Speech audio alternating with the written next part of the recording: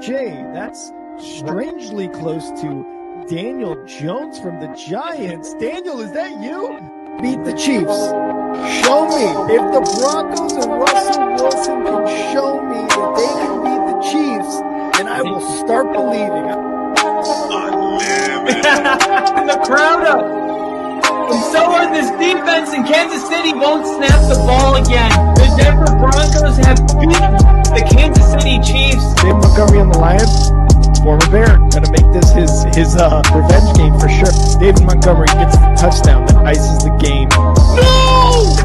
And there's the flag. There's flags. There's flags. There's flags. There's flags. Snap. Hold. Kick. Denver wins! Denver wins! Let's go! They open. No! What happened? Oh shit.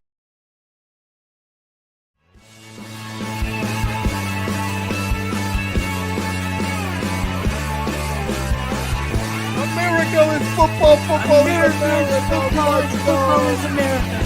If you don't like it, you can kiss your candy ass. For the moment in time, I don't give a damn. Oh my God. No! You love it. 30-27. Chiefs win. Chiefs win 30-20.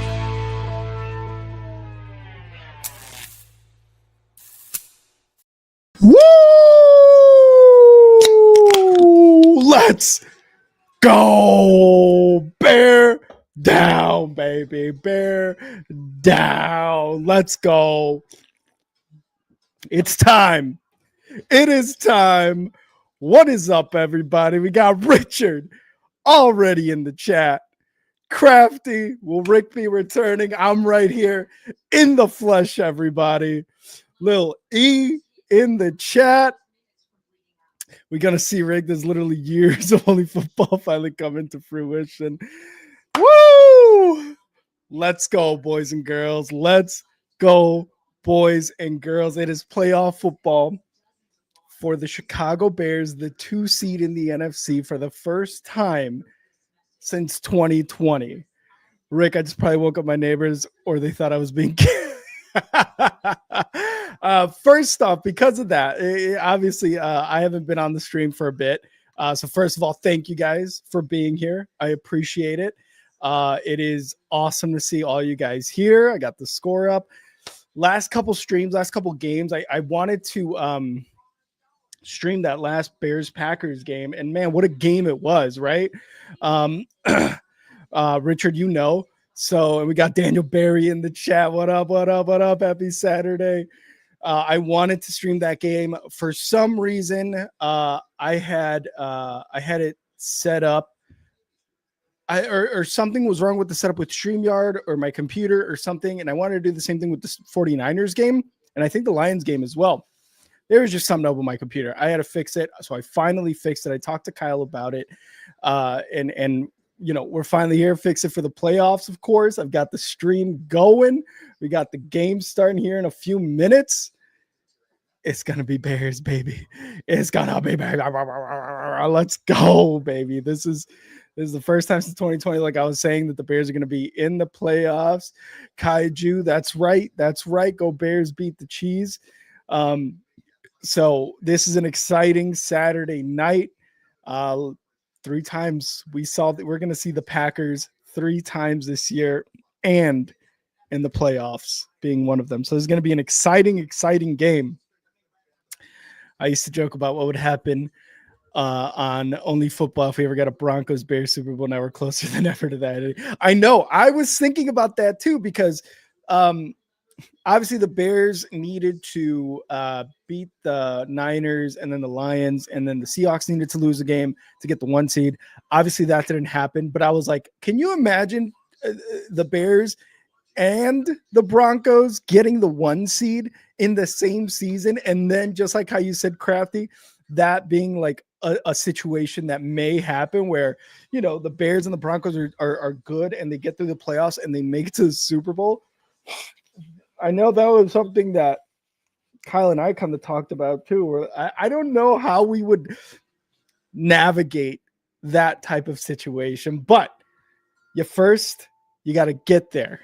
You've got to get there before you could talk about it. And that's what's happening. Right now, we're in wild card weekend. The Bears and the Packers are the Saturday night game, which is kind of like primetime, really, when it comes to, the wild card weekend. We got some good primetime games coming up Monday night, Sunday night. Patriots, I believe, in I don't know who is the Bills or the Jags, right? I believe. But can't talk about it. You got to be there and you got to talk. Then you could talk about it. But man, this is going to be a freaking game because the Bears have Roma Dunze back. They've got Kyler Gordon back. The Packers are a very hurt football team right now. And that's just kind of, they've been like that for the last few weeks. I think Christian Watson is still out. There's a few other things in terms of injuries or players being hurt. I know Love is kind of like still, or Malik Willis, one of those two guys is still like kind of injured in a sense, or hurt, not injured, but hurt. Either way, oh man, they're showing the highlights of those games. Man, Bears Packers, two really close games. The last four games, really, over the last 2 years, have been extremely, extremely close. Extremely, extremely close. Playoff wildcard football, everybody. I'm rambling, but man, I am excited. I didn't realize, too, that once the Bears won their 9th game this year, that was the first time that DJ Moore, wide receiver DJ Moore, has had a winning season since college or high school. College, they didn't have a winning season. Obviously, with the Panthers, they were obviously going through their struggles, whether it was quarterback, franchise, coaches. They were going through their struggles, and then he gets traded to the Bears. They have the first couple seasons kind of go not so great, and then now in his 3rd season as a Bear, he is he's got a winning season, and he's in the playoffs, and he's never played in the playoffs before. Caleb Williams, this is going to be his first NFL playoffs.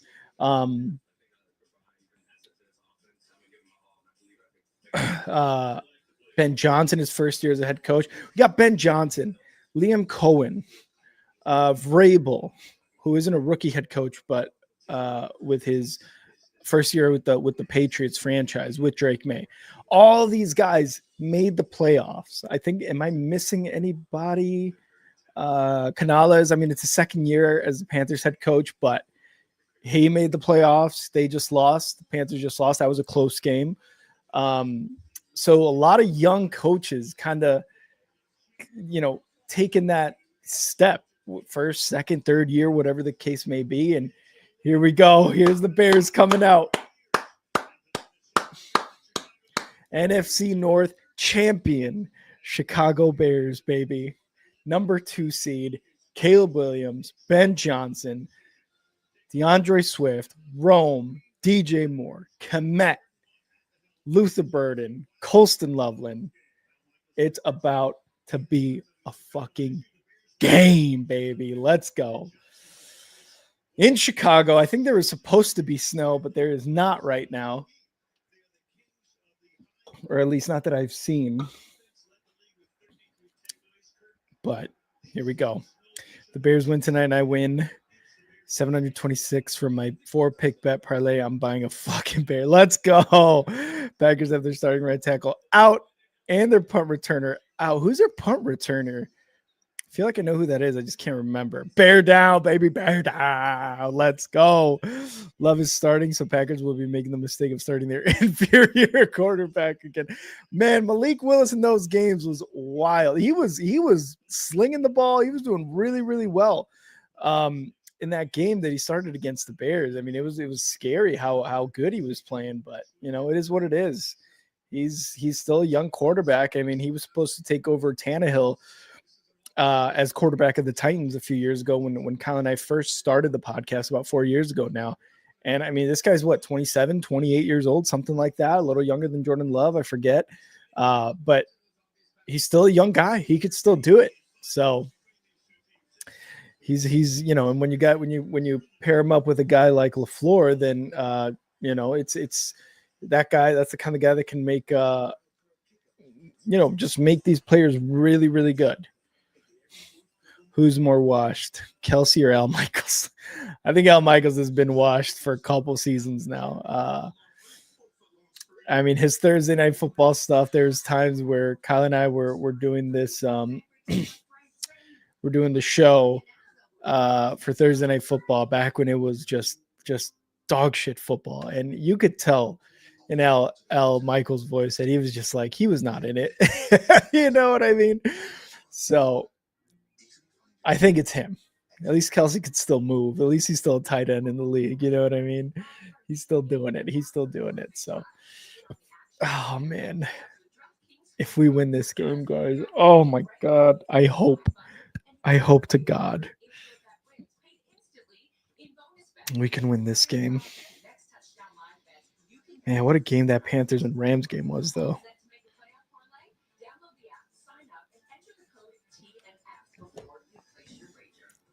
Respond to some text here.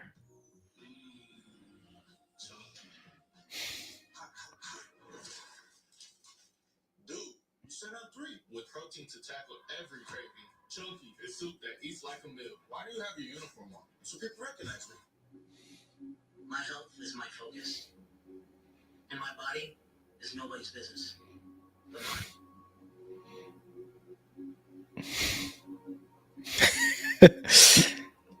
Let's see what this is. I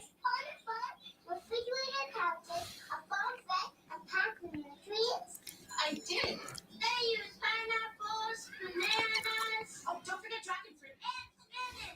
You're really good at that. Okay, cool.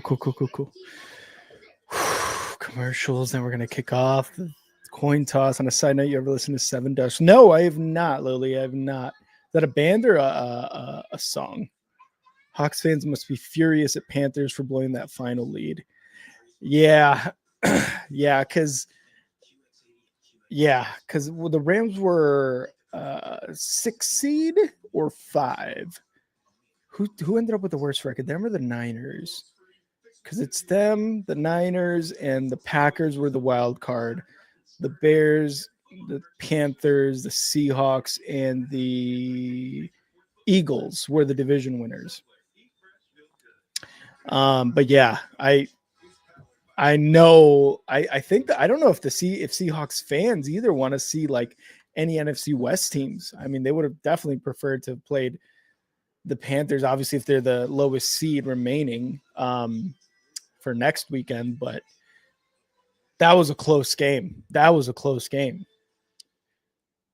I really was hoping the Panthers would win that to kind of continue the whole prophecy of them making the Super Bowl the year after Ohio State wins a national championship, the year after Jennifer Lopez files for divorce, and the year that the season they begin the season that their first game is against the Jaguars, where their season begins, and it's the Jaguars.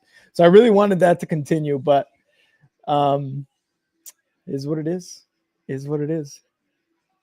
Plus, it would have been nice to get Stafford's MVP 49 touchdowns throwing ass and that defense out of the playoffs. I mean, that defense is really, really good.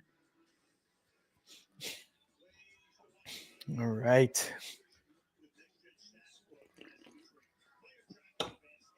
All right, here we go. The backdrop of the city there. Beautiful. Oh, Lily. Oh, okay, Lily. It's a band. Gotcha. We had my brother-in-law and his wife had gifted my wife and I Portillo's beef kit. So basically, they give you the au jus, the bread, the meat, the jardinera, and some peppers on there. So I made that tonight. Ate a couple right before this game, and they're already getting heated with each other here. I love it.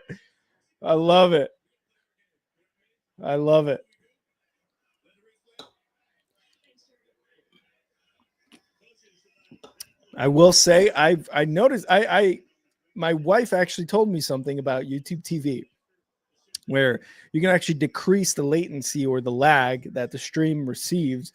And I did that. So I think I think I will be on time with everybody. But I will say, until you see my reaction, please, no spoilers, interceptions, sacks, whatever. Man, look at that stadium. It is rocking. They got the fourth phase towels rocking. It's all blue. Let's go. Let's go. Love must have devoted his time on the bench to getting those corner. Ginger, my motherfucking boy, we've missed you, dog. I've missed you guys too, Ginger. Thanks for being here. This is gonna be fun stream. This is gonna be a fun stream. I've been good, especially with the Bears, being as successful as they have been this year, winning the North. Bears are receiving the kickoff. Damn. Generally, I really like to get it in the second half. But here we go. Playoff football. Here's the kick. And the Bears field it at the 4. Going to take it at the 20. Going to fake and get to about the 32-yard line. They faked the toss. I think that was oh my God, I'm forgetting his name right now. Josh Blackwell, who was moving the opposite way. We had our returner, Devin Duvernay, coming the other way, and he faked the toss. And the all blues at home, baby. The all navy blues. Thanks, Ginger. I appreciate you, baby boy. Appreciate you. Everybody from X. Everybody from the Only Football YouTube, the Kyle Kitzman YouTube. Appreciate it. All right, here we go. 1st and 10. Williams under center. Gonna motion, snap. Gonna hand it off, and it's gonna be DeAndre Swift for about a yard or two.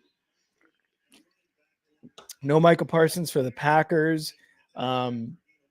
Said it earlier, but the Bears got Roma Dunze back. They got Kyler Gordon on the defense back, which I hope makes a very, very positive difference, because that secondary for the Bears, with all the injuries, Jalen Johnson doesn't look the same at all. It's been rough. 2nd and 9 in the shotgun. Caleb,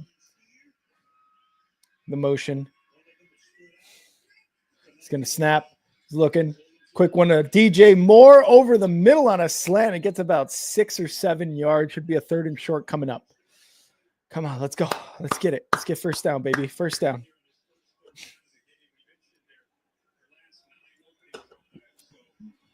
Yeah, we've got to score on this opening drive. That has not been good.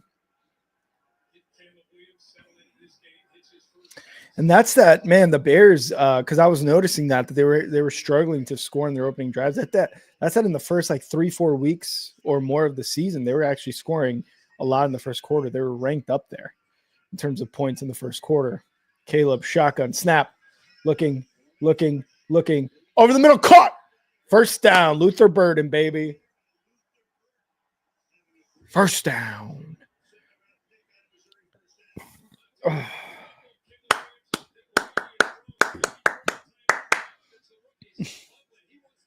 Perfect. Love that.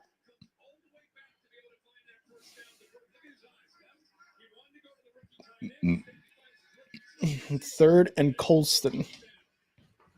Wanted to go to Loveland there. All right. 1st and 10, 13 minutes and counting. Motions. Komet to the left side. Caleb in the shotgun. Snap. Looking. Throws. And he overthrows Loveland.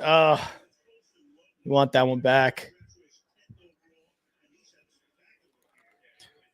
Hope the fans aren't booing. That's fucked up if they are.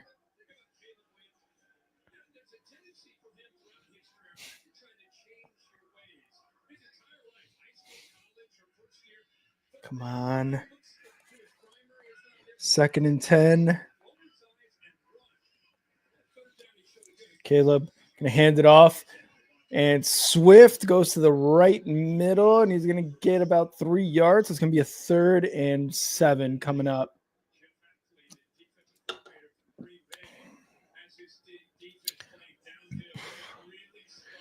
All right, come on, boys. Let's go.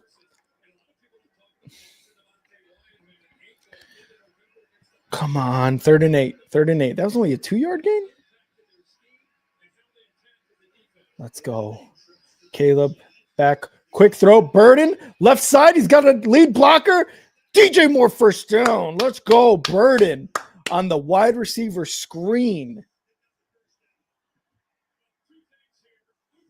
First down, baby. First down. Ginger's busting out the 51-50. I wanted that one bad because I need 2 Loveland tutties. Hopefully, Lily. Hopefully they get you those tutties. Burden, though, don't sleep on Burden. He might get a couple scores here too. Oh, DJ Moore got a little shaken up there.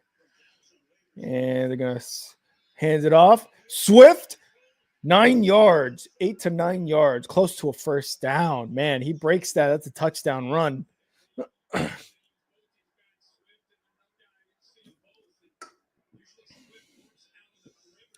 Second and 2.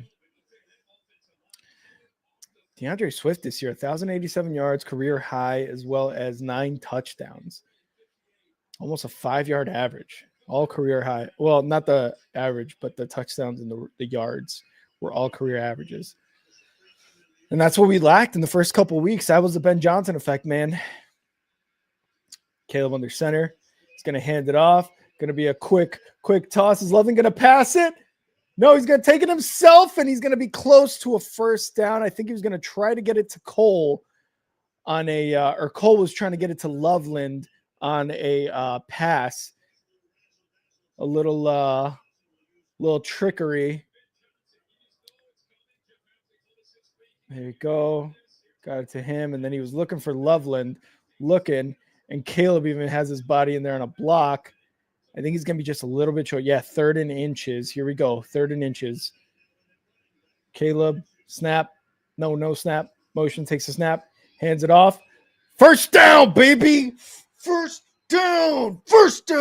Kyle Manungai.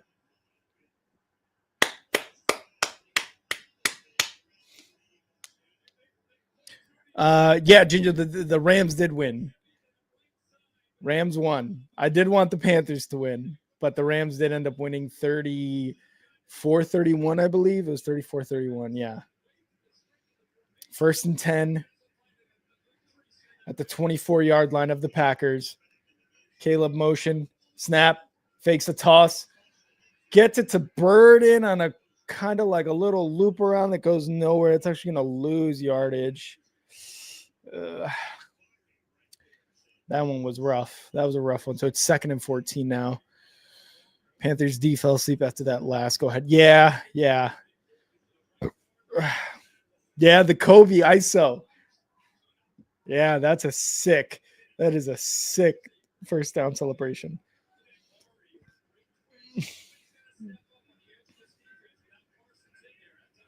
All right, 2nd and 14. Takes a snap. Caleb going to hand it off again, and it's going to be Swift up the middle. He's going to get maybe 2 yards there. 3rd and really long. They're going to land on 3rd and 11 probably here.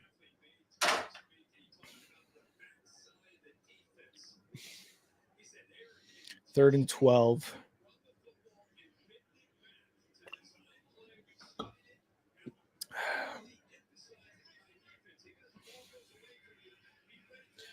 All right, come on. Let's get this. 3rd and 12. Caleb shotgun, empty backfield. Takes the snap. Packers bring a little pressure, throws it. Over the middle, more! First down, baby! First down! First down! Foe for foe on 3rd downs. And there's a little bit of a hurry up here. Caleb's trying to get the play out.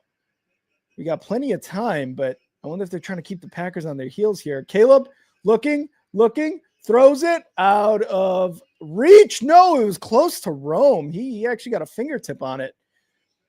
So it looked like he was trying to throw it out in the back of the end zone, but he actually kind of hit Rome's fingertips there. So it was a little bit, it's kind of a throw towards a touchdown, really.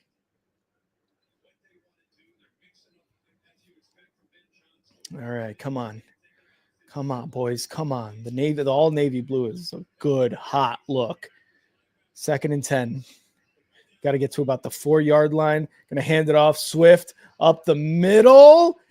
he's going to get 5 or 6 yards there, baby. Good job. Good run. Good run. 3rd and short, but we're about the 7 or 8 yard line. So it gets to be a little more limited in terms of the plays you can do here, but 3rd and 5. So we're at the 9-ish. First down. That's all we need is a first down. 1st and goal. Let's get a 1st and goal here, baby. Let's get a 1st and goal here. 3rd and 5. Caleb shotgun. Snap. Looking. Caleb under pressure. Throwing. In the back of the end zone. Incomplete. Go for 3. Get the points. Get the points. Get the points.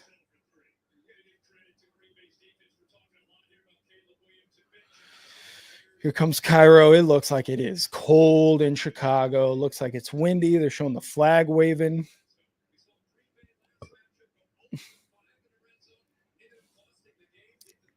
He's trying to keep the same defensive personnel on the field by going hurry up. Yup. Here we go. Snap, hold, kick is good. And the Bears go up 3-0, baby. And that's right. 8-minute opening drive.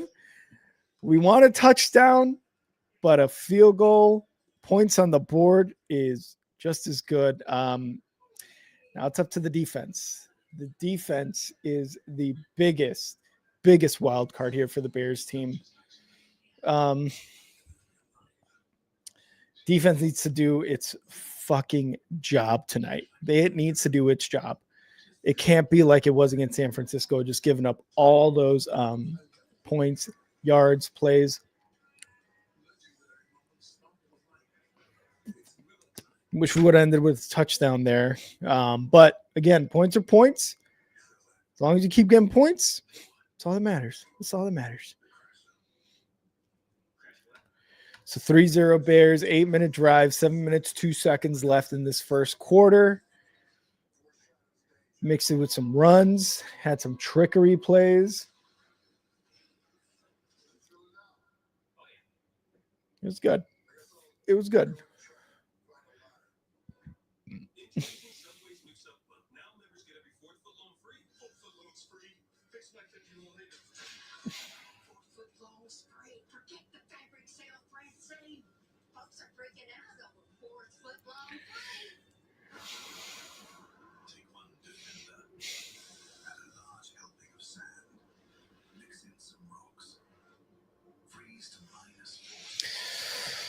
Whew. But being the Packers defense and holding them to 3 after that good of a drive is a win. So momentum is 50-50 still. Yeah, I agree. The defense, man, for the Packers with under Halfley has been just really, really good. Then you added Parsons, right? And you were, for the time that he was not injured, he was doing well. I think Williams can get 207 passing yards tonight. And Williams and Love combined for 400. I think so. Yeah, 207 for Caleb. I think so. Yeah, for sure.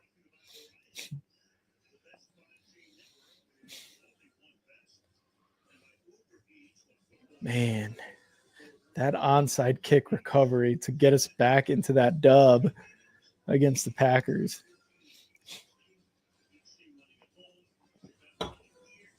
What a time that was. All right, Bears special teams and defense. This is the number one rivalry in football. No questions asked. And here's the kick. You're going to field it at around the 9. And there's a flag. Did the Bears get the ball? No way. There's flags. They're calling Bears ball. No way. No way.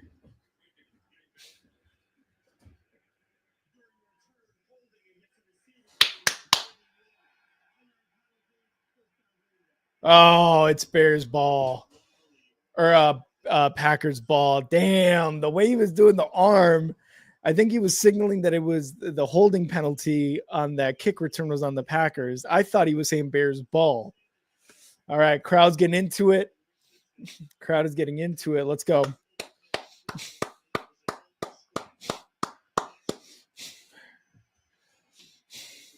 Come on, defense. Let's go.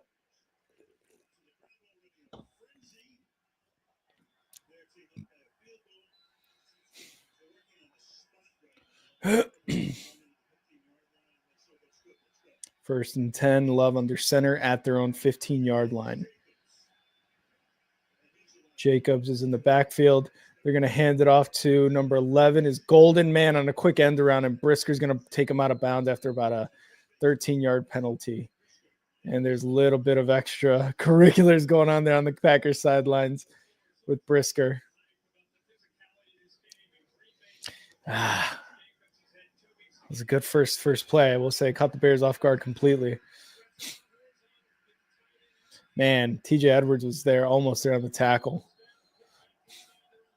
These fucking headphones are dope. Appreciate it. Yeah, they got the light up bear. If you could see them. First and 10 at the 29. Love back to pass, looking, throwing, right, incomplete. Jalen Johnson there to break it up. No. Jalen Johnson. JJ said no.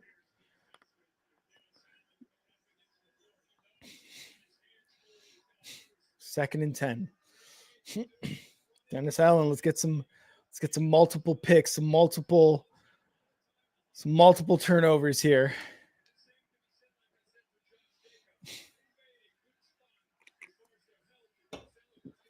Second and 10. Love shotgun. Motion. Takes a snap. Looking, throwing, right. Believe that's their tight end. And I don't know if they're going to get a first. I think they're going to be about a yard and a half short.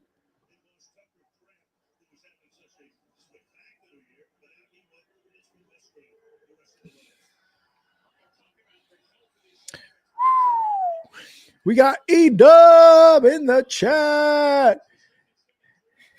That first game was wild, E-Dub. Thanks, headphones. Yep. Love it. Third and one. Jumbo set for the Packers, it looks like. And he's going to fake it. He's going to throw. He's throwing deep right side. And it's going to be caught. Dobbs on Jalen Johnson. Damn it.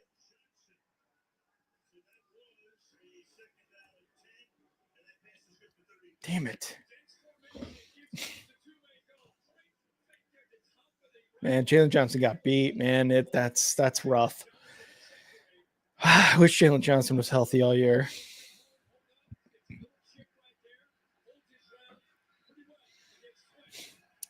Bears territory at the 29. Packers.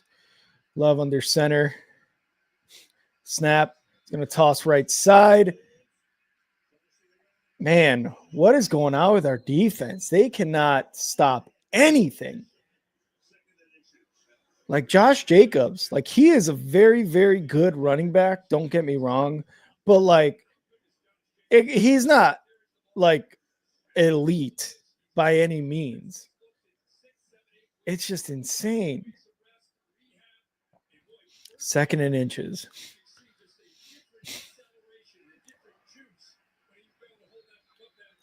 Second and inches. Love shotgun. Inside the red zone here. Going to hand it off to Jacobs again. Billings with the initial contact. Jacobs gets about 5 to about the 15-yard line. So first and 10, there's 4 minutes left in the first quarter. Bears trying to hold them to a field goal or no points, maybe an interception. Let's do something. Damn, Josh Jacobs, 30 touchdowns, most by a player in his first 2 seasons with a team. So maybe my elite comment didn't age very well just now.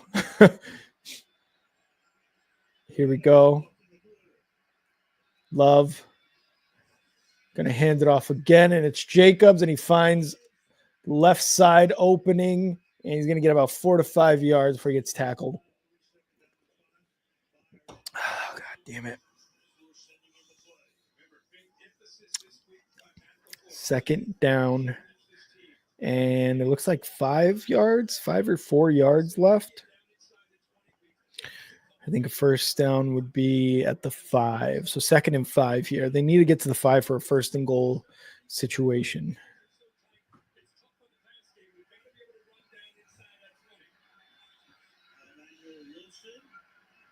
Second and 5. Love. Quick wide receiver screen to the left side and goes for about 3 yards. So it's going to be 3rd and 2 coming up for the Packers.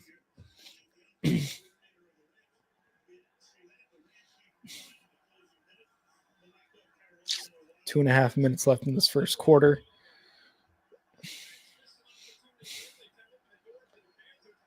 Yeah, defense needs to do something, man, because this is what happened against the Lions, against the Niners, and against even the Packers, too, in that second game, is the defense would just give up 8-9 minute drives, and it wouldn't allow Caleb or the Bears to get into fucking touchdown Packers on the pass. Christian Watson.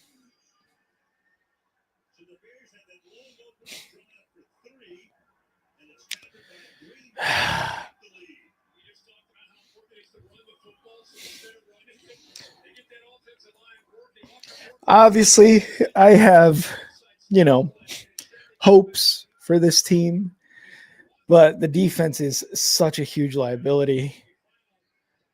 And McLeod was there as it looks like the slot corner. Where's Kyler Gordon? Damn.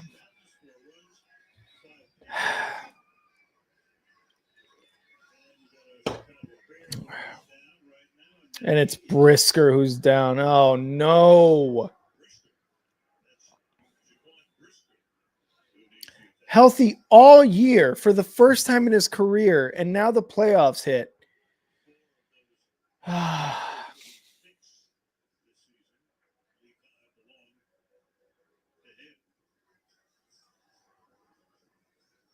He's down, man.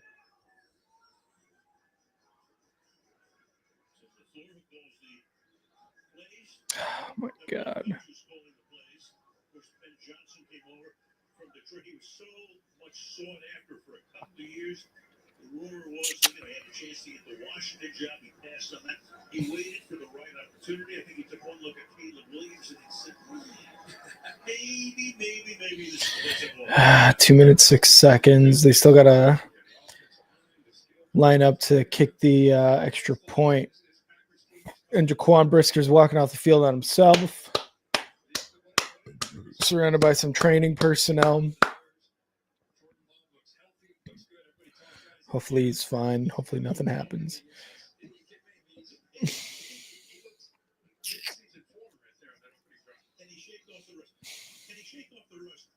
Rivers shook off 5 years of rust, and were not for a 60-yard field goal at the end of the game would have beaten Seattle. 5 years of rust. Here's the extra point.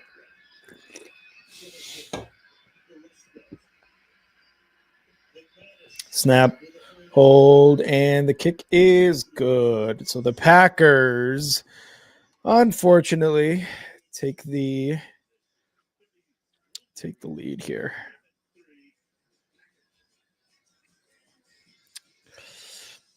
Oh, Dub, I'm sorry about your uncle. Huge football Eagles fan, especially the Eagles. Yep. Sorry about your uncle. At least he got to see the Eagles win the Super Bowl last year, right? That's got to be an awesome feeling. And Ginger, let's go. Had to get the payment straight. All good, Ginger. Appreciate you. I swear Dubs adds another Guardian helmet on his head with every new game. He's just stacking them up on there. Yeah, I will say the Panthers, man, they put up a really good game. against the Rams. I didn't. A lot of people. I mean, I think a lot of people had the Rams winning that game regardless, but the Panthers put up a really good fight. I mean, it was almost they almost came away with the dub. Almost came away with the dub, really.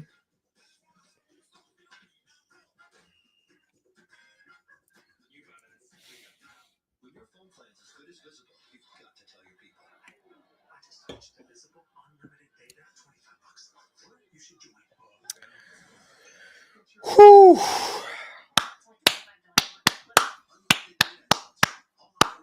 America's best 5G network for just $25 a month. It's the ultimate wireless hack for those in the know. A top-tier network and a budget-friendly cost.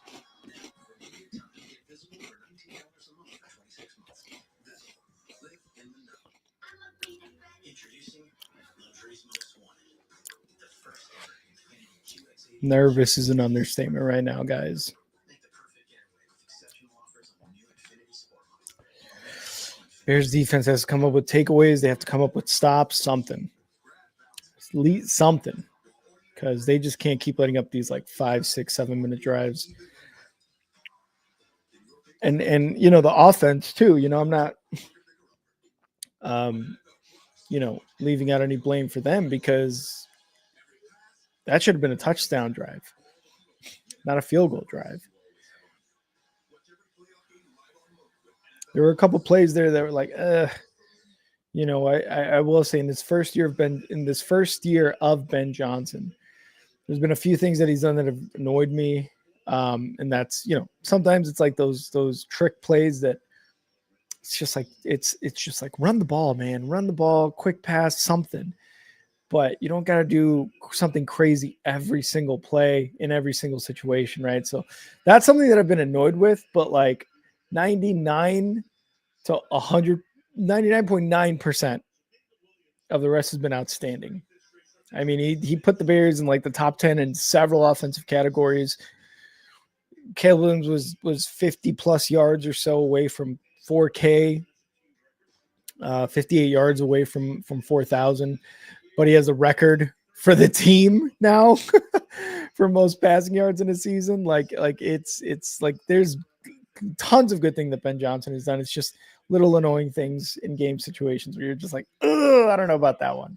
Caleb hands it off here, and it's Monungai up the middle, and he's going to get about 4 yards.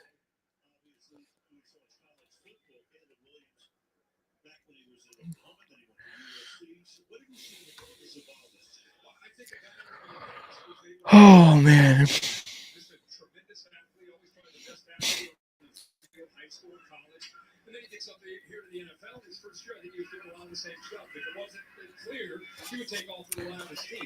All right, 2nd and 6 after that 4-yard run by Monungai. Caleb under center. He's going to snap. He's going to run the ball again, and this one's going to be stuffed at the line. That's Monungai. It's 3rd and 5, 3rd and 6 coming up.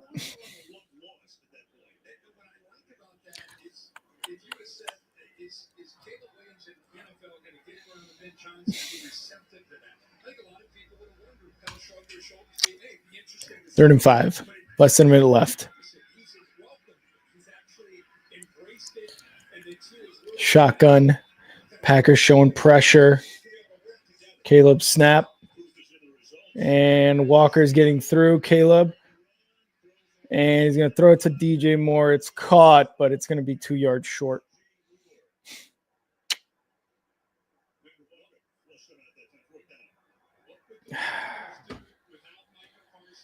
Oh, man, 4th and 2. Bears are going for it.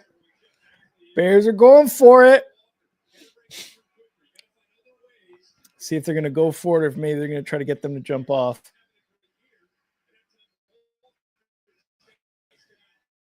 Under center, Caleb.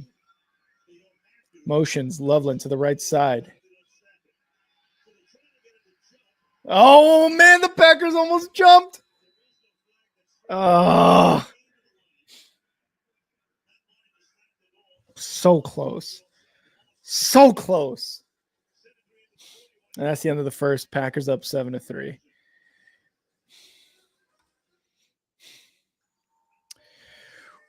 All right. Ladies and gentlemen, boys and girls, I'm about to introduce a man who has a very special place in my heart and in the heart of the NFL. Kyle and I have literally, since the start of this podcast, risen from the bottom. Now we hear from first round exit to first round bye week. We've got the number 1 seed, number 1 Broncos fan in the world, ladies and gentlemen, Kyle Ketzman. Kyle!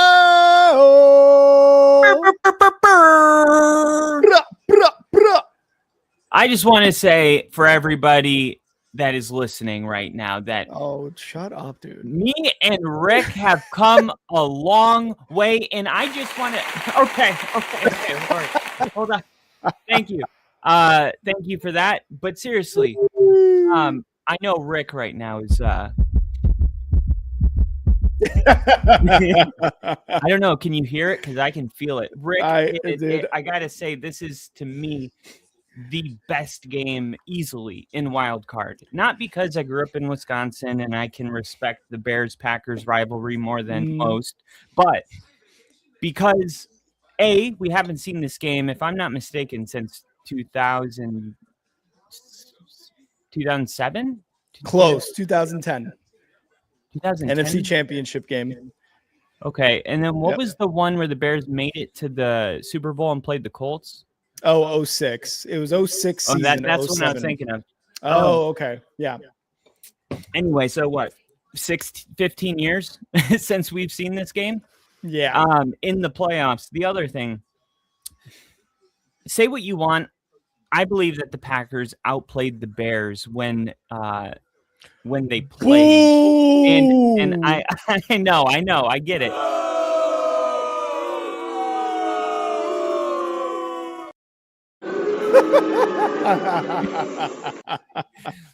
I just, what makes the game so exciting to me is that the Bears got the win, but the way it happened with like the onside kick. Yep. The Bears are going for it, Rick. I know. I'm looking at it right now. They're going for it. Whew, they almost got the Packers to jump again too, which would have been awesome. It would have been sick. Richard, thank you for the membership. Thank you, Richard. All right, here we go. 4th and 2. 5-0, 5-0. Takes a snap.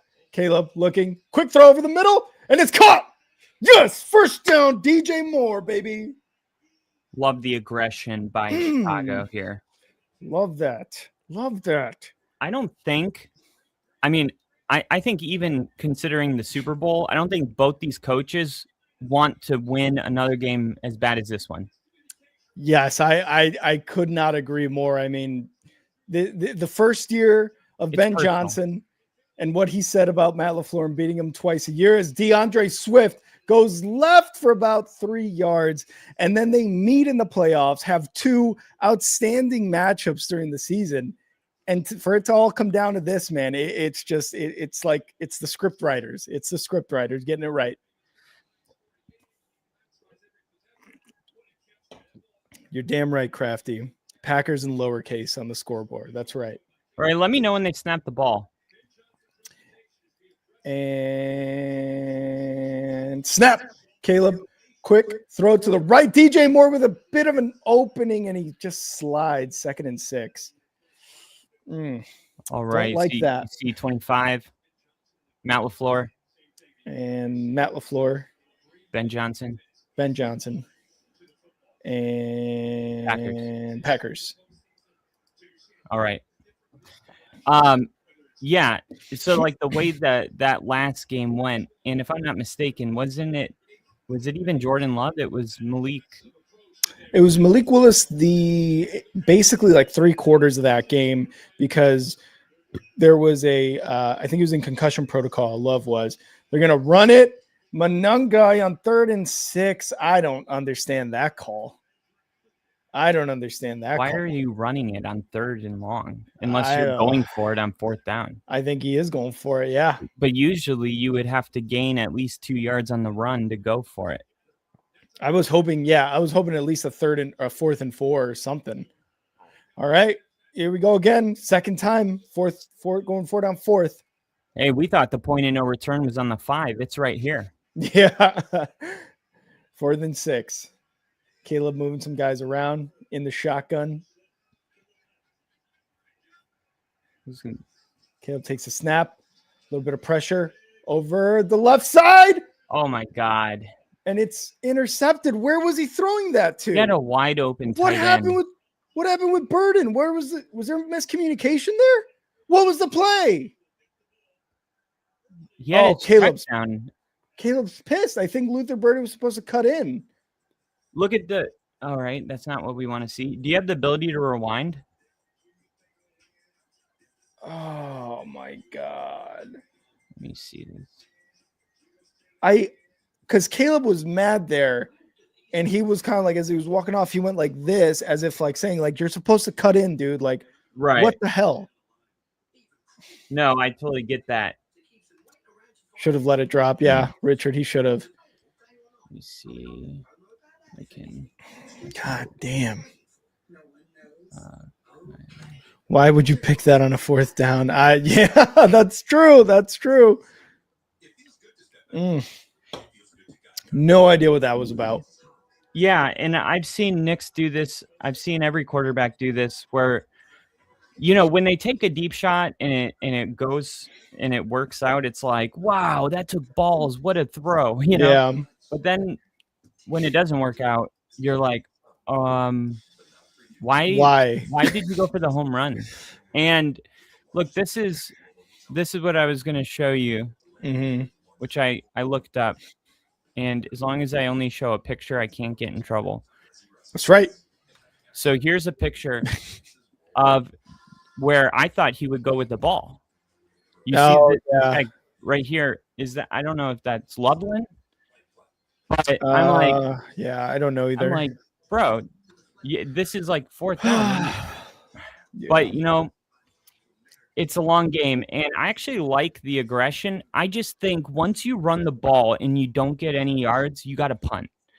You're on a home field, and you got a punter from the 50-yard line that can pin the Packers within the 3-yard line. With this home crowd, that can alter a game. Like, that is huge. I would agree if the Bears defense had the ability to stop offenses and had the ability to go 3 and out. We've seen over the last 4 games, not including this one, obviously, Lions, Niners, Packers, and even before them, I forgot who it was. Let's see. Oh, that was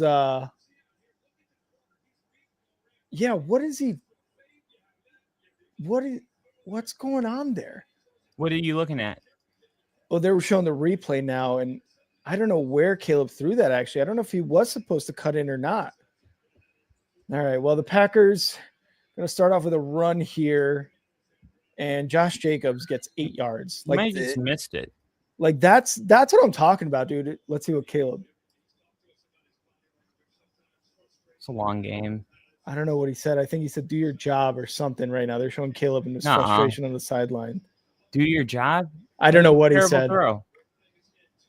Yeah, but that's the thing. I think there's a miscommunication on the play, which is why I think Caleb's mad.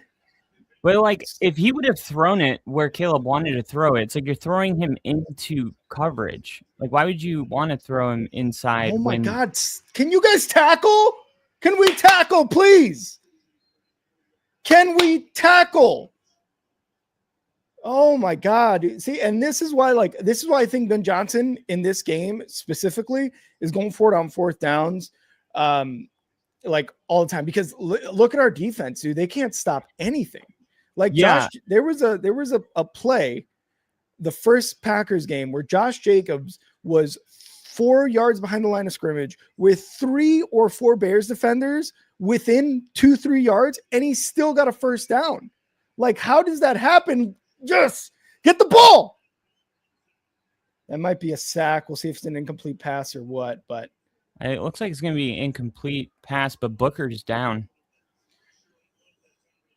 Oh, who is that? TJ Edwards? No, Booker.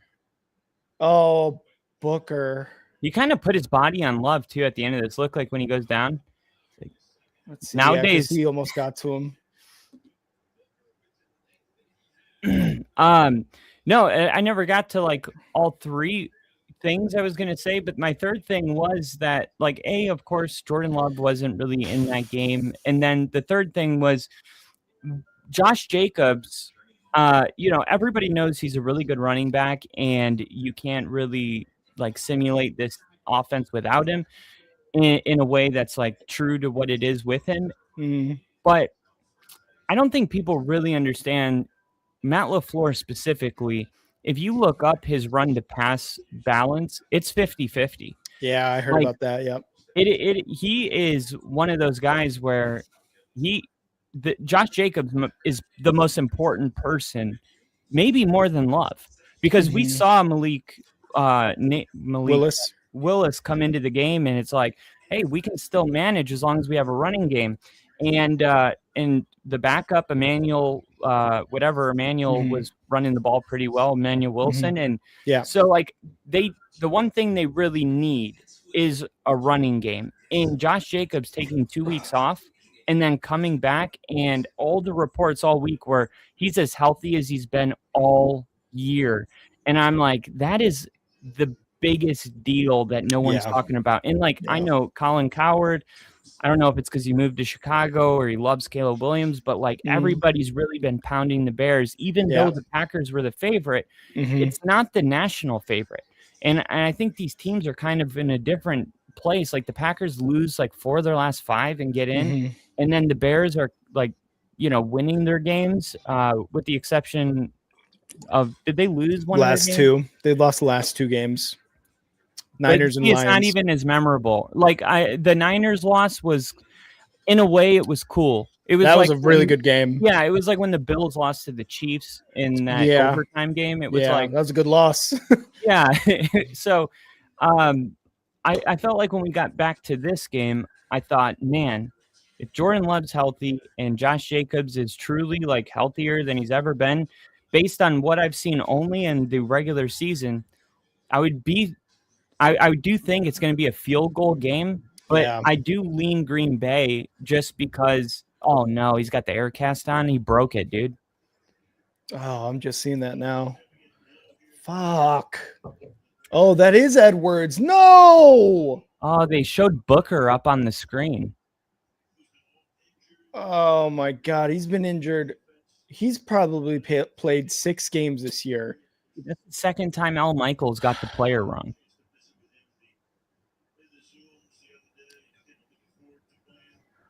Yeah, earlier they said it was your Austin tight Booker. end. What was your tight end? Loveland or yeah, Komet? They said it was Loveland and it was Komet, and now he just did the Booker and it was Edwards. And maybe he's getting old. Yeah, it was. Well, yeah, that was funny because Crafty said earlier, who's more cooked, Travis Kelce or Al Michaels? I was like, I think Al Michaels. Oh, Mary, go ahead. What's up, Rick? Hey, Mary. Say hi really quick. Come on over. We're barbecuing. I'm on my way. Oh God, what happened here? Kinda. Oof. Say hi to Rick. His ankle. Baby Bo! Let's go, Baby Bo! 2nd and 10 here. Oh, wow. I think we have DeMarco Jackson here now. You're not wearing your cheese head. And Love's going to take it. He's going to throw it, and it's caught. What are we doing, guys? What are we doing? Who was that? Who's 0? I don't know who 0 is. Oh, I think that's Matthew Golden. Oh, is that Golden? Yeah. You know what Deion Sanders says? No one can wear 0 because nobody's nothing. Oh, yeah. I think that was a push off there by Golden, by the way. Look at that on Jalen Johnson. Oh, definitely. Oh, come on. I know it's a little ticky-tacky, but come on. That's a push off. Not if you don't get caught. Yeah, I guess so. It's funny. Big receivers always get called, and smaller guys always get away with it. Matthew Golden is 5'3", I believe. That's a good run, or a good run stop, I mean. 1st and 10. And there's Nashawn Wright. And Jacobs goes for about 2 yards there. I can take them. Oh, it's okay. He's watching the game. I put it on myself. He's watching the game. It's on Prime. I know. 10 minutes left in the first half.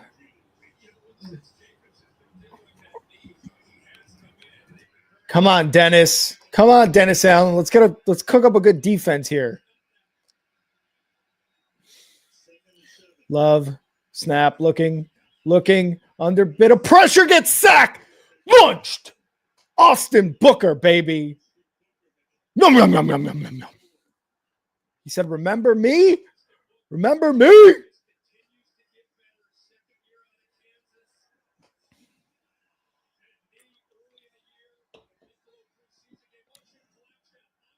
Nice. Good hit there. Finally, actually a legal hit by Booker, too. 3rd and 8. Come on. Let's go. Stop them, baby. Stop them. Do you hear that, Bo? He said, stop him, baby. That's on you. And there's a flag called. That's on you. Delay game. Yes. You got to get in there. Oh, timeout. You got to get in there, buddy. The team's counting on you. Bo, I need you the 4th quarter. I need you to get to Love. I need you to knock him out. In the 4th quarter? All right. Yeah. Make sure you bring him back. I need him 3rd down situations. Get to the quarterback, Bo. Let's go. Like a Von Miller type of. Yeah, there you go. I'm not sure, but I think I just heard Bo say "Go Pack Go." None of that. 3rd and 8. He's a Bronco. Come on, boys. Let's go. Get the stop. Come on. Love shotgun. Trips right. Snap. Love looking under some pressure. Gets the ball away, and it's a 1st down, Dubs. Oh, my That was God. just like the most accurate pass he could have thrown. Yeah. Like that wasn't even bad coverage.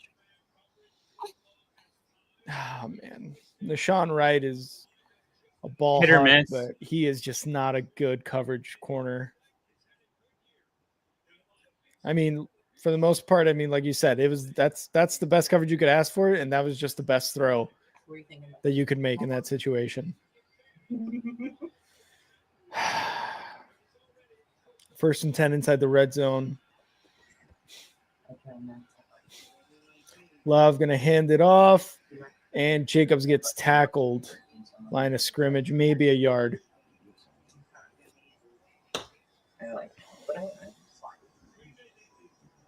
Look at that. He's such a sweet baby. Oh, Woody, don't look at me like that. Just under 8 minutes left. Make sure you eat that while it's hot. Okay. Thank you. Love you. 2nd and 9.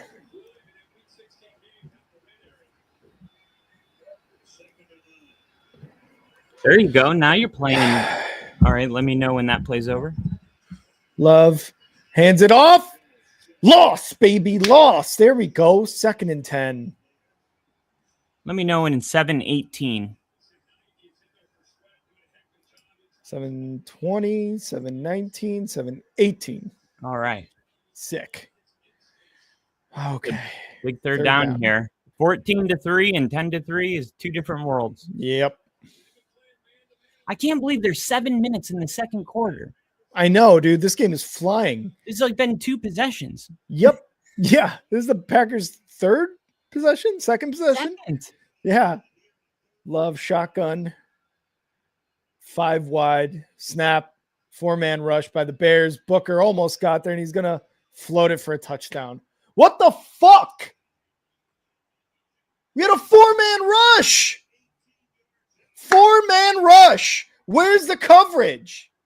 Holy fucking shit.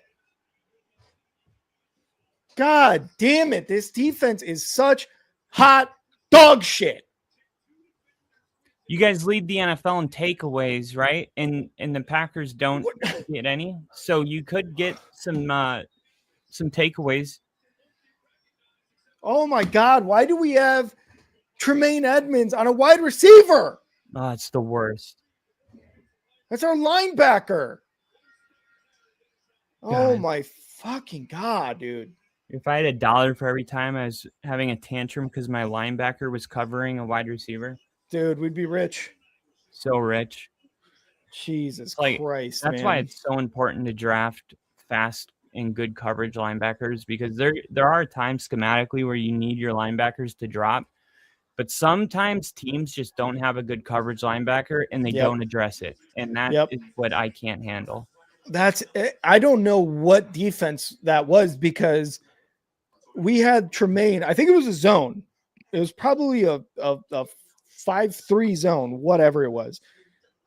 5-2, whatever. But the thing is, the outside corner followed the inside wide receiver breaking inside and let whoever 11 is go right behind him. Why are you leaving him to the safety? Right. Oh God, dude. This is exactly the way the game went that the Bears won. Yeah, but this is just so much different, dude. It's the play. You know, it's the playoffs. It the same score at halftime? The second game. Because I remember having to walk you off the ledge, and I kept saying, like, this is going to be a field goal game. Yeah, and it ultimately was, but it didn't. It's just so unsettling in the playoffs. Yeah, it is. It's ridiculous. Like, I just this is the biggest worry, was the Bears defense going into the playoffs. This is very similar to the 2012 year where the Bears went and had a really good offensive season, but their defense was just hot trash. And because of that, I think the Bears ended up going 8-8, 9-7, something like that year. I'm pretty sure they missed the playoffs this year, if I'm not mistaken. But it's like the year we get this awesome offensive-minded head coach, Caleb Williams goes off. We have all these weapons, and we're scoring a ton of points. And 2 years ago, this Bears defense with a lot of the same players was a top unit. It was like the back end of the 23 season, the first half of the 24 season, they were a top unit in just total defense, and they have just taken a complete nosedive. Obviously, injuries have a lot to do with it. TJ Edwards being one of them, Tremaine Edmonds, Jalen Johnson, Kyler Gordon. But we've been able to manage. And how did we win 11 games? You know, like I don't get this, man. This is such a bad defense in against these really, really good teams. It's really infuriating. Yeah. Here's the kickoff by the Packers. Come on, let's get a good return here. Give Caleb something to work with. And Duvernay come back up. 27-yard line. So much for a good return.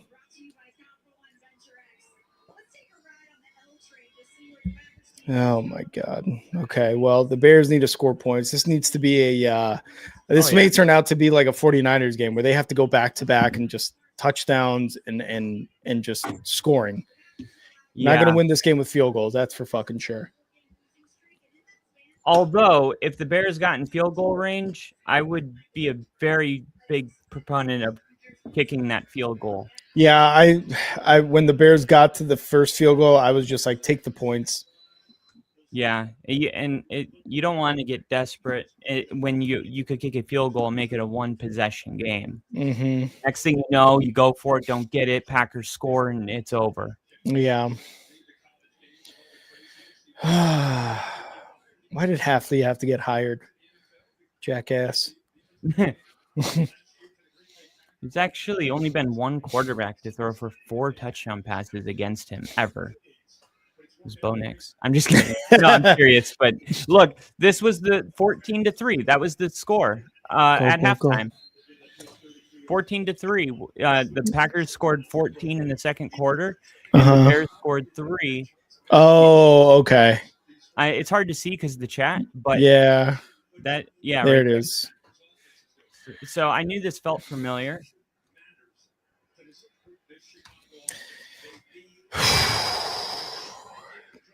Third and 4. 5.5 minutes left in the second. Bears have all timeouts. Green Bay with only 2. Gonna motion to Dunze. Takes a snap. Looking. Quick throw over the middle. Caught. Cole Kmet. Fumble! Oh. Rome got it. Rome has it. This is going to be a challenge. Pass. This is going to be a challenge for sure. Yeah. I mean, how many times have we seen this like weird ambiguity around what a football move is? Yep. We saw the Ravens and Isaiah Likely, and I think it was the Bears 49ers game where there was like a fumble, and it was Christian McCaffrey the one that fumbled it. I think it might have been the week after the Bears game, but they were like, there was like a fumble by McCaffrey, and then they challenged it, and then they said, no, that was a football move, and it was like he had the ball way less than Isaiah Likely. Yeah. It's ever since the Packers-Cowboys playoff game. It feels like this year it's been way more relevant. Yeah. Oh, so they just did an expedited review and called it incomplete. Oh, my God. I think that's a catch. That's a catch. See, that's a catch. I'm not understanding this rule. Like, if that's not a catch, then what is porn? I don't. Jesus Christ, dude. They say, "Oh, you know when you see it." Like, yeah, I've never in my life been more confused about what a catch is than I have been since that Packers Cowboys game with what was the wide receiver's name the Cowboys had? Dez Bryant. I've never been more confused. What the hell's a catch then? Yeah, what's a football move? Even the Dez Bryant one was a little like harder than that. That was like, that, to me, just looks like a catch. Like, he caught it, turned around, and then it was. Can you challenge an expedited review? Like, I wish, but why are they going for it? 4th and 4. You're on your own 30. I don't understand this. He's like doing what the Lions did. Come on.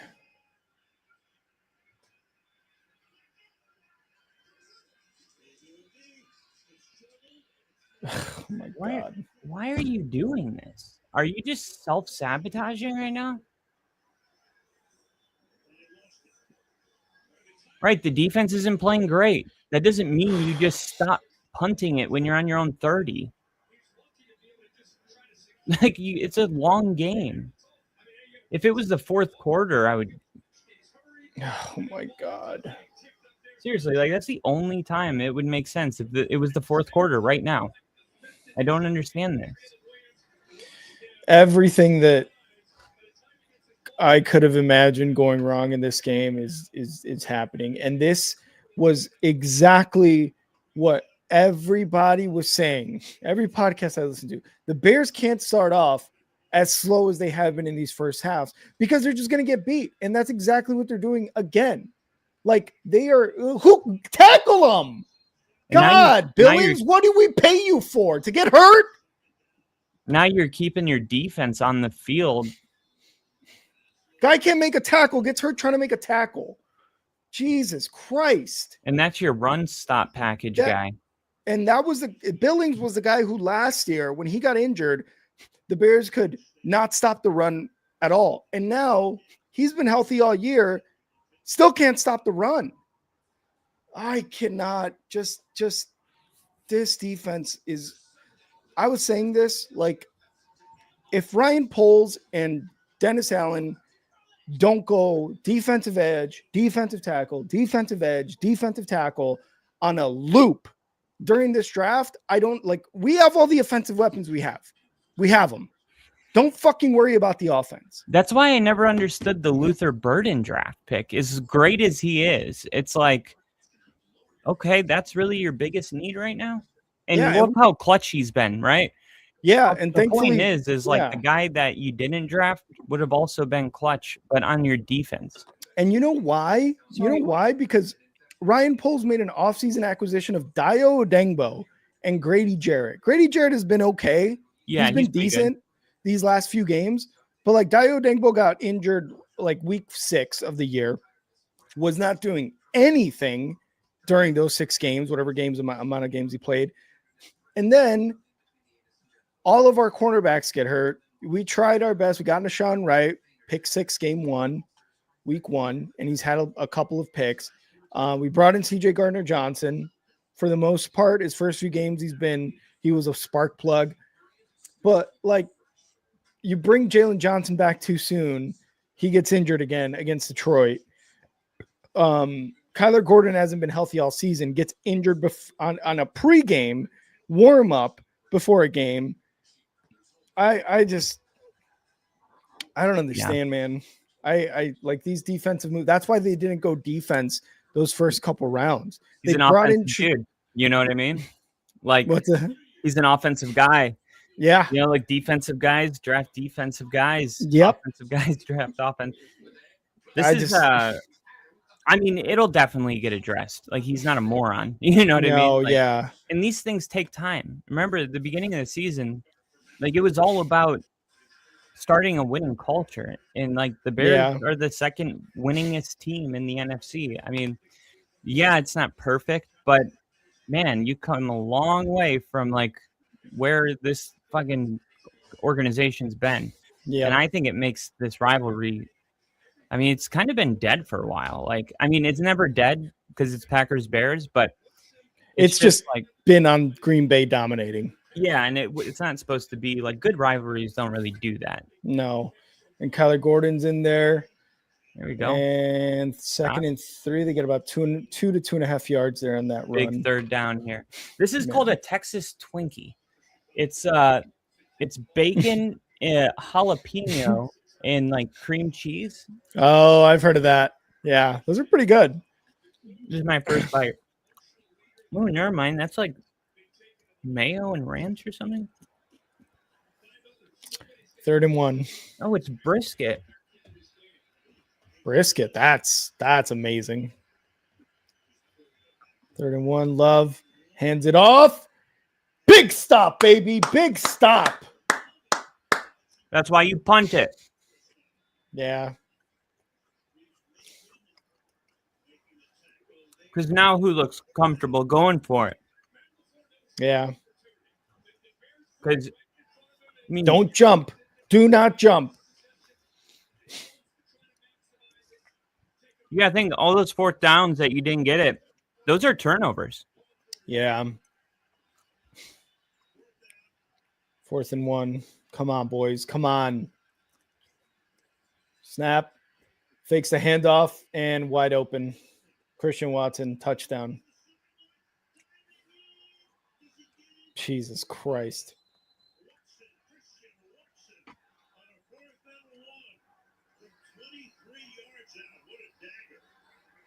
Jesus fucking Christ.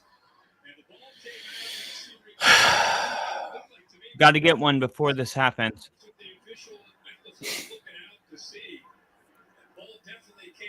Score a touchdown, make it an 11-point game. That's nothing.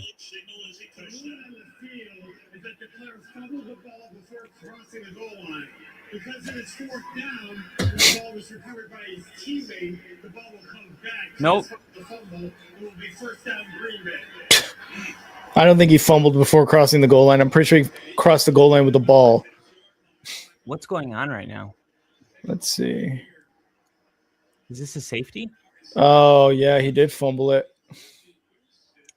Oh, it was guys, recovered you by got to Dobbs. jump on that. So it has to come back to the 1 because you can't advance a fumble. So it's going to be Green Bay's ball Yeah. from the 1, maybe the 2.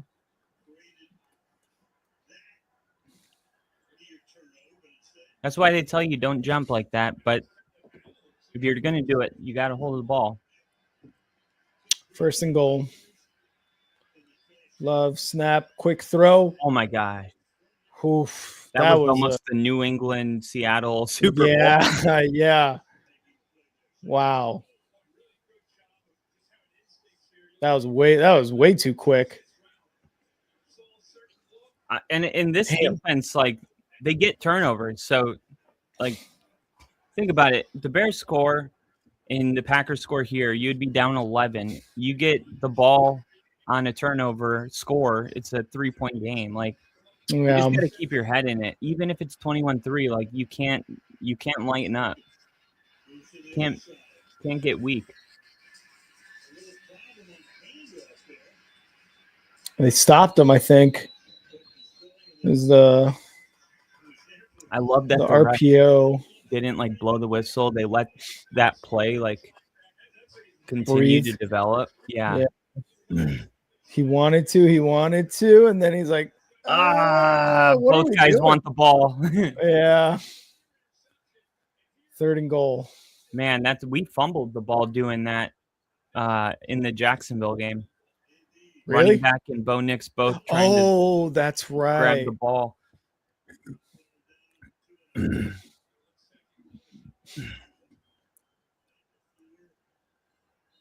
they're gonna call timeout here. I think the Packers, I don't know if they're trying to like burn the clock.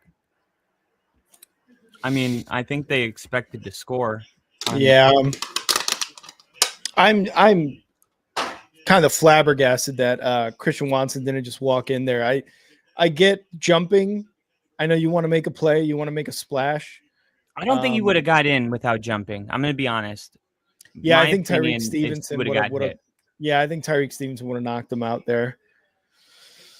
Oh man, we got KC in the chat. What up, KC? Man, I haven't seen KC in 5 years. I think 6 for me. Yeah. What's up, KC? Oh, because the Chiefs are out. Jesus Christ. 3rd and goal. Snap. Hands it off. Stopped. Is he stopped? 4th down. Oh my God. What an impressive goal-to-go stance here by the Bears defense. Yeah, that's why you can never just be like, we can't punt it because our defense sucks. Because it's like, no. I mean, maybe the Bears are going to suck for 60% of the game, but you can't just assume that they're going to suck for the whole game. Like, they're going to make plays. If they couldn't make plays, they wouldn't have won as many games as they've won. And as the head coach, like, when you continue to go for it, it just doesn't instill the right stuff in your defense. Like I said, they had an opportunity to pin Green Bay inside their own 5-yard line with the game being, what was it? At that point in the game, it was 7-3. Mm-hmm. And you got a chance to pin Green Bay back. Obviously, these, like, goal line situations, the Bears seem to be good at. And Thank God. I mean, I spilled milk, but I don't. If the game ended right now, like, unfortunately, like, I would put all the blame on Ben Johnson. I just do not like the way he's calling the game, period. What I will say is, I know what you're saying, like, hey, you want to call 4th and 6s, you want to call offensive plays because you don't want to punt it because of the defense. But also, I feel like that's a two-way street.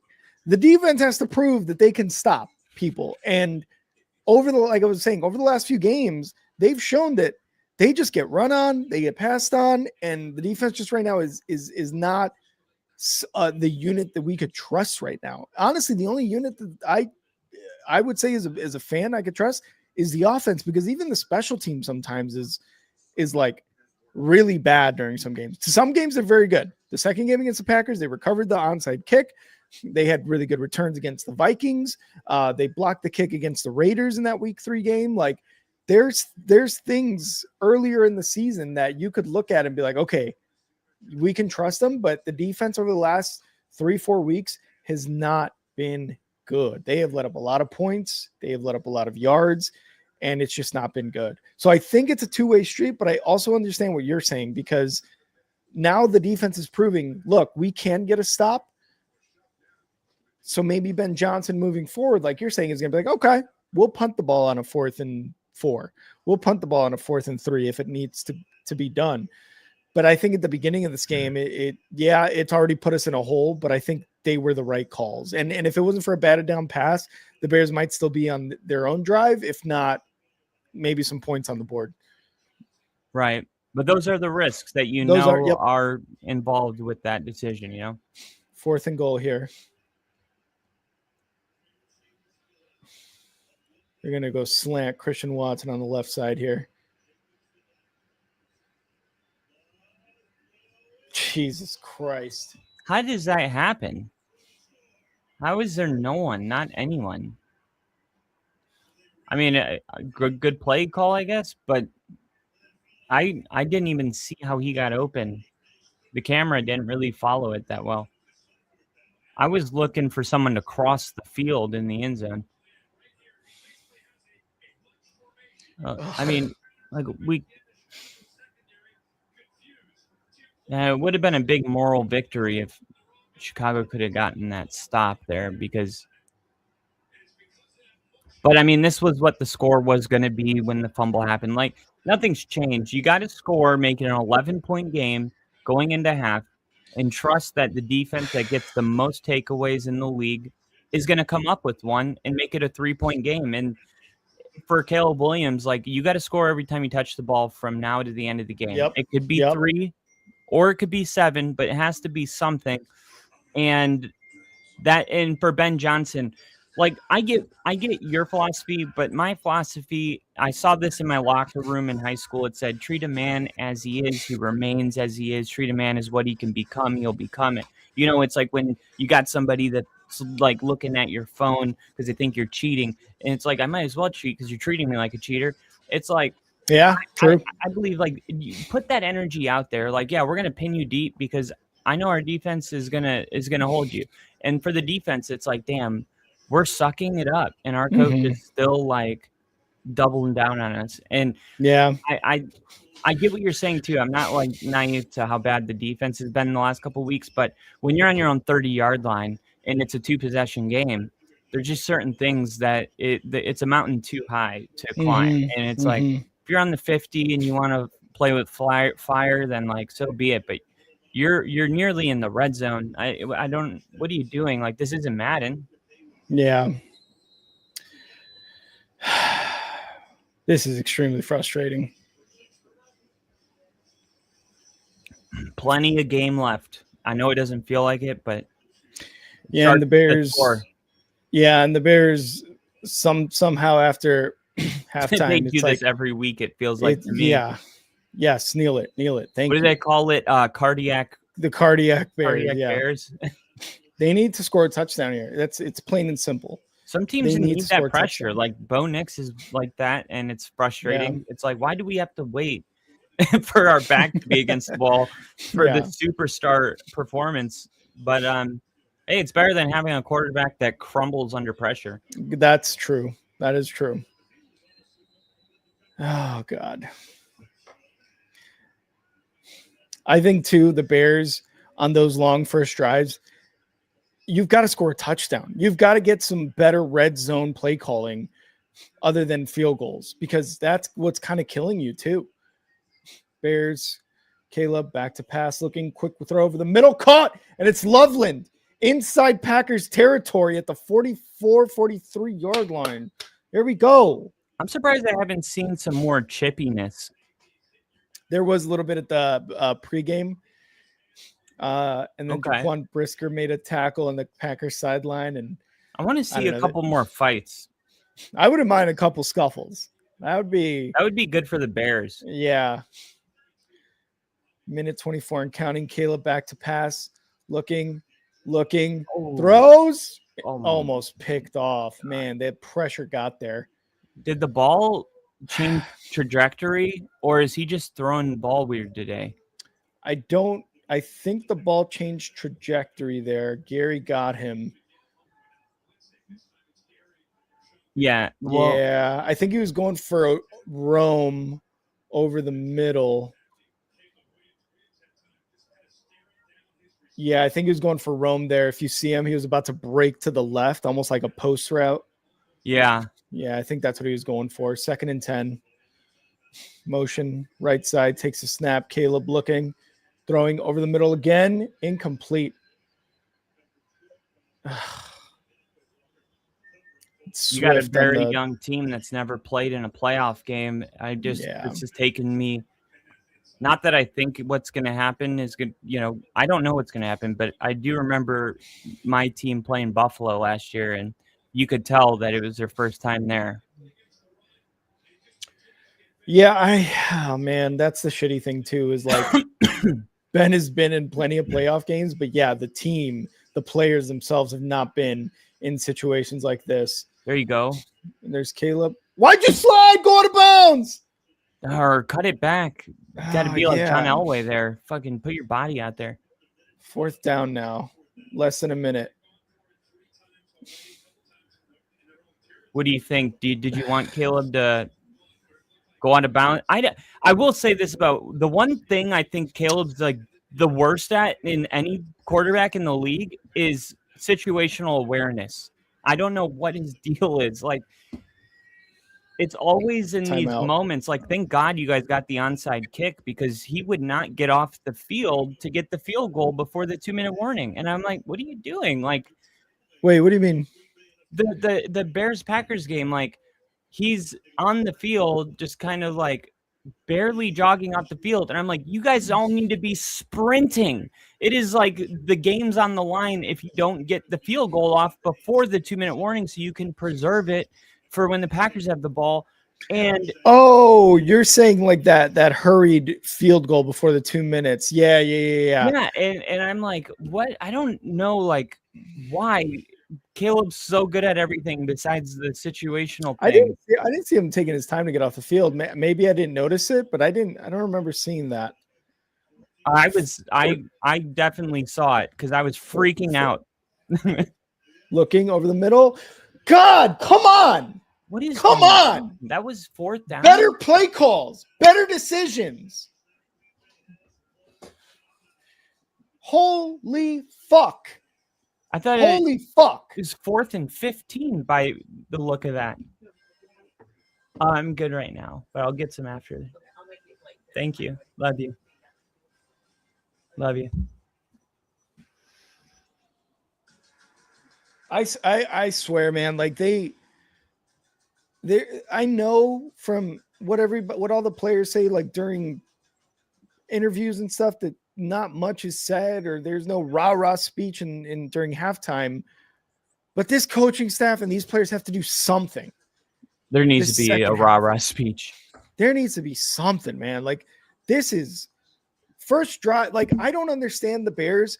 Their first drive, 8 minutes, however many yards, a field goal. Their next 2 drives, nothing. Oh, my God. I got to get another drink for this. I'll be right back. I feel you. Jesus. I got hammered during the Broncos-Bills game.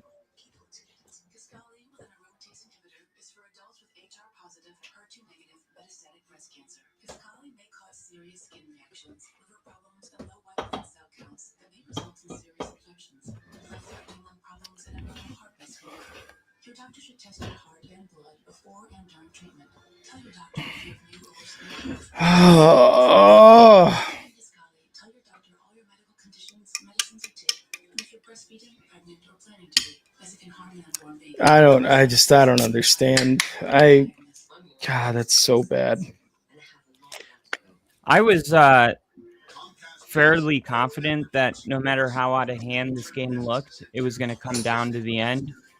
And I'm like 50-50 now, where I'm like, is this going to be like that Cowboys-Packers game 2 years ago, where it just That's what I'm saying. I'm like, almost everyone was saying, like, this is going to come down to a field goal, last possession, whatever. And it is an absolute domination right now. It's the Packers being like, we've been in the playoffs several times already. Even while the Bears were in the playoffs back in 18, like they've been in there several times, and it's just experience and it wins. Like, being honest, it wins. 1st and 10 for the Packers. There's only one way to get it, and it's to play in these games. Yep. You're gonna get 20 yards on this play. Damn near. Jesus. I mean, this is just deflating. I mean, the fans aren't even in it. They're not cheering. They're not being loud. Might as well be a home game. I can't hear anything. No, Chinjo, I'm not going to address what you're saying. Get the hell out of here.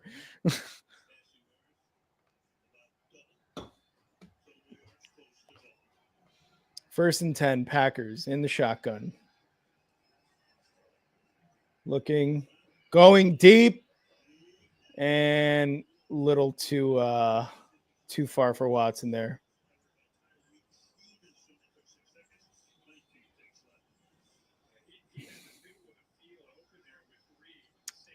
Jesus Christ. 19 seconds. At this point, I mean, even if you, kick a field goal, make it 24. So it'd be a 21-point game. It's already a 3-possession game. I don't know how much of a difference a field goal makes. Just don't give up a touchdown. Well, they do. I think they do want to score too, because they're going to get the ball back in the 3rd quarter. Yeah, what did you think of that? Because we're not really seeing teams want to receive the ball, and I felt like it was very intentional. Like, hey, we haven't been starting fast. We're going to receive the ball, and we're going to go down and score, and we're going to set the tone. Mm-hmm. And what did you think of the decision? For which one? Which decision again? Sorry. You're good. To not defer. Winning the coin toss. And I didn't even realize they won the coin toss. Yeah, they won it and then chose to receive.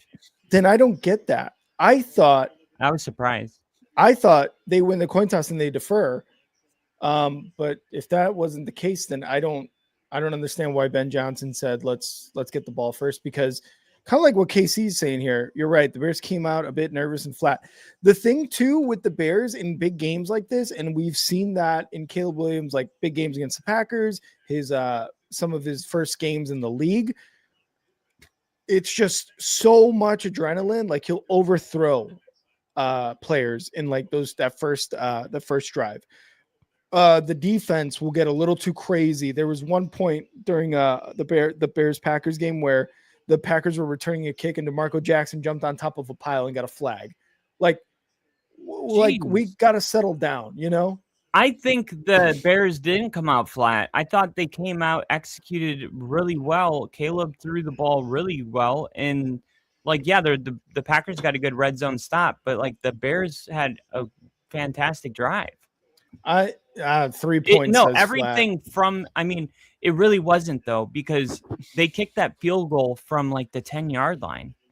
Yeah. It wasn't like they barely got into field goal range and had to. Let's see what happens here. And called the timeout to ice the man. Well, I think that would have been good. No, I mean, when I was watching the game and I had it on, I was trying to finish my laundry, and I saw the opening drive, and I remember what I thought when the field goal went. I said, oh, this is going to be a game. Like, I can tell by this opening drive, like the Bears came to play. It was the decision to receive. It was like super aggressive. And then it was like that script, these offensive callers that have the game script, the first 14 plays scripted, They were all working. And that's why they kept converting on third down, and Caleb was throwing the ball well. Luther Burden was involved. He had like 2 first downs, and yeah, the Packers got like a late stop, but it wasn't like I wouldn't call it flat. You know what I mean? Like a 3 and out is flat. And nope. Oh, no good. Wow. The icing, the kicker. It works. It works. The Iceman cometh again. Wow. Actually, look at the snap. Look. Was it not a good one? Let's see if they show it again. Here, I'm going to rewind it. 10 seconds. It was juggled. I mean, it was placed. It should have been made still, but kicking is one of those things where if like one thing is out of sync, the whole thing gets weird. Yeah, that's true.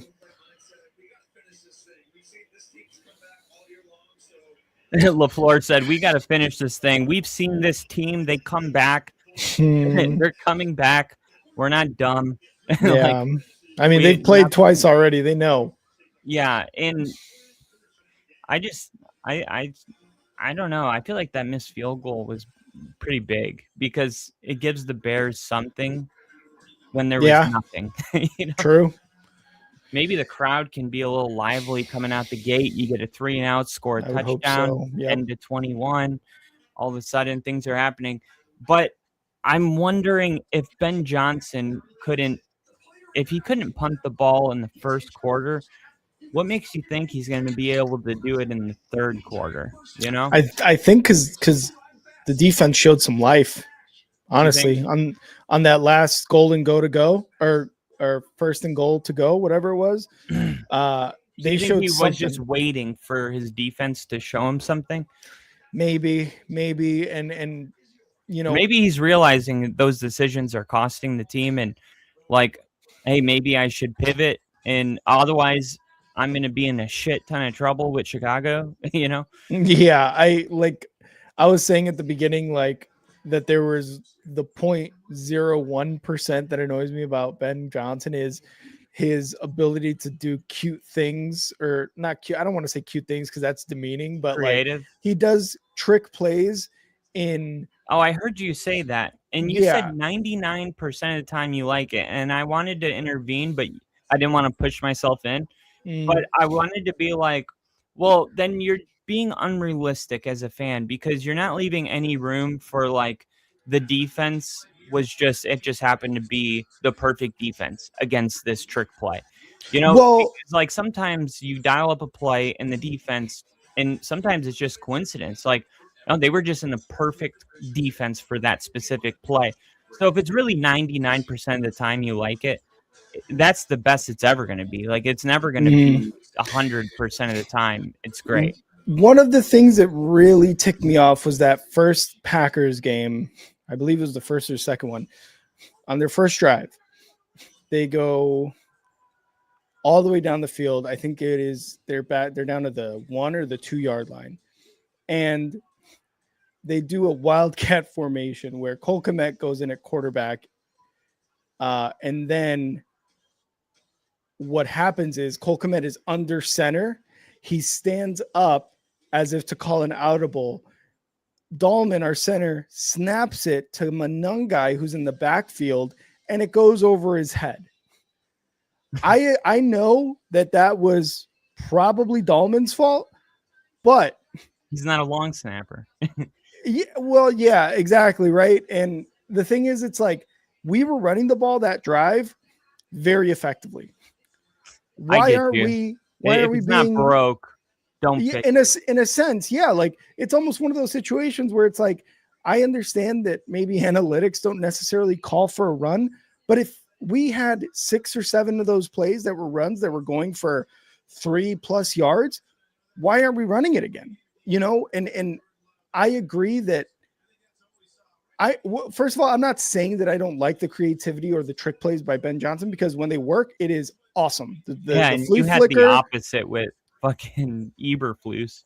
Oh yeah, 100%. I'm just saying, like, the flea flicker against the Cowboys, mwah, beautiful, love it. But that play, when you've run the ball effectively that entire first drive, and then you decide to go with somewhat of a trick play, which when you look at it, probably would have ended up as a loss and a turnover on downs.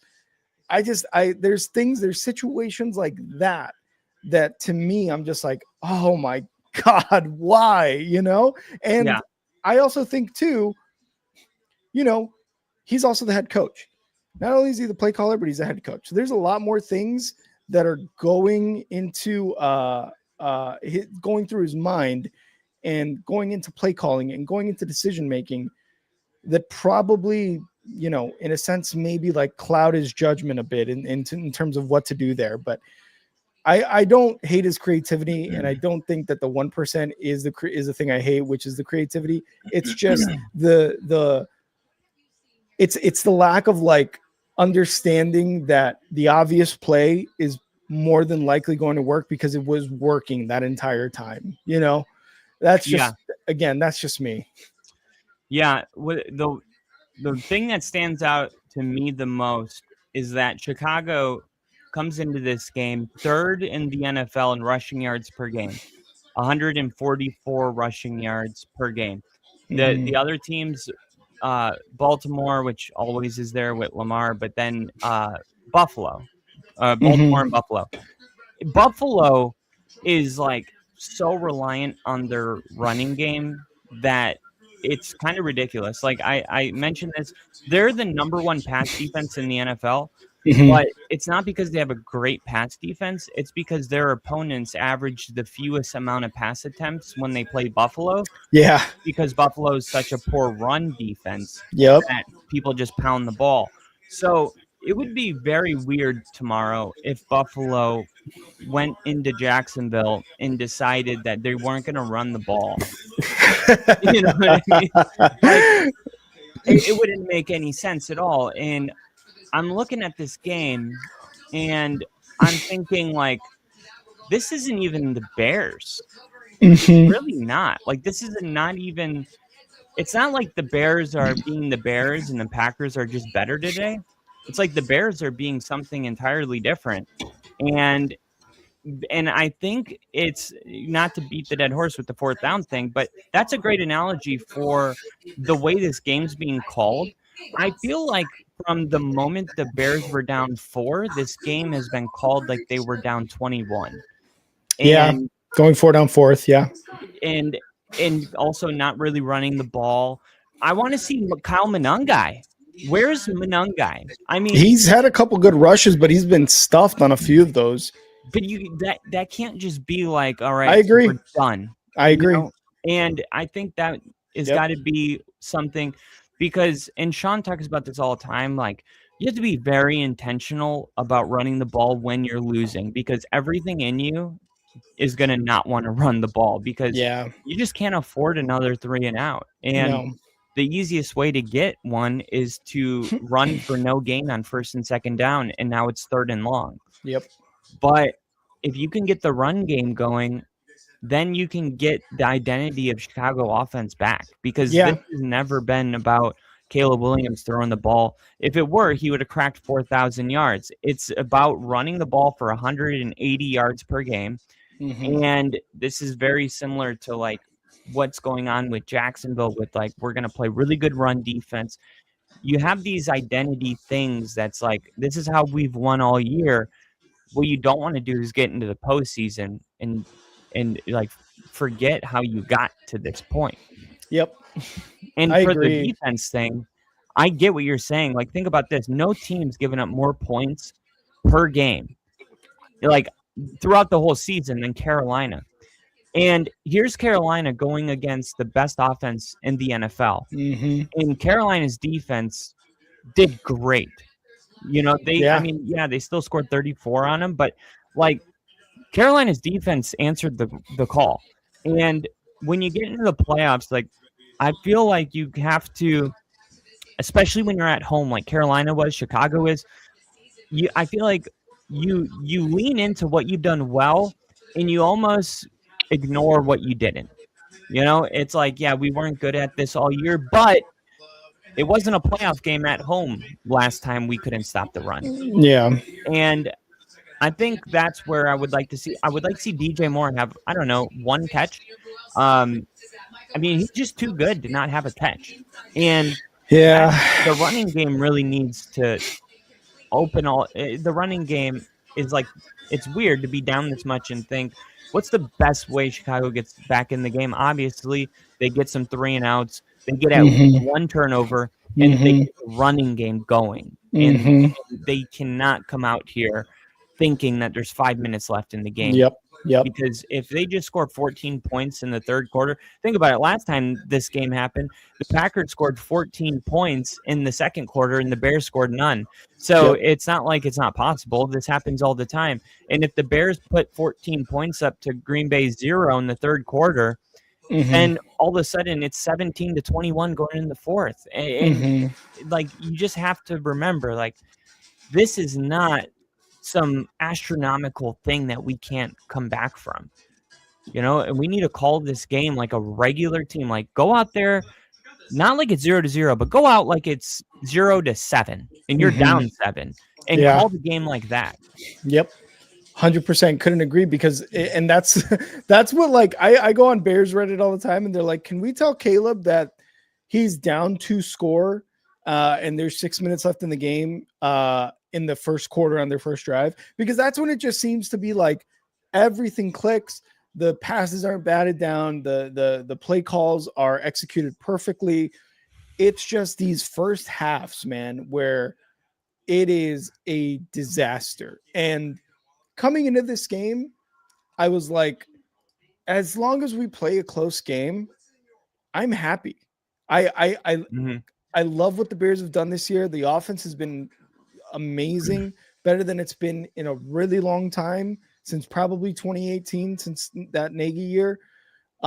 It's hard to keep the perspective though when you're playing the Packers, like, and that too. It's like, man, the rivalries here. We hate this team. They're a 7 seed. We're a 2 seed. Like, you can't have a moral victory against a division opponent. And also that too, because I would love to win this game, but I would love to even more so make it a game. I want them to show out in front of the home crowd for the first playoff home game in forever. And if they lose and it's a heartbreaker and it's a 3-point game, it's a 2-point game loss, okay, I can be somewhat satisfied with that. But I want to beat the shit out of the Packers. I want to beat them, especially in the playoffs. And I want them to look good. I want the offense to look way better than whatever the hell's been going on out there right now. And that's what all Bears fans want. If we win this game, sick. I would love to win this game. If we win a playoff game in Ben Johnson's first year and Caleb Williams' second year and first year in the playoffs, awesome. I would love nothing more than that. And whatever else after is gravy. The fact that we won the North is ridiculous. And that's with going 2-4 in the division. Yeah. But this is just a bad showing. And it seems like every single year that the Bears are in the playoffs, 2018, 2020, and now 2025, 2026, technically, they just do not ever look like they are up for the challenge of a playoff game. They look flat. They look like it's the first football game they've played in 5 years. It just never looks good. Like, it never looks good. They never live up to the potential of the offense scoring points. And it's just infuriating, man. It's just so bad. Like, first half passing yards for Caleb is 78 on 8 for 17.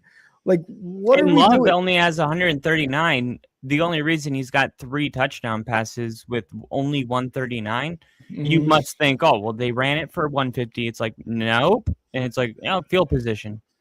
That's it. Yeah. So, and like you said, that goes like into the fourth quarter play calling or fourth down play calling. I think if they good kick, if they keep the I guess good kick. I don't know. I think they wanted him to return it, but no, they keep the perspective that like we kind of gift wrapped all their points. Maybe let's not do that and see what happens. But yeah, if they run the football, take one bite at a time, get this thing down to a reasonable game in the fourth quarter. This third quarter, I mean, this is everything right here. It's either going to keep going the other way or it's not. But Like, this is a huge game. And look, last year we were the team that got blown out by Buffalo, and it just kept getting worse in the second half. And, Yeah. Look where we're at 1 year later. Yeah. No, 1 seed with the first round bye. That's lovely. Yeah. That's where Chicago's headed. No matter what. Come on. Get him. Oh, I thought it was going to be a strip sack. Oh. That's not a flag, Jaquan. He was out of the fucking tackle box.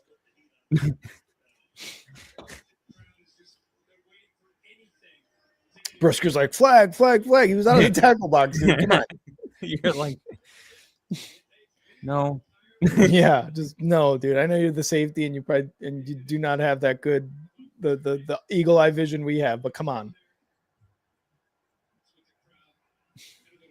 No, we smacked him in the face. No, I'm kidding. I don't want to hear it. Golden pushed off Jalen Johnson. I don't want to hear it. I saw the guy dressed up as a bear. Yeah. Hands it off. There we go, baby. DeMarco Jackson. Yep. It's going to be a game. Backup linebacker. Unless they convert here. He the first game he played this year, DeMarco Jackson, he's a guy that Dennis Allen had in New Orleans, mostly a special teams guy, but he got the game ball one game because of how many tackles he had, and he led the team in tackles that game. I forget what game it was, but he's kind of a diamond in the rough, man. He's been doing really well when he's on the field. Good. 12. That's what you need right now. Someone step up. Yeah, 100%. Booker and him, if we can get these two guys to continue, stepping up in the spotlight when it matters. Oh, they dropped out of it. There we go. Yep. Punt. 3 and out. There we go. There you go. There we go. Dramatically good for the Bears right now. Yeah. All right, Caleb. Stand up. Get your jacket off. Let's go. I want to see you clapping or something. Make it clap. I can't right now. There we go. Here's the punt. Snap and punt.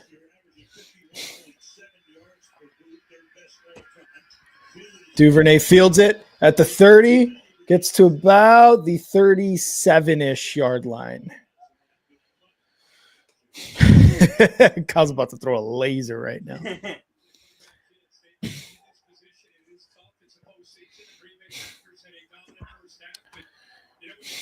Come on. Coach, I'm ready to play.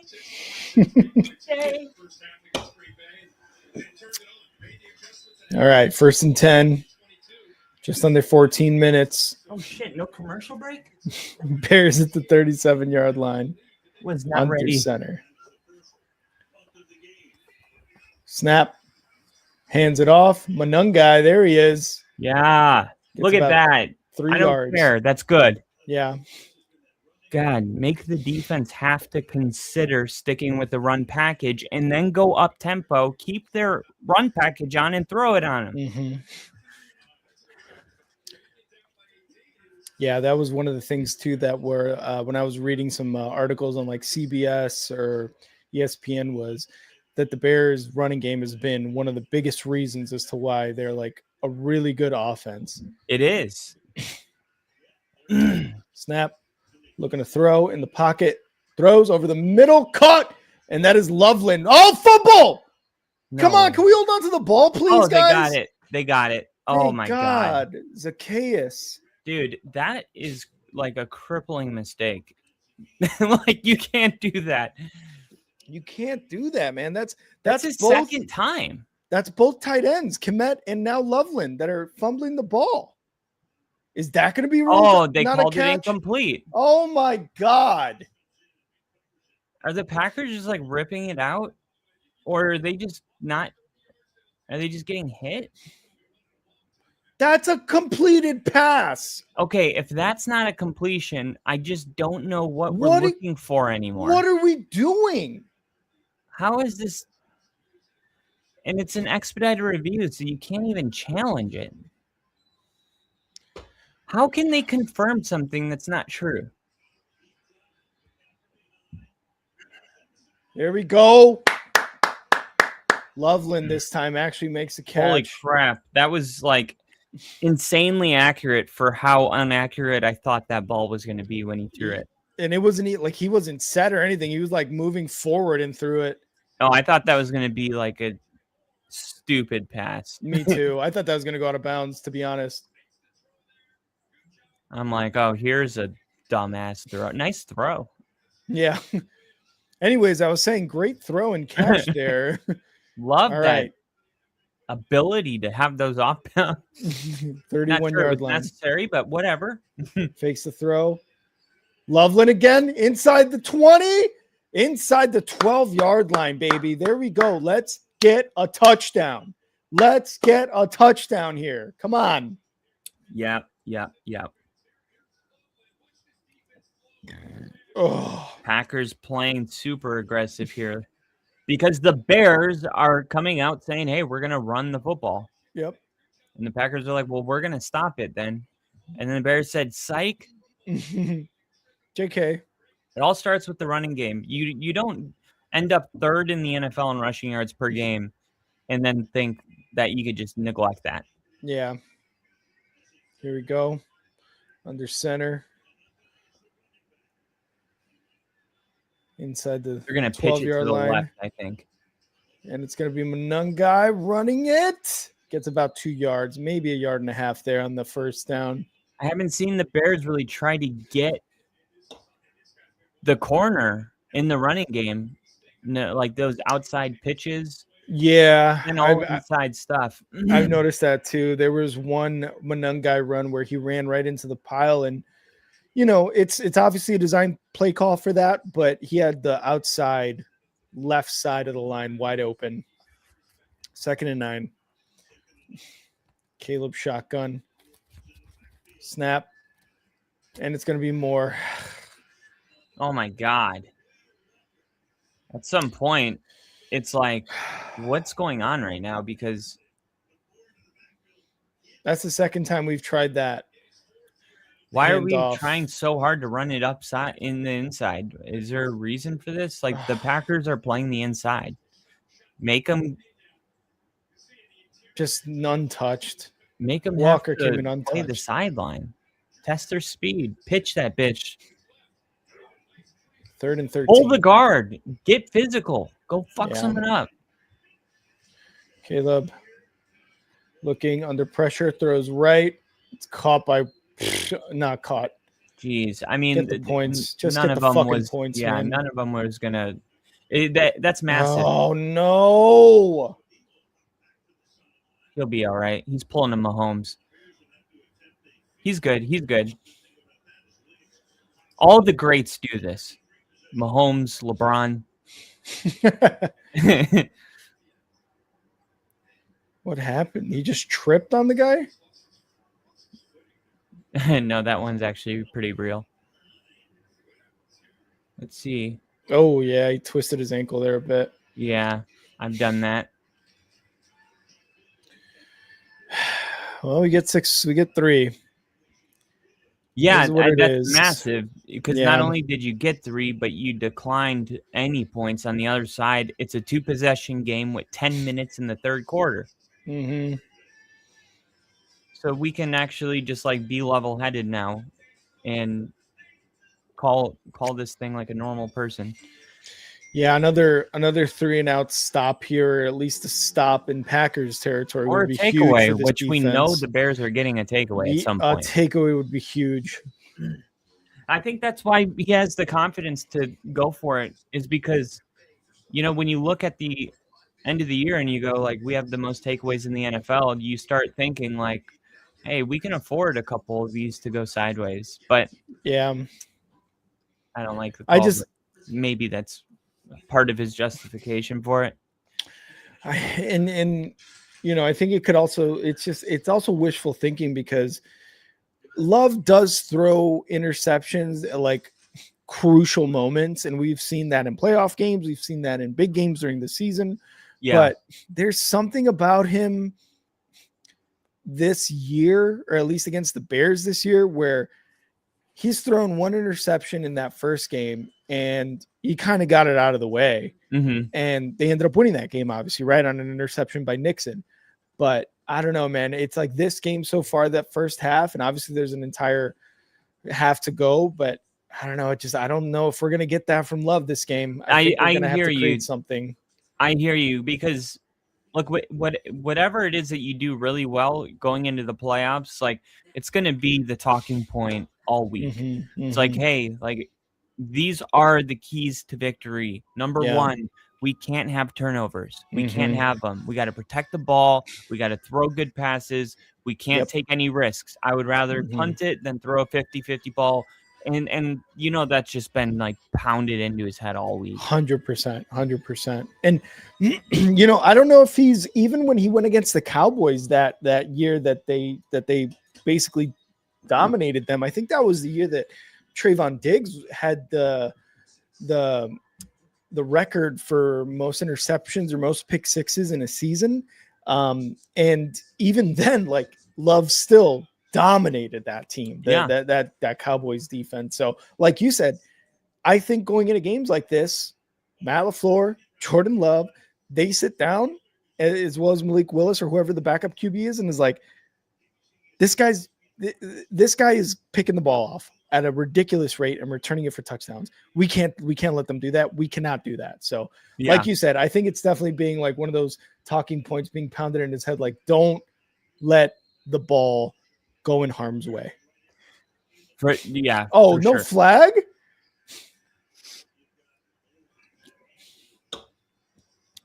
Little extra hit there by the Packers. Why does everyone look concerned instead of fighting? I'm saying. Yeah, and you know, Sean brought this up because in the Chargers game we had a pick six, and Sean said, "I've been telling the defense all week, like, you know, we're historically good in a lot of metrics, but these really great defenses, they score." Yeah. You know, yeah, we haven't been getting enough takeaways and scoring, and then we had that big takeaway, and then in the press conference, Sean's like, "I told them all week, like, if you get a defensive touchdown in the playoffs, you have an 80% chance of winning." Oh, really? And and I'm thinking right now with the Bears, like a pick six, a fumble six, something. It like if the Bears had a fumble six at this point in the game, I would pick them to win it immediately after. I hope that is the case here soon. If you told me it was going to be a 6-point game in the third quarter, I would take the Bears to come back and win. 2nd and 9. Love gets the throw off to Watson for about 7 yards. It's going to be 3rd and short coming up. Okay, come on. We need to stop here, boys. Come on.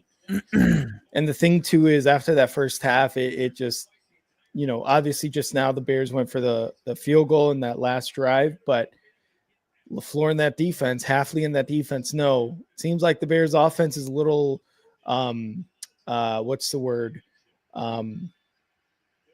Flustered?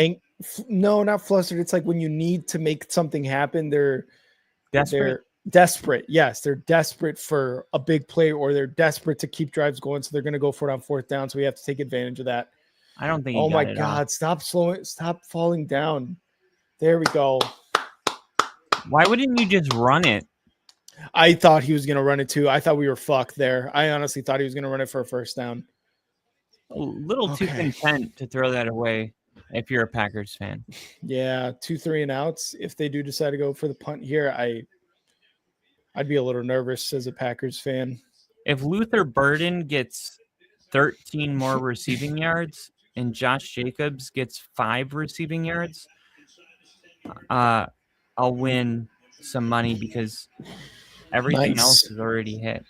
Nice. I also need Luther Burden to score a touchdown if possible. I'll try to get my guys on it. Thanks. That's why I brought it up. Bears are going to start at their own 18 or 19 after that punt. Also, I need Caleb to go under 205. I can't guarantee that. I need Love to go under 222. I thought there would be a lot more running and a lot worse weather when I played this. I thought there was going to be snow for Not this even game. windy. It's a little windy. Not much. I mean, when you look at the flag on the field kicks. goal thing, Yeah. I think the announcer even said it. He was like, it's not moving much. It was the first field goal though for the Bears where they showed the American flag. I think that was also above like the very top of the stadium, and it was like moving. It was moving. Oh, was it? Oh. Yeah, so maybe it's not necessarily too windy Calm down by down. the field. Yeah. Maybe the Chicago gods were like, hey, chill out. Hey, we got 3.5 hours. We waited 10 years for this 3.5 hour window. Exactly. They're like, we'll be nice, I guess. It's been like historically the warmest like winter in Colorado. Like their average December home game temperature was like 65 degrees. Wow. It was 70 degrees like week 17. What? Yeah. That was 2 weeks ago. I know. And the thing is like people don't know that about Denver. Like the weather is insane. Like when I lived there, it would be like snowing and then 70 the next day. That's insane, like, dude. People everywhere I've lived in a lot of different places, and everywhere I've gone, people say the weather's so bipolar here. And everywhere you go, it's the same. It's like, yeah, that's weather, But like in Colorado, it's like, no, you guys can say it. Like it is like truly like different seasons by day. I mean, it is so weird. I always do think it's funny when that's said. It's like, if you don't like the weather and blah, blah, blah, insert city here. Just wait 10 minutes or wait 10 minutes. Yeah, wait 10 minutes, yeah. Which is like so dumb. I mean, in Washington, too, is like the most consistent weather I've ever seen. That's true. Like, tell me what month it is, and I'll tell you what it looks like. Yeah. Oh, January, cloudy, more than likely some rain. Snow? Yeah, good luck.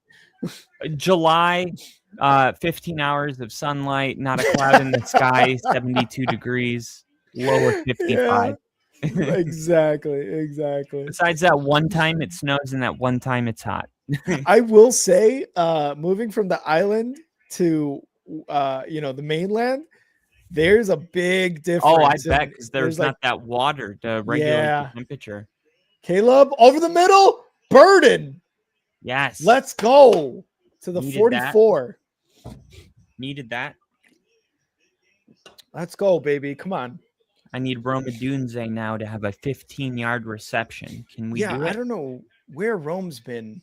Nowhere. He has 0. Yeah, he's got nothing. This is his first game since November, though, too. So I think not an excuse. I'm kidding. I would tend to agree with you. I'm not even sure if he's been out there. I don't recall seeing him that much. I saw 15, and there's DeAndre Swift for about a yard gain. I got to say, I mean, really shocked when it comes to Green Bay's run defense. Yeah. It has not been like, especially since Micah Parsons, when Bo Nix like broke his freaking ACL, which apparently was said by Ryan Clark, and people were like mad about it. And I'm like, well, you can't even say what happened. Yeah, I was like, he's a player. He would know better than all of us. Like, there's doctors and then there's the players. Yeah, and like, the phrase break your ankles like wasn't always a joke. Yeah. Like, I've gotten my ankles broken on the court. Like, Swift going the outside. Oh, right, baby. 7 yards there.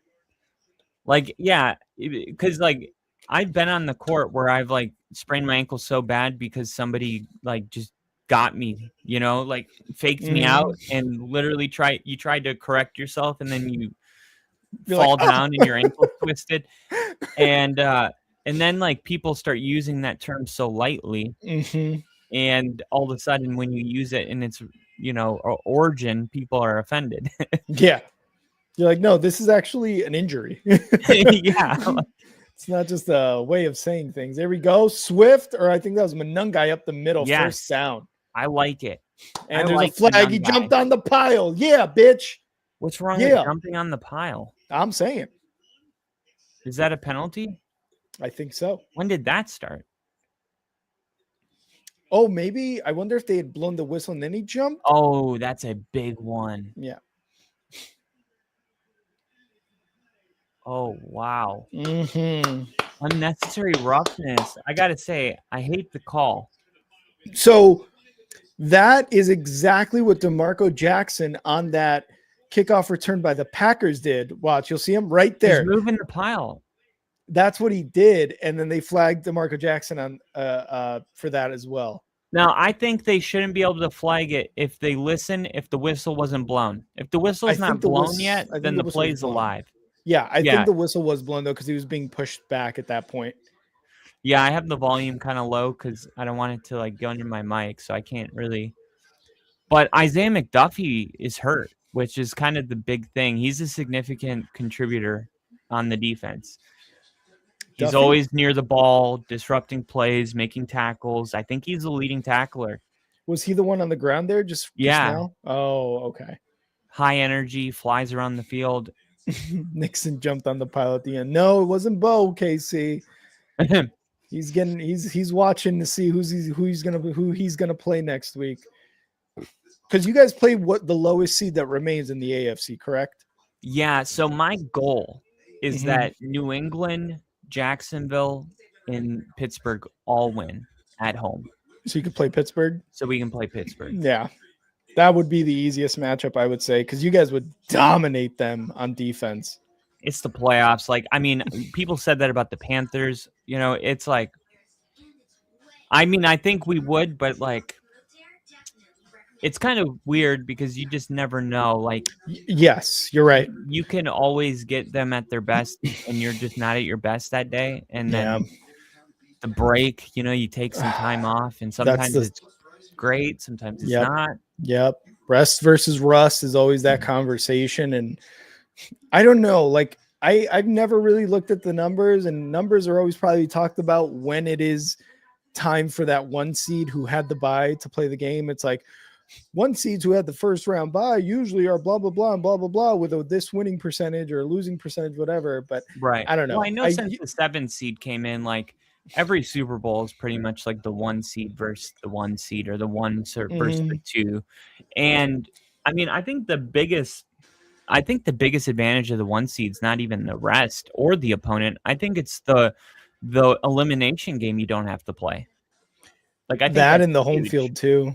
Oh, the home field's the biggest, yeah. But like not having to play one of those elimination games where a team like Carolina is at their best for some weird reason, like being able to just avoid an elimination round altogether. That is, I think, one of the biggest advantages. And then you can kind of see the light at the tunnel. It's like 2 home wins and Super Bowl.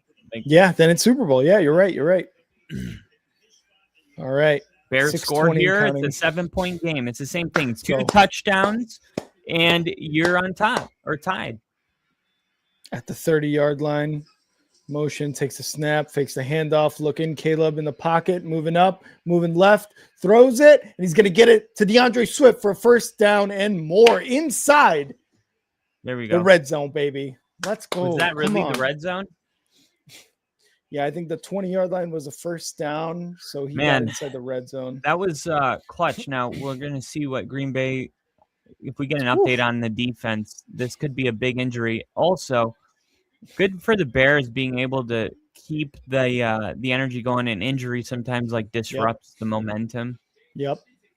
That's a good play coming back. 12 for 23, 167 yards. Yep, finally. Starting to wake up. Yeah.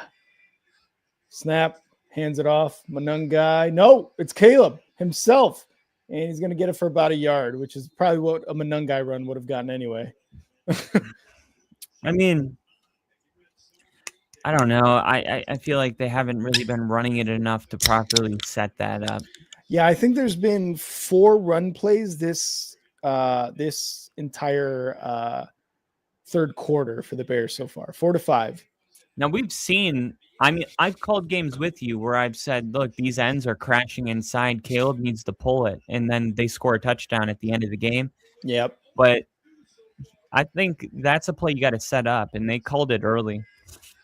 Caleb, pocket, looking, throws it over the middle. Loveland, that's going to go for about 6 yards. So a 3rd and short coming up here. Biggest third down of the game, because if they don't get the third down, I'm afraid Ben Johnson would go for it, and I still don't think they should, because at some point you're going to need a 2-point conversion, right?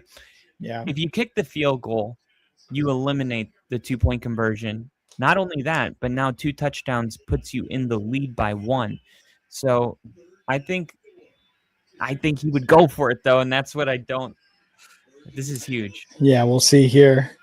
Swift the back, 4 wide, snap, hands it off. Swift running right, and he's going to be just short. Oh, God. QB sneak. Yeah, keep it simple. Keep it simple, push stupid. with Komet. Do not do anything weird or dumb. Just push. I don't know why anybody does anything other than the tush push when it's 4th and less than an inch. And just a quarterback sneak even. Like, you don't even have to implement the push part. Like, just quarterback sneak it. Yeah. I mean, how many times do we see Tom Brady's scrawny ass do, this was like his go-to play. Exactly. You're going to run it with Monungai here. God, nope, I don't it's like going to it. be... Why? What are you doing? This is what I'm talking about. What the fuck?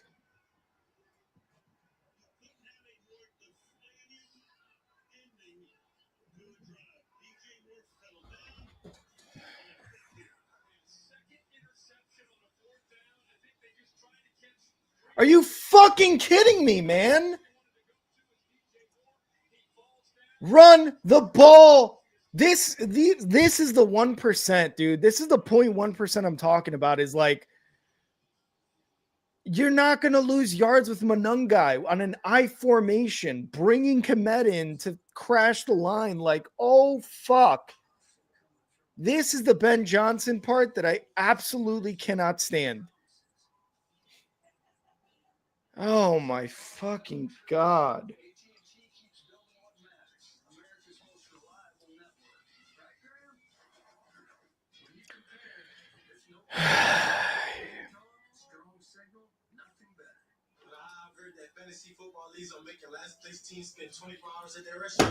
I can't fucking believe this, man. Make the playoffs just to look like a bunch of fucking idiots that did not deserve to be in the playoffs.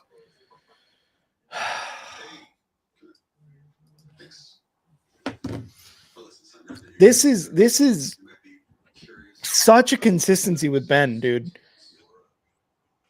Just run the ball up the middle, for fuck's sake. QB sneak, tush push, jumbo package for a first down. Can we do something? I cannot believe that. That's 2 interceptions for Caleb. No touchdowns.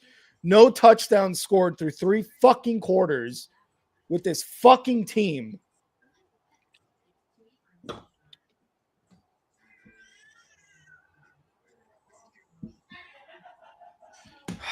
Oh my God.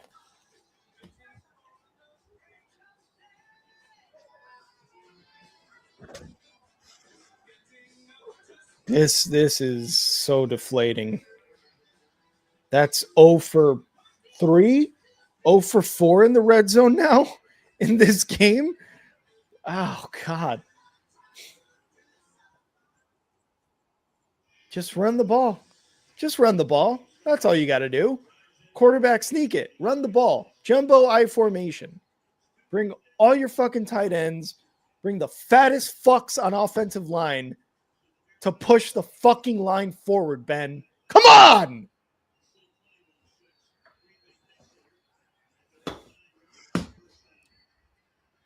Still a 2-possession game, and you got him pinned deep.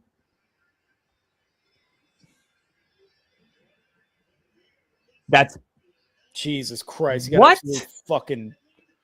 That's a leap. Oh, ball's on the ground. Bears got it. Idiot! Oh my God! Jump on it! Jump on it!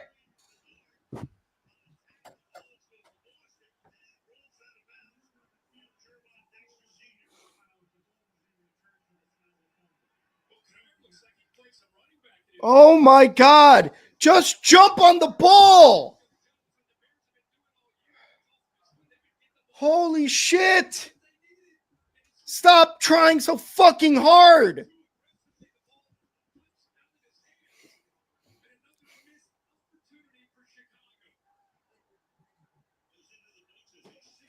God damn it.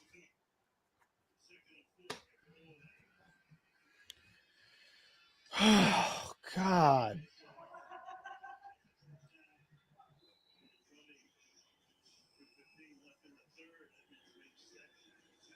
Oh, my God. And then Jacobs just runs for first fucking down.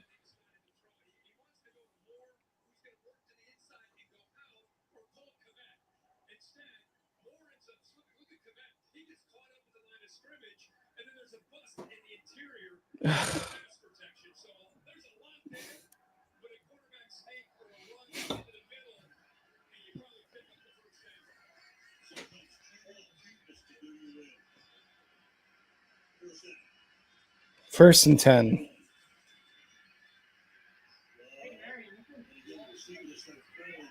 Incomplete. Receiver fell down.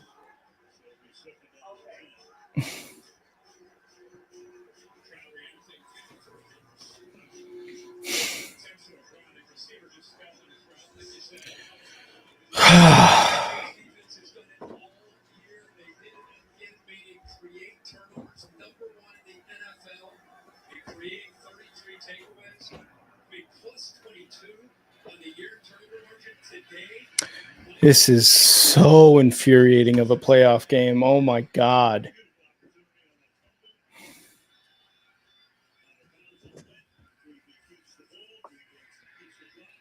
Can we get a sack, please? You guys have the jump on him and you guys can't tackle him? Come on.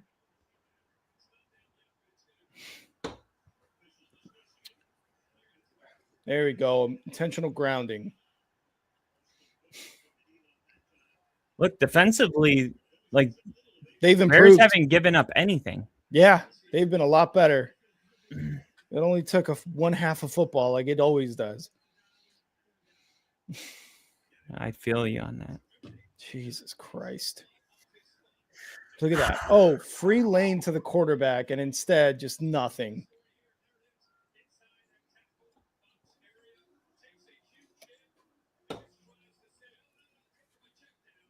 I love how the Bears is in all caps and the Packers is in all lowercase. Yeah. And if you notice the thumbnail too, it's Jordan Love a lot shorter than Caleb Williams and the Packers logo a lot smaller than the Bears logo. I think you guys know who created the thumbnail here. 3rd and 20.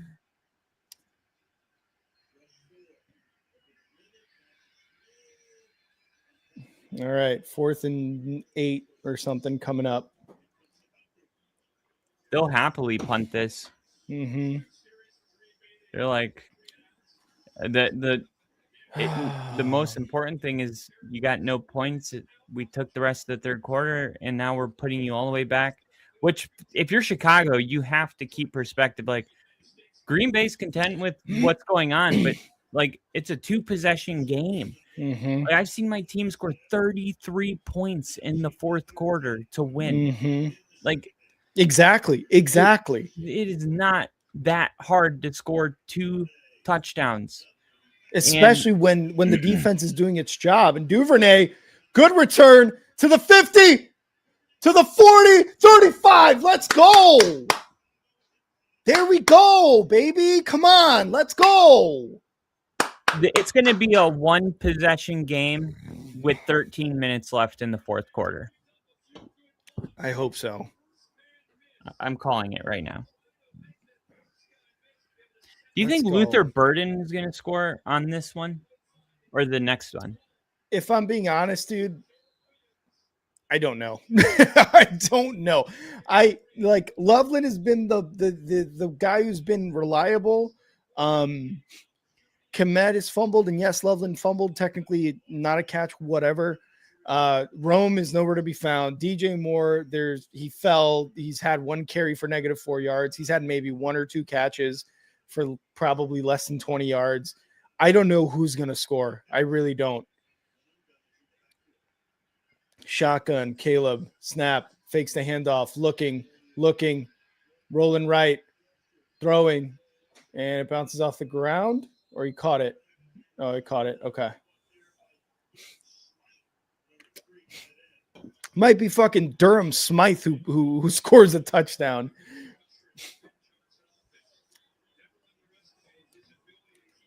First game with 2 interceptions since his 3rd career game. Wow, that's impressive. Caleb, for a lot of the easy misses that he has, he does not turn the ball over. Jesus Christ. He does look up to Aaron Rodgers, and yeah, we know that's Aaron Rodgers' thing. Yeah. To an annoying point where it's like, well, will you at least take some chances? Or are you so worried about your QBR? Like, yeah, and that's the thing too, is like what's crazy, and I'm not necessarily complaining, is he had the lowest completion percentage in the NFL this year. He had 58% completion percentage. Now, Aaron? No, Caleb. Okay. This year. I didn't. With that being said, the season, the way it's gone, you can kind of look at it and be like, whatever. Who gives a shit, right? As a Bears fan, but I'm looking at that and being like, regardless if this is just something that is an anomaly maybe in his career, you can't have a 58 or a sub 60 completion percentage your entire career. That's not something that's going to win you championships. I'm sorry, that's not. And I know Bears fans, and myself included, are looking at it this year and being like, whatever, he's clutch. He gets those touchdowns. He 6 come from behind wins.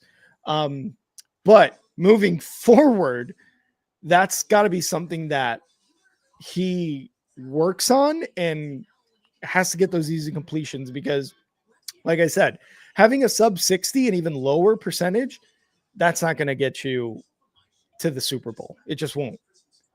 How did the Vikings win 9 games this year? No idea. They went on a run that back half of the season. I'm looking. So if you look up the point differential, the Rams, Patriots, Bills, and Broncos are the top 4 teams. Mm. Then it's Lions, 49ers, Colts, Eagles, Chiefs, Packers, Chargers. And then the Bears, Vikings, and Steelers. The Vikings and Steelers are the same, 10, 11, and the Bears are at 26. So quite a gap. The Chargers are 28. So, and the Packers are 31. Is that plus 31? Yeah. These are all plus. Okay. The first negative is the Cowboys at negative 40. Then the Falcons at negative 48. The Giants at negative 58. Then the Saints and the Dolphins both minus 77. The Commanders minus 95. The Browns minus 100. Cardinals minus 133. Raiders minus 191. 194 minus, and Titans, and the worst differentials, the Jets minus 203. Oh my God. That's astronomical. The Broncos finished plus 90, the Bills plus 116, and the Patriots and Rams plus 170. Of course, the Rams plus 170 is way more impressive. There we go. 3rd and 4 first down run by Manungai. Look at that. You're running the football. You're trusting your running game. You're not afraid of the clock because you got the ball almost in the red zone in a 2-possession game to open the 4th. I mean, look, if you could push a button at halftime and this would be the scenario, you would be all for it. Yeah, true. I think we got to score outside the red zone because we have not been good in the red zone. Now you have to go for it on 4th. Because you didn't get a field. Go. What happened? Was that Did he drop that?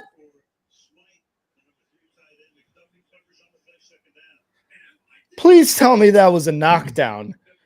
Do not tell me that was a drop. Oh, he's leaving. Oh, thank God. I thought that was if that was a drop, get him off the team. Drop too. Yeah, because you didn't get the field goal. Now you kind of have to start thinking about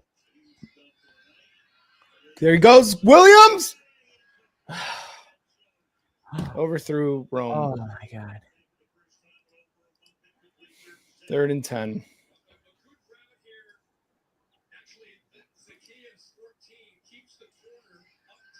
Oh, dude.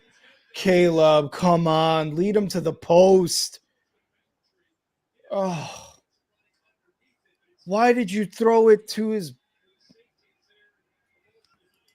That's a touchdown if he throws it to the right side of the post.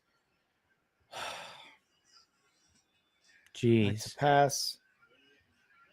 And he's going to fumble the ball. Are you fucking kidding me? Are you fucking kidding me? Kick the fucking field goal. Jesus Christ. No, they recovered it. Was it the snap fumble?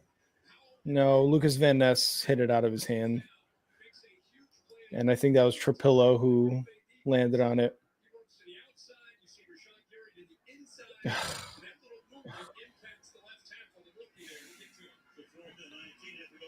Snap, hold, kick is good. All right. That's big. Oh, my God. Big. I can't believe the Bears have only scored 9 points through 3 quarters and 2 minutes. To restart this. That's Jesus Christ.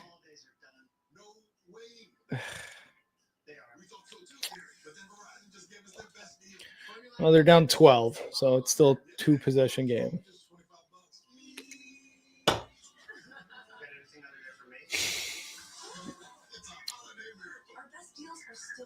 Jesus Christ, man. I don't.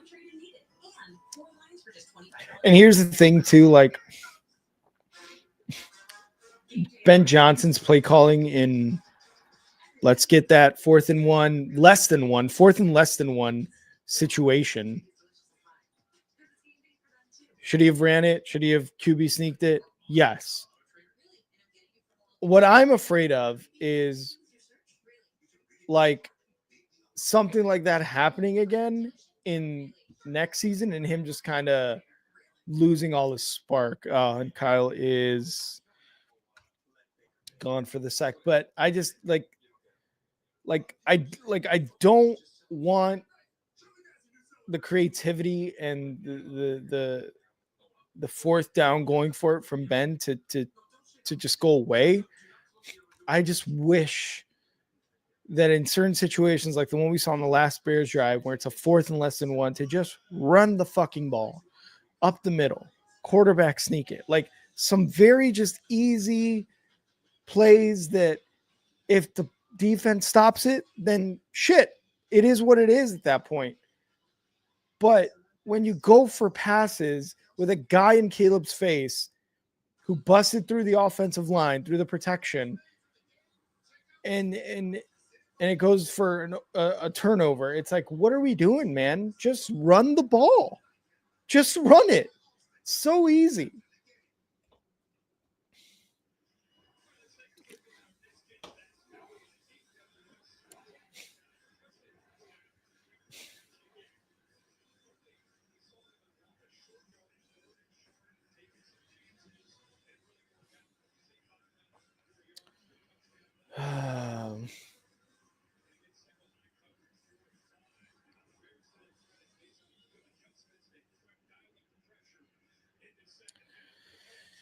Here's the kickoff. You and me both, Lily. You and me both.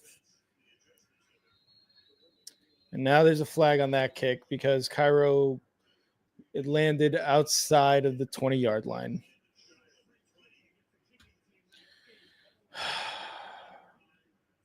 We got Kyle back. Yep, just had to restart.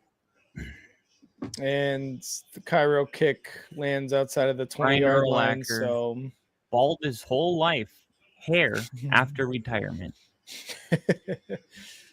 Played 13 seasons, all with the Bears.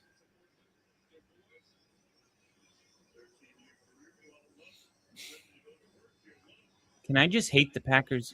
Weren't you a Packer fan 2 years ago? Yeah, he follows Aaron Rodgers though. That's Lil Lee's thing. Oh, I didn't know that. Yeah, I didn't know that either until he was rooting for the Steelers, and I was like, "Wait, aren't you a Jets fan?" He's like, "No, I just love Aaron Rodgers," and I was like, "Oh, okay, gotcha." Jacobs, I think that's actually the key to the Bears' success in the second half, and the key to the Packers' failures is that There we go. the game felt like Jacobs was going to have a monster game when this game started. Not so much. What's there's a flag. Illegal formation on Green Bay. Tell me when the penalties declined.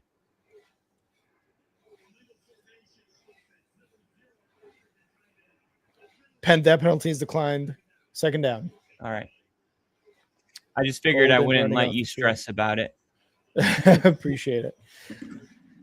Okay. 2nd and 10.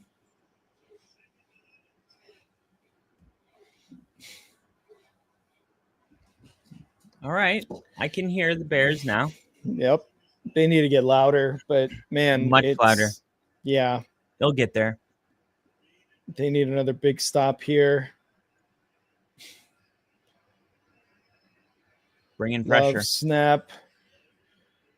Oh, incomplete. Good job, JJ, baby. Good coverage. So That's in the our JJ we need. in our home field, we got a big, huge scoreboard, and it has a Broncos head that pops up, and it tells you the crowd when to get loud.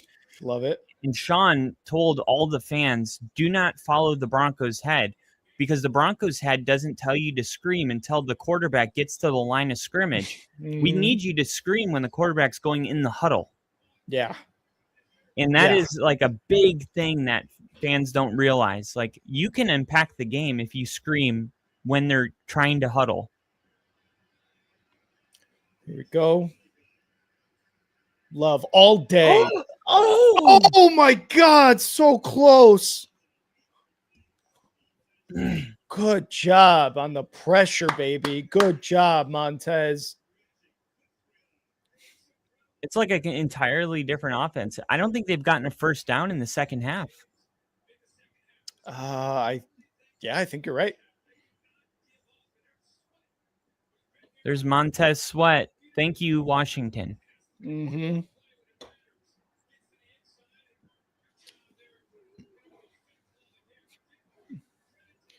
Yeah, everything Agreed, you want's Jared. right in front of you. And I think they're trying to figure out if this is a fumble. No, it's going to be intentional grounding.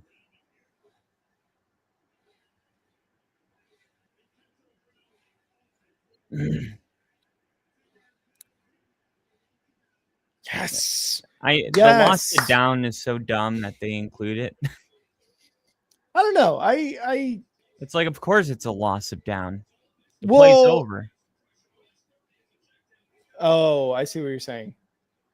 But I think it's nice that they clarify it though too, because sometimes you think like, okay, they call a flag, and for the most part, it's like repeat the down or something like that. So I think I know what you mean. Yeah. I think it's just my brain gets confused. It's like I'm not confused until I hear that, and then I'm like, so 4th down's over. yeah. Bears ball. Here's the punt. I would have Luther Burden returning these damn kicks, dude. Yeah, and the only reason they got Duvernay is because he's a fucking all-pro. Here we Looks go. like it. Duvernay to about the 35-yard line of the Bears. Not a bad return. Not a bad return. It's a great return. And, man, if they could have got 3 points on that one red zone trip that they threw the pick on 3rd down, Mm-hmm. it would be, 12-21, and then a touchdown. 13-21. Well, a field goal would have been 12, right? A field on the last Bears drive, or yeah, like the one where they threw the pick.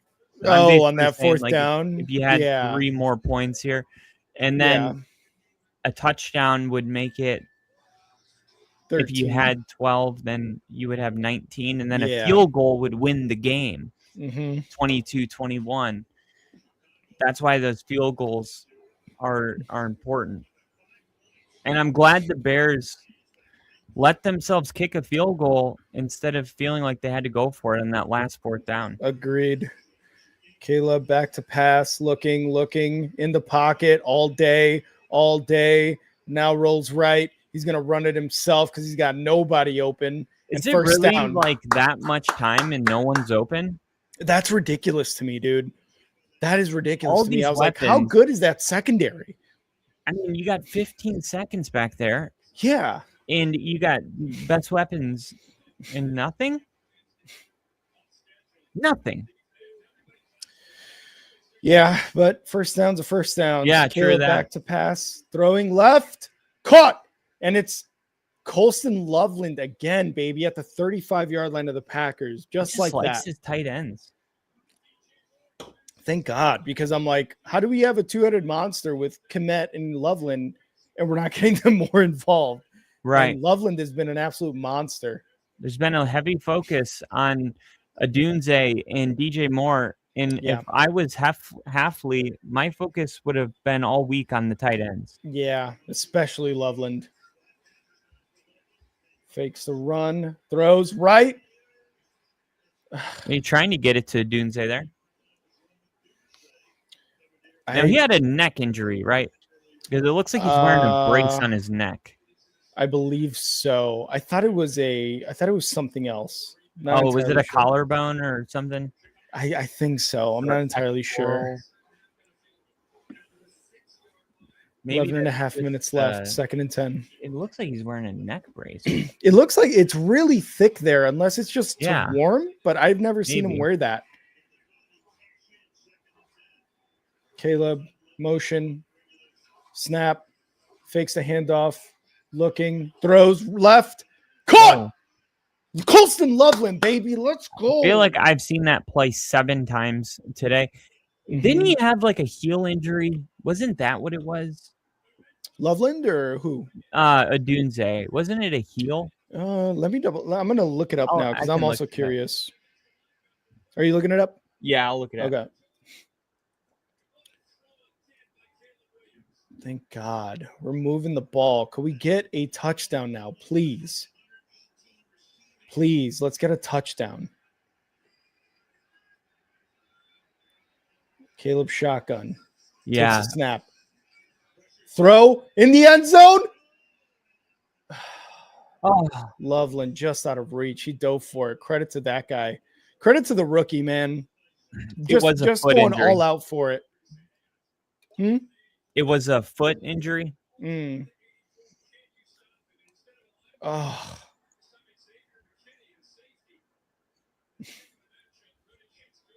KC, I zoomed in on the shirt. I don't know if you saw it or not. Wow, first rookie tight end to go 100 plus receiving yards in a game since 1988. What? Quick throw, right side, got nowhere. Caleb's Yes. going to be a blocker. Luther Yes. Burden? No, it's Swift. Sorry, Swift. 7-8 yards up the left side. There we Swift go. almost lost the ball, it looked like, at the end. I thought so too. I thought he was going to bobble it. Dude, after a play like that, I'm just leaning on. Like, Swift is feeling it. He's feeling it. That was Yeah. all him. That was literally all him. 3rd and 3. 3rd and Come on. 3. Can we Come get on, let's Swift score before outside? 10. They won't go outside. Swift Yes, touchdown. Let's go, baby. there it is. Let's go. That's how you feed a hot hand. There you go. I think they might go. Look at the for Packer two. fan just looking at the Bear fan that's Yeah. celebrating. Yeah. That is just so real. There we go. Finally. Looks like Zacchaeus is wearing that big neck thing too. Oh, is he? I didn't even know what that. Maybe it's like a new warm technology. Something. Yeah. Thank God. Thank God. Is Now it that defense cold? has to keep it up. And it's good. 21-16. Let's go. Let's go. I love playoff football because, like, it's just like when those jerseys get white, Yeah. it's just like, I don't know. It always reminds me of the cheese. He's great in the cheese. I love that. Oh my God, that's awesome. It's confident. And well, it all started because Caleb volunteered at that Thanksgiving. What? Oh, no, it was DJ Moore when they beat them in week 16, I believe. It was Caleb. It was Caleb. He was handing out turkeys or something. No, that was after that game, I'm pretty sure. It was the day after. And he was wearing like a cheese grater hat. Was he? Here's the image, and it's so funny because it's not it's not like what you probably think. It's like so obnoxious. I love it. Image. No. Here.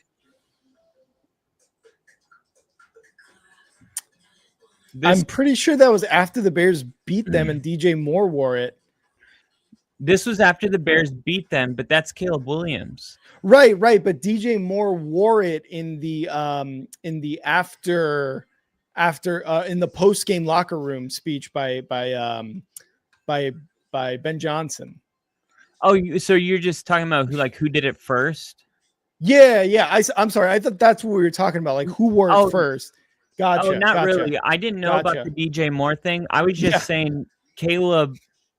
I mean, as the franchise quarterback, like it's gonna start a trend more than DJ Moore could because he's just the most influential player. But like that was DJ Moore wore it in the locker room. That was 2 weeks ago. Yeah, I think, did they play on Black Friday? They did, but that wasn't Black Friday. This was 2 weeks ago. This was December 21st. Yeah, exactly. There you go. Okay.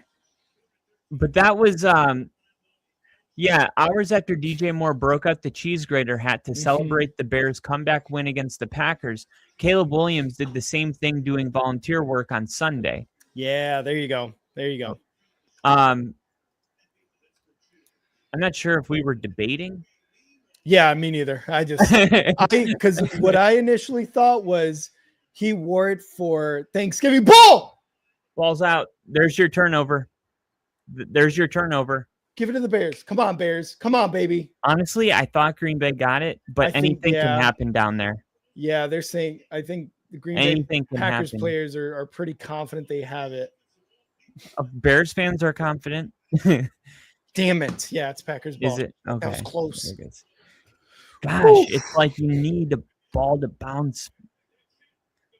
How many times are you going to turn the ball over and then not get a turnover? I mean, you had the fumble that the guy couldn't jump on and it went out of bounds. Look at this. You got 6 Bears in the area. Punch. I know, dude. That's why I was like, oh, it's Bears ball. But, man, good job on 27 of the Packers to – he fumbled it, so he was like hyper aware of it. Yeah, that was like, Jacobs on the return. That's wild. That was Jacobs? Yeah. Snap. Love going to hand it off to Jacobs, and he's going to get about 2 yards, and there's a flag. How is there a flag that quick? Wow, the Cubs just got Alex Bregman, third baseman. Shut up. Holding. Let's go. I always think it's so weird when there's that quick of a handoff and there's holding. I'm like, you broke the rules that quick?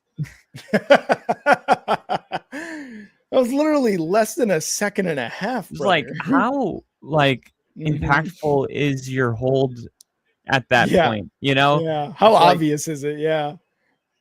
It's like usually the running back's already passed you and your hold was for nothing anyway.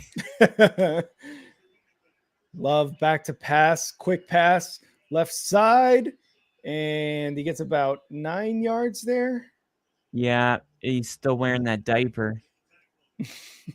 He loves the diaper, dude. Is that Dobbs? Dobbs, he wears it Yeah. every week. And I was thinking about this the other day. I was like, people laugh about it because it looks ridiculous.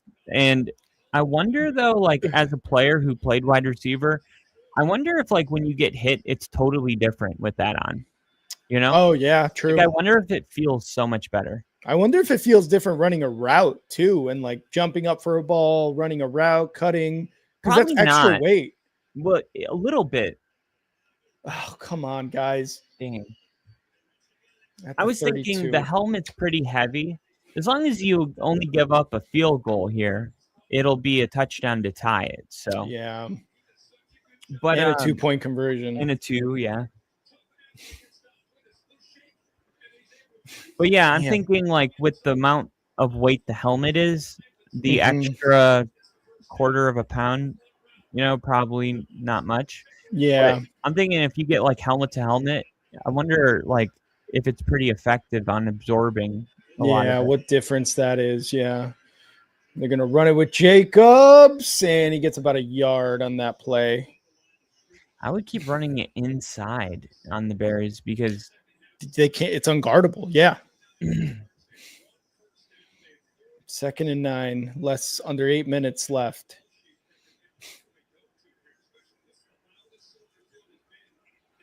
Come on, crowd, get into it, baby. Let's go. If LaFleur loses this game, John Harbaugh is going to be the coach for Green Bay next year. Dude, there's a lot of talk about LaFleur. Yeah, there is, which is wild to me, but I guess I can understand it. 2nd and 9.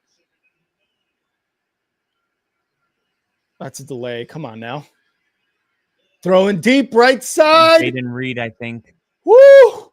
Incomplete. Woo! Nashawn Wright almost had another pick.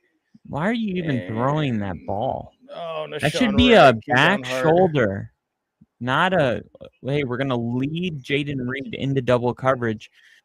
You should have thrown a back shoulder.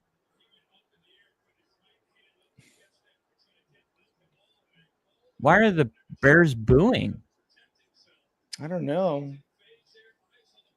Oh, that's offensive pass interference. I mean, I guess if you slow it down, but it doesn't look like. Oh, never mind. They're hand from fighting. Jumping. I mean, that just looks like a football play. Oh, yeah, they both had a hand on each other. But, oh, man, he came down hard, especially on his head. So hard. Oh, so hard. You got back up pretty quick, but he's probably going to have to go into the tent. Mm-hmm. And now in comes Tyreek Stevenson. He owes the fan base something. Yeah. Now's a good time to become a fan favorite. 3rd and 9. Love. Get back, dude. Get back, Montez. Get back. Get back. Coming, it looks like.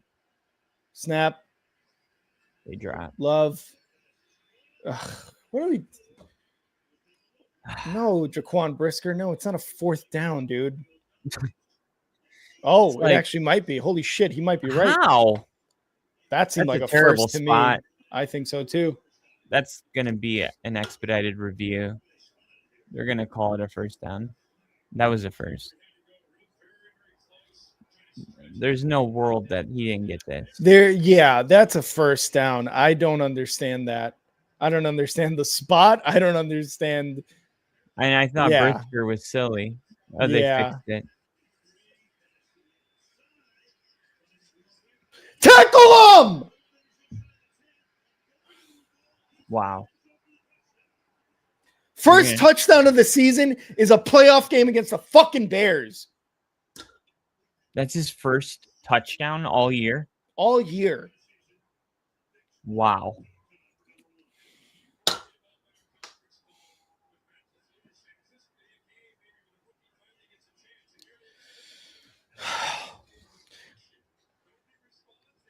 Let's see. 1, 2, 3, 4, 5 Bears missed the tackle. Wow, guys. Wow. If we lose this game, it's because of those fucking idiots who couldn't get a tackle. And misses the... Wow. Dude, that's huge.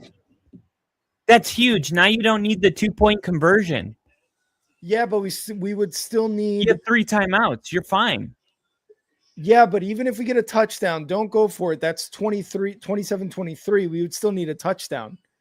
Yeah, but that's what I'm saying. With 6 minutes, I see. You're what fine saying. Okay. because look, if you score a touchdown and there's 3 minutes left in the game, and the Packers run the ball, timeout, try to convert, can't, then they punt it. Caleb Williams has the ball with 2 minutes, and it comes down to like that whole 2 minutes left. You're down 1 touchdown, and I wonder if the Bears would go for 2. I think if they get the ball here, score a touchdown, I think they try to make it a field goal game. I think they do try to make it a field goal game, though. Well, I'm saying because what's the score right now? 27-16. 27-16. So if the Bears score a touchdown to make it 27, yeah. And if they score a touchdown, it's 22-27. Yep. Okay.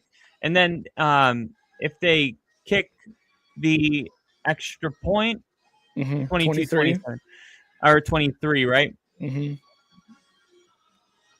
Yep. Wait, why am I tripping? Yeah, 23. Yep. So if they went for 2, though, then they would make it that 3-point game. Correct. And then all of a sudden, you just need to get in field goal range. I think this game's going to overtime at 27. I really do. I've seen how the Bears do this, and actually, it frustrated me for a while, and I just accepted it. Like, I'm like, because you're telling me, dude. You're telling me. Yeah, I think what's going to happen is the Bears are going to drive down, score. They're going to get a stop, and they're also going to get a field goal. I hope so. They need to. I just the fact that 5 different Bears missed a tackle there is ridiculous. That was like outside of that, the Bears haven't allowed anything. So it's kind of wild to think like the Packers would just be able to that's true. It's the first time they scored since the second. Yeah. Like eventually they were going to get one. And that's the shame of the Bears turning it over on the 10-yard line. Yeah. Because I mean, you can't ask the defense to shut them out the whole second half. Yeah. But this is still within the reasonable amount of points allowed for the Bears to, win. Oh, dude, come on. You need a better return than that. Yeah, I don't think I'm returning.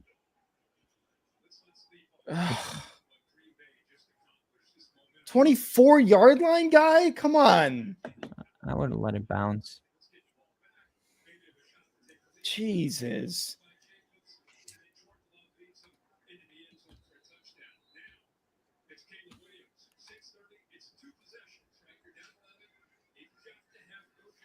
All right, we got to make this quick. We got to make go this up quick. Tempo. I want to see Caleb going quick.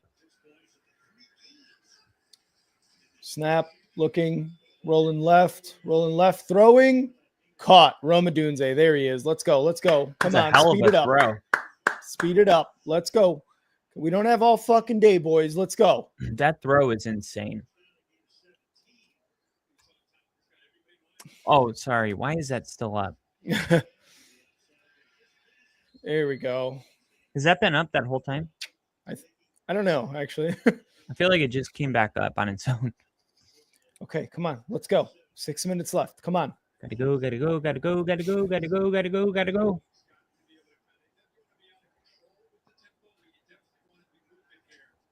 Exactly. Don't want to be out of control. Smooth is fast and fast is smooth. Whatever that, Slow, smooth is fast. Yeah, there it is. Caleb. What are you throwing at here? He just wanted to stop the clock, I think.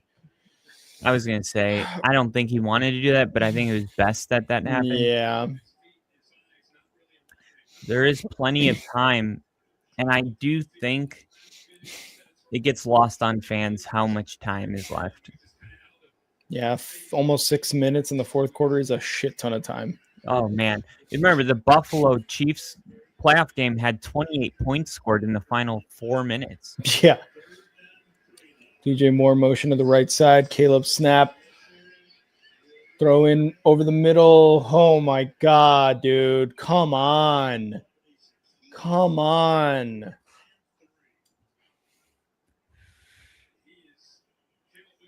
I saw that on first down when I said, "Oh wow, what an incredible throw!"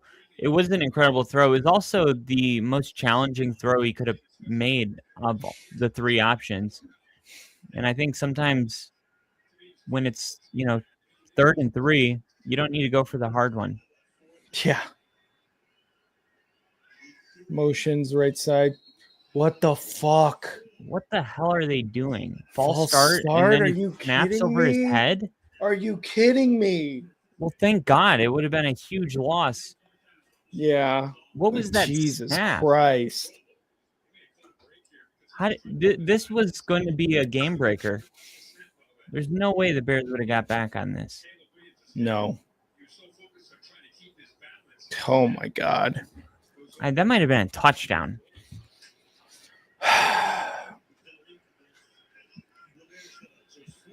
Come on. Snap.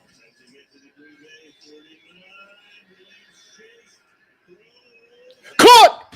Rome! Wow! Yeah. This is exactly the Bears, dude. I mean, wow.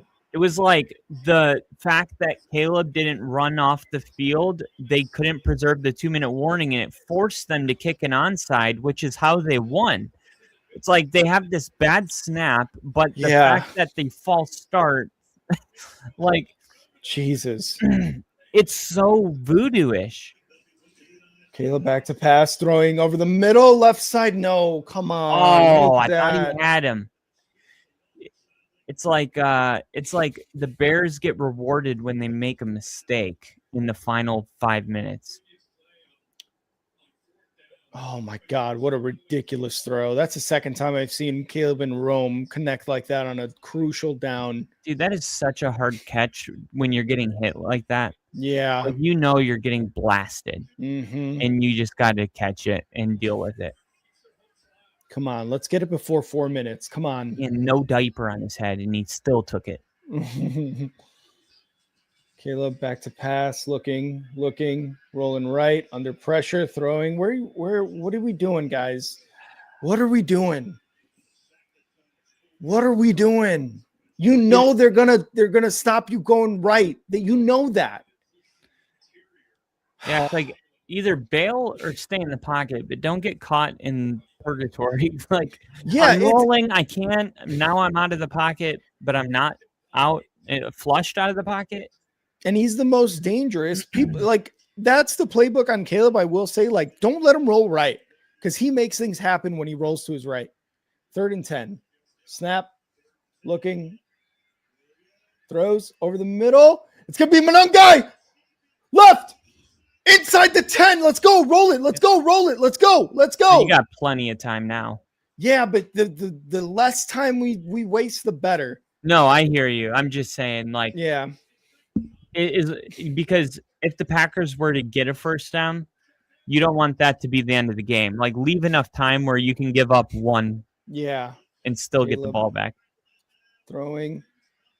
Oh, Jesus Christ. Oh, my God. Second. I would say as long as the Bears score before 2.5 minutes. I hope they score before 4 minutes. No. I think they will. But yeah. Like going into this drive, I thought if the Bears want to win, they got to score with about 2.5. You want to preserve the 2-minute warning. You want to keep all 3 timeouts. You can stop the clock 4 times, and you only need a field goal. But if you score before 4 minutes and you don't get the 2-point conversion, you give yourself more time for that other touchdown if you need it. Caleb back, throws it, touchdown! Yes! Luther Burden? Let's go! I think that was Zacchaeus. Yeah, Zacchaeus. Let's go, baby. Let's go. Somebody's closer. Woo.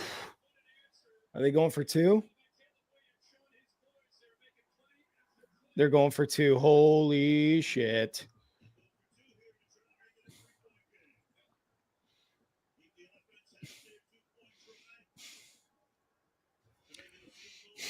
2-point conversion here, boys.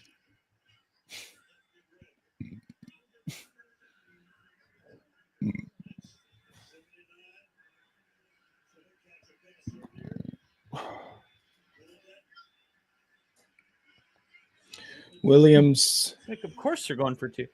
Going into shotgun here. He's going to run it himself. Snap. Looking. Throwing. Yes! Yes! Touchdown. Preston Loveland, baby. Yes! Yes! Who else? Exactly. Yeah. Let's go, baby. Let's go. Let's go. Let's go. All right. Come on, defense. Step it up.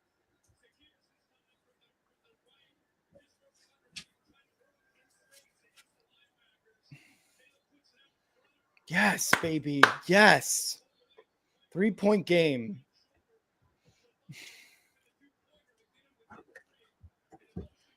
Let's go.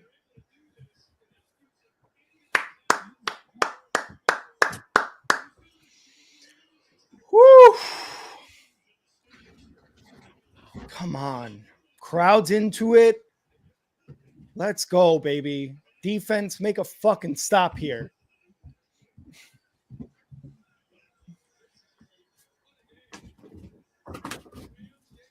Yes, Caleb. Let him know. Let him know, baby. Come on. Be the leader. Let's go. Love it. Fucking love it. What happened? Nothing. He's just talking to his defense? receivers, I think. Receivers.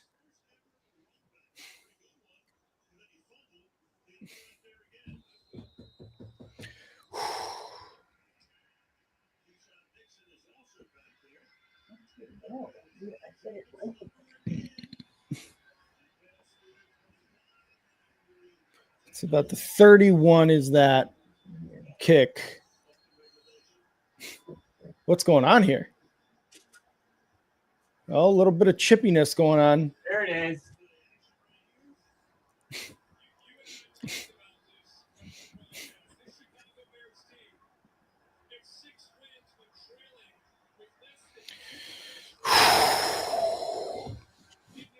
Let's go, baby. Come on. Come on, defense. Step it up, baby. Hey, there we go. There we go. There we go, Kyle. There we go. Let's go.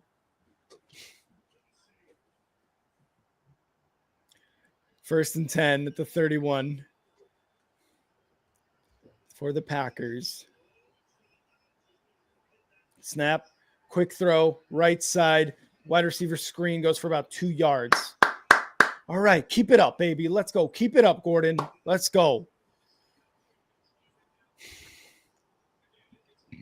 Less than 4 minutes.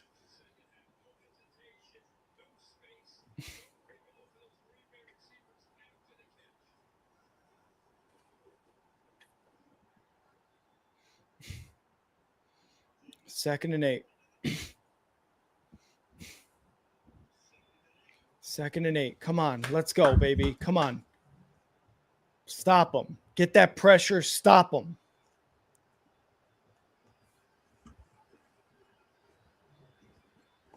Love going deep right side. Caught Dubs. Are you fucking kidding me, guys? What a fucking catch. Plenty of time. Plenty of time. You got 2-minute warning. You haven't used any of your timeouts yet. Yeah. Which, thank God, because if you would have used them and then they got the first down, yeah, not quite fucked, but you're definitely like rounding second base. Yeah. About to be. Snap. Jacobs. Goes nowhere, baby. Goes nowhere. Let's go. Let's go. Come on. Come on. I think offensively, like if I'm LaFleur, I'm playing this very aggressive.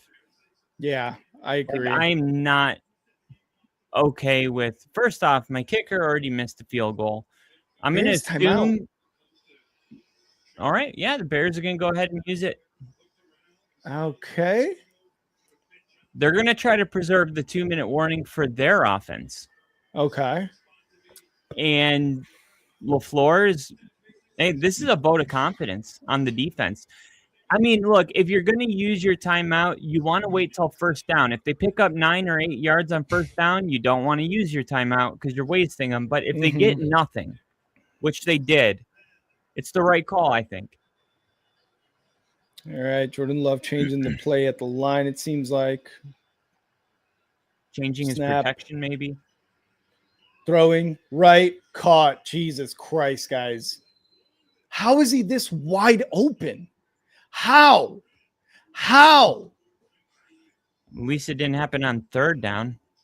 Thank God. Then you would have wasted Gordon. 2 timeouts.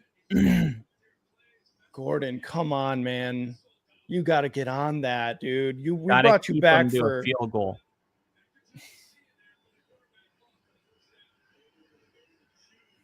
at the 21-yard line. Love. Snap. Hands it Nowhere. off. And Jacobs goes nowhere. Maybe back to the line of scrimmage. Timeout. You got to call it. Right call. I mean, look, if it's first down and they run it and get no yards, you got to call your timeout, or they're going to just burn 45 seconds. Yeah. You don't need them on offense because you can control your tempo. You need them on defense because you can't control theirs.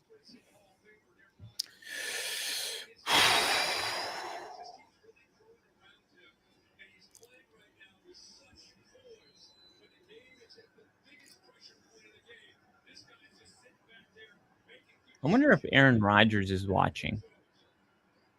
I think so. I think a lot of football players in general watch the playoffs just because they love the sport, you know. Definitely. Yeah, I hear a lot of interviews with players where they're just like, "Yeah, just go home. I'd watch Sunday Night Football or something like that." Yeah, it's insane. What Throwing deep left side. That's going to be PI. Oh my God, Wow. That is the biggest good thing the Bears have gotten for them all game. Who was that? That was Tremaine Edmonds too. That's a linebacker. I don't know how this isn't PI. Let's see. Oh my God, it's not PI. Yeah, it's not. Yeah. It just looked like it in real time. It did. Yeah. Wow. I thought it was PI too. I was like, well, great. They're going to get it at the goal line. What's that? And timeout. Packers. Good timeout by God. LaFleur. Yep. And you preserved your last timeout because it was incomplete. Like I said, if the Packers were to run it again and the Bears call another timeout and now they're out of timeouts, it's just not aggressive enough for Green Bay. Yeah. Because now it's 3rd and long. That play was almost a touchdown. Yeah. You know, that just happened. And yeah. I think for LaFleur, if you're a Packers fan, he's hearing the rumors about his job and all of that stuff. Yep. And I'll never forget the Aaron Rodgers game where he kicked the field goal hoping to get the ball back and instead of going for it. And he's being aggressive here. 3rd and 10. Love moving up at the line, adjusting something. Hurry up. What are you doing? Delay of game. That's a delay of game. Yes. It's a delay of game, but they didn't even decide to blow the whistle till 3 seconds in. That's what I'm saying. How do you have a delay of game? Okay, yes. so much. After a timeout. How do you have a delay of game after a timeout? That's wild. How does that happen? That's and this wild. is why LaFleur is questioned. It's that. Whatever that is. It just seems like he chokes. I feel like that happens often with them. I may be wrong. I don't know. It's always playoffs. It's the same thing with Kyle Shanahan. Like, he jokes at the end. 3rd and 15. 3rd and 15. Come on. Love, snap. Bears rushing 4. Throwing deep right side. Love. Incomplete. Save your timeout. Woo! The Bears can now win the game instead of tie it. Oh, this my field God. goal is huge. Wow, that delay of game was huge too. I told you, Rick. Oh my God. Come on. Come on, boys. Come on. This is a huge, huge field goal. How long is this field goal? 50? 50, 44. 44. Snap, hold, kick. He missed it. Is no good. No good. No I knew it. I knew he was going to miss it, dude. Oh my God. Oh my God. That's why Sean Payton got rid of his bum ass. Oh my God. Let's go, boys. Let's go. McManus peaked in high school. Let's go. Super Bowl 50 was a long time ago. Is that where he missed kicks too? That's when he made every kick in the postseason and the Super Bowl. Oh, okay. He was like an MVP for the playoffs. Oh my God. But it was a long time ago. Oh my God. How are you missing 44-yarders? I mean, oh my God. At that point, you know he's in his head. That's how he missed it. It was a big moment too. And if the Bears tie it, expect him to miss another important one. Snap. Caleb rolling right, under pressure, going right again. Is he going to throw? Oh, down. So close. I feel like everyone needs to just take a deep breath. Yeah. That play is just a little too sped up for the moment. I feel like they snapped that a little quick too. Yeah. Everyone needs to just realize that. Shut the fuck up. It's fourth and whatever. Yeah. There's an eternity. Yeah. To get a field goal. And what you can't do is hurry up, rush, make a dumb mistake thinking you had to get it all. Mm-hmm.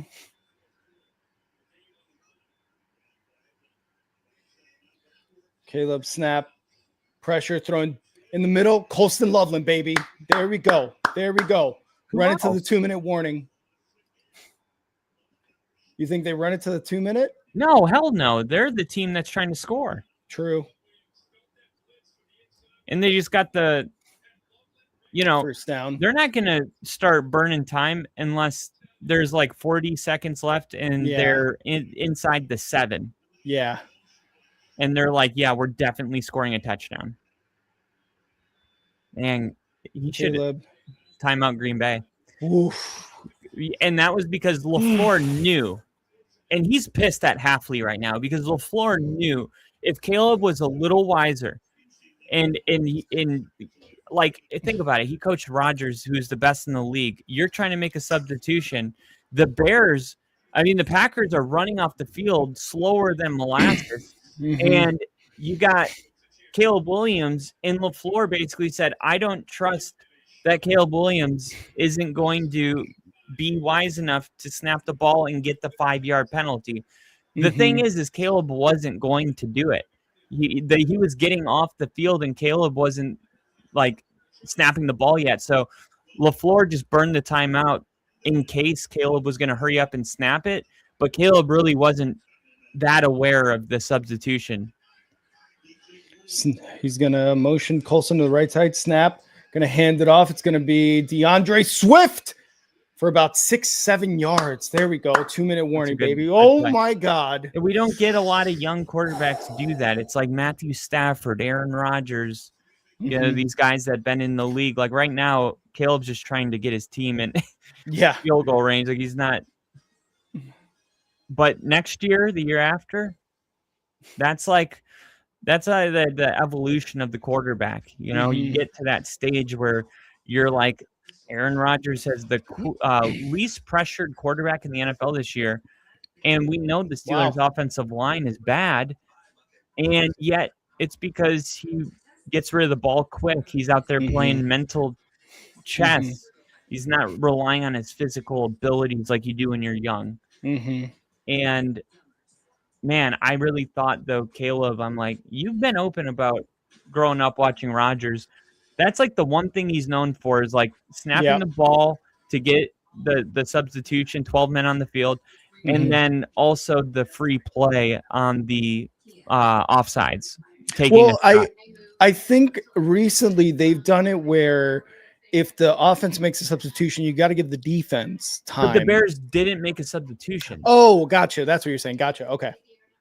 Yeah, that's true too. And what Caleb has done, though, I will say that is very Aaron Rodgers like is when it's happened a couple times, and I believe once against the Packers, where you have an offsides or you have an encroachment and they don't stop it. Caleb snaps the ball and throws it to his deep guy, similar to what Aaron Rodgers did to the Bears for literal years. The deep ball thing I've seen Caleb do.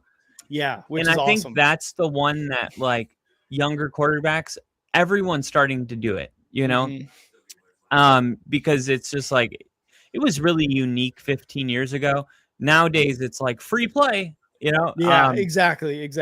I think the 12 men is a little more like intentional. Like you have to be like aware of like, oh, they're substituting, which is just a whole nother level of like, especially in this moment, like awareness. You're trying to get the play in. You're thinking. You're not really like, oh, are the Packers substituting? You know? Yeah. Do you have to call a motion? Do you have to? Yeah. Right. And who knows what plays being, you know, regurgitated in his little headset. 25 twists, right bow, 17 twists. You know, kill, 34 laser. That's why they say quarterback's the hardest thing in all of sports. Yep. 2nd and 4. Caleb shotgun. At least it's not 4th and 2. Yeah. Snap. Caleb pocket looking, pressure, rolling right. Is he going to take it himself? No, he throws it. More. More. DJ. Come on. Oh, no, not your pillow. 2 things.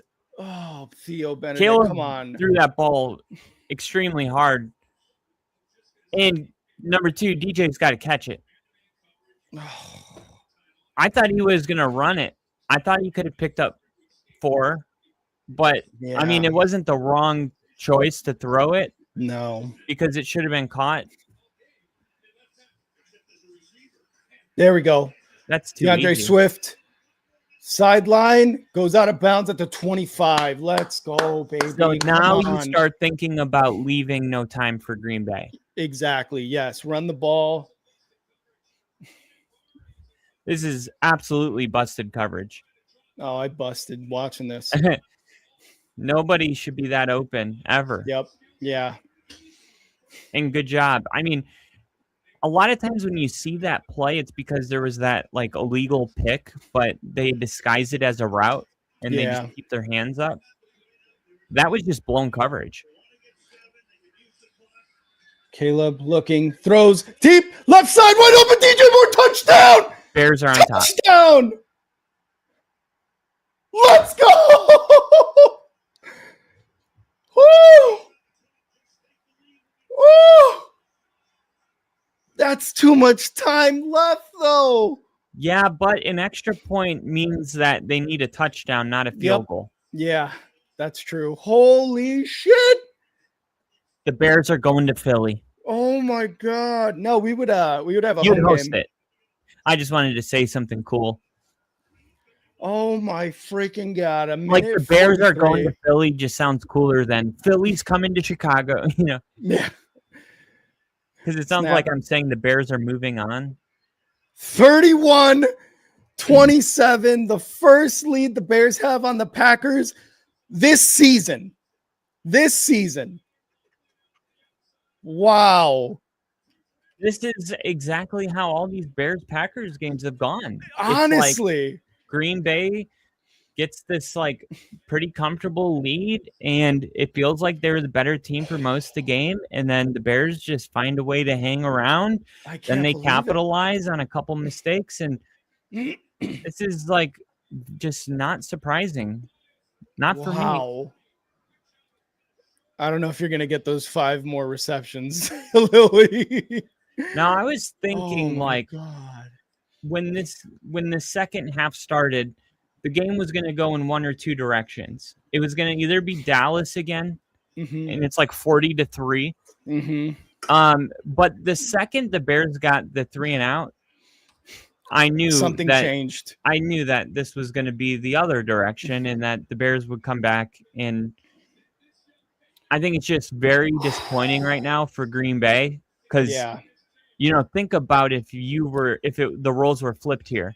Oh, yeah. It's almost like unbelievable. Like, how did you let this happen with all the turnovers and mistakes that the Bears have made today?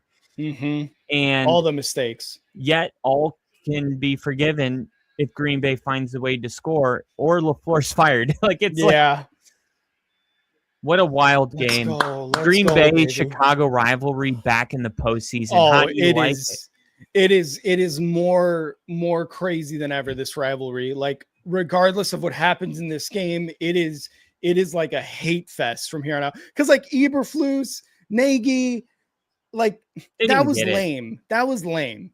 Like Eberflus was at a game with Matt LaFleur at a basketball game during the offseason. And it's like, dude, this is the Packers. Do you not understand?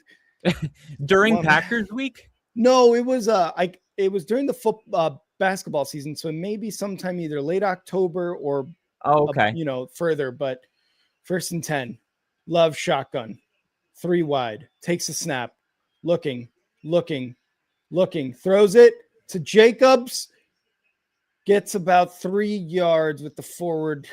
Green Bay only has 1 timeout because they were using them on the other side. Walter Payton Man of the Year, Jordan Love won. Oh, he must have won nominated for his team. Yeah. Jordan Love looking, throws over the middle. Incomplete. Oh, my God. Yes. Kyler Gordon. How many times have we seen Jordan Love throw an interception on the final drive? And what was the game that comes to mind where San Francisco? Yes. And they were up big. Greenlaw. Your boy Greenlaw. Yep. Come on. That just gave me a flashback to that exact play. Yep. Come on, baby. Come on, defense. Let's get it. Last one. Come on. 2 more downs. Two more downs. Dobbs has been the guy that's been sneaking away. Yep. He dropped it. Oh, incomplete. That was Dobbs. And now the Packers' entire season comes down to 1 play. If the Packers don't convert, their season ends. Come on, baby. In Chicago, having to go midfield and shake the guy's hand who laughed at you, who said, we're going to win twice a year. These guys hate each other. I just, as a competitor, you got to think LaFleur's going to literally be in bed for a week if he doesn't convert here. 4th and 7. Love shotgun. Snap. Looking, throws deep, left side, caught. Fuck. Oh my God. That's gold in a minute. Balls to throw this. Was this 17-yard pass when you need 7 with the entire season hanging in the balance? That was on emotion too. That was a really. That is just such an insane throw for that moment. God. 1st and 10, 1 minute left. It's like, does he not care? Back to pass. Love looking, throws left side, caught, out of bounds. 55 seconds left. Oh, come on, boys. Come on. 5 yards every 5 seconds would get them 55 yards in 55 seconds, and they're 55 yards away from a touchdown.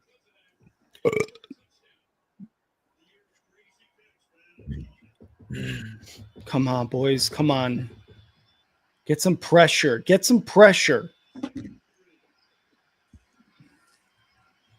Love in the shotgun. Snap. 4 rush for the Bears. Looking, throwing deep over the middle. Incomplete. Oh, my God. Oh, my God. He dropped it. He just dropped that. Reed dropped that. 3rd and 3. 50 seconds left. Wow. Credit to Love getting the ball out in like 5-second increments. Wow. Oh, my God. I mean, that's a touchdown. Yeah. I think he's going to turn the corner, and he's the fastest guy in the team. Yep. Reed is, Christian Watson? No. No, that was No. But I'm saying Christian Watson faster than Reed or no? Oh, no. No. Snap. Love looking. Quick throw. Left side. Caught. First down.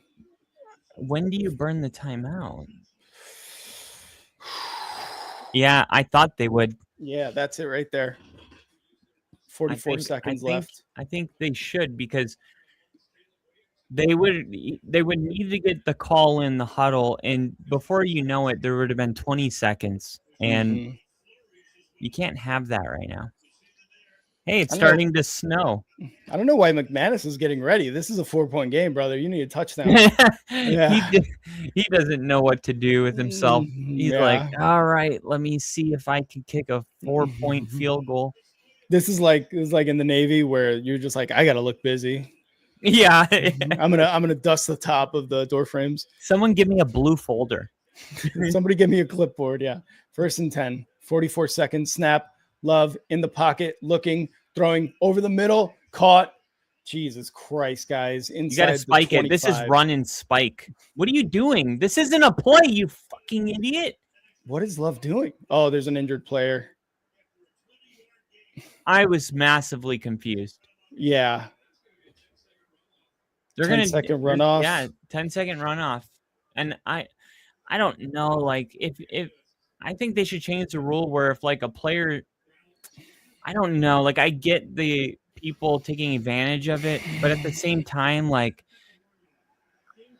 penalizing a team because like they're playing a sport where people get hurt.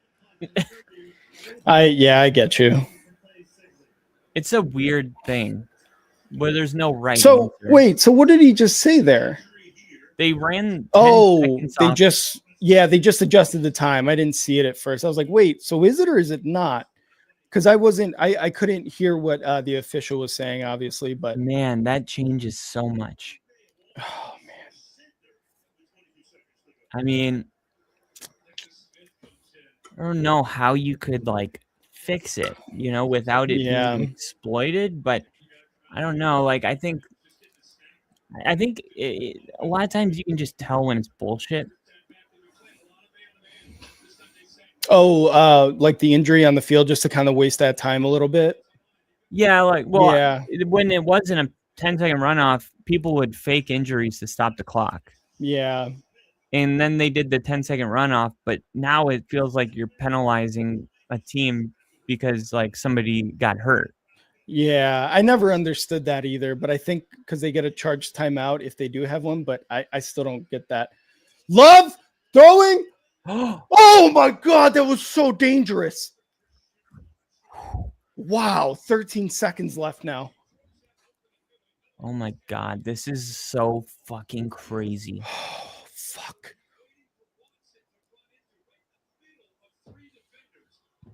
$13 seconds, 2nd and 10. Come on, boys. Come on. Do not let this go, please. Love is being super like.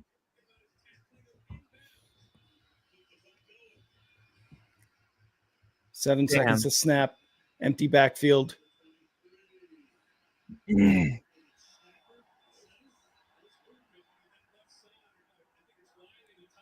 No way. False start. False start?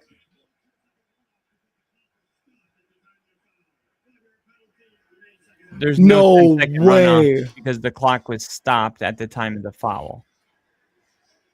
They would have a 10-second runoff for a false start? Not if the clock is stopped at the time the foul was committed. But if the clock was running, then it would have been a 10-second runoff. Because then people would just do offsides on purpose to stop the clock. Oh, gotcha. 2nd and 15. 13 seconds. Love back to pass. Bears rushing 3. Love's gonna probably run it himself. Oh, incomplete! Is that a fumble? Why is the clock still running? Why did it run to 2? It should have stopped at 3, I think. I think it should have stopped at 4 or 5. Oh, that's a fumble. His arm's moving forward. I thought it got loose before it went forward.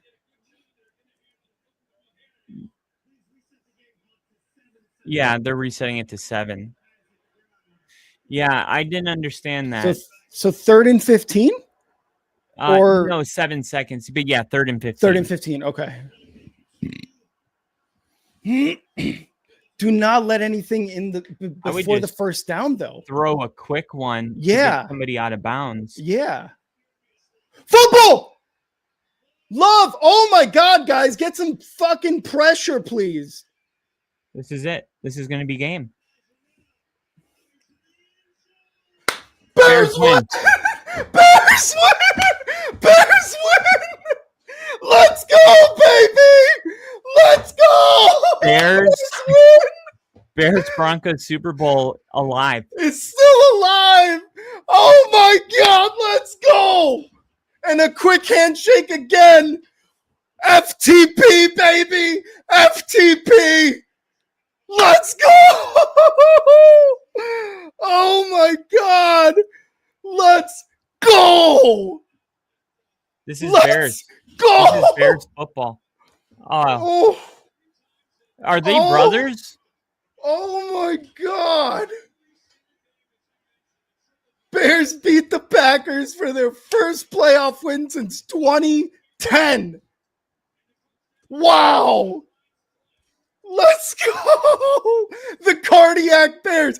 28 points in the fourth quarter, in the second half, whatever. I cannot believe that. Oh my God.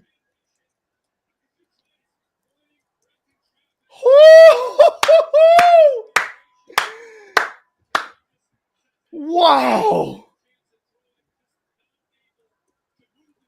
Oh my freaking God, baby. Oh my freaking God. Let's go. Look at when he shakes LaFleur's hand. Look at the hate. Oh. Bye, love. Bye. So I saw Jalen Johnson and Christian Watson. Yeah, they embraced there at the end. Yeah, and so I was trying to see like why, and I saw after Watson tore his ACL, Jalen Johnson immediately called for medical help and then knelt and prayed over him. Yeah, and ever since that, I guess that was like a big thing all over social media that Jalen Johnson like did that when Christian Watson tore his ACL. Yeah. And wow. I guess they're like friends now. Oh my God. I cannot believe what I just saw. Yes, you can, Rick. You've seen this every week. But not in the playoffs. Oh my God.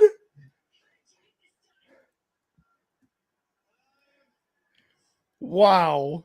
How do you feel right now?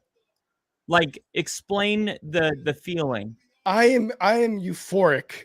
I am This is happy. why you go through all of those years that suck. This right here is why I went through, you all saw it, the absolute lowest after that first drive. I was mother effing the team. I was banging on my chair on the desk. Oh, yeah. Oh, my God. They scored 25 points in the fourth quarter. Kyle, you know that feeling to score a ton of points in the fourth quarter. That was an absolutely wild game. Caleb Williams, clutch. DJ Moore, again, with the dagger to beat the Packers for the second time in a row. I've never been happier. Oh my God. That was insane. That was insane. We play another game next weekend, ladies and gentlemen. We play in the divisional playoffs for the first time since the 2010 season. Wow. I'm really happy for you, buddy. Thank you. Oh my God. I'm also like, what's that? I'm also like a little like mind blown about what I just saw. It's like, you're telling me, dude.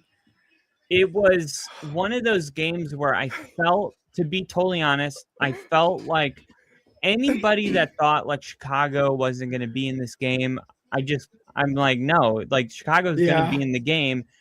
I just didn't think they were going to get it done at the end, to be honest. Me neither. I thought like Green Bay is going to find a way, like the first matchup, with the, and, I don't know, like, I think when you really look at the game now, you go back to the first half and say, I mean, really, it was Ben Johnson that put the Bears in a hole. And once he stopped making those decisions, it not only empowered the defense, who looked entirely different in the second half, but they stopped making those mistakes, and the Packers had to earn their points. Yep. Oh my God. This is a tale of two games. My God. Tale of two halves. Oh. This Bears host another playoff game. Yeah, and that's all you want. Wow, dude. This is the happiest I've been as a Bears fan for a long time. I just looking at the box score, the first 3 quarters, the Bears offense mustered 6 points. In the fourth quarter, we get 25 points, a field goal, and 3 touchdowns, and a 2-point conversion. You're right. I have seen this all year. We've seen the cardiac Bears be the cardiac Bears. We've seen Caleb throw and complete these absolutely ridiculous throws that should not be completed. The Roma Dunze throw to the left side, moving left. That kept the drive going. The DJ Moore drop that turned into the DJ Moore touchdown reception redemption to ice it again for the Packers. And even Christian Watson dropping that touchdown. Yeah, and even Ben Johnson got knocked down on the ground. So happy in the middle of it all. Like, and that's something I want to see with Ben Johnson.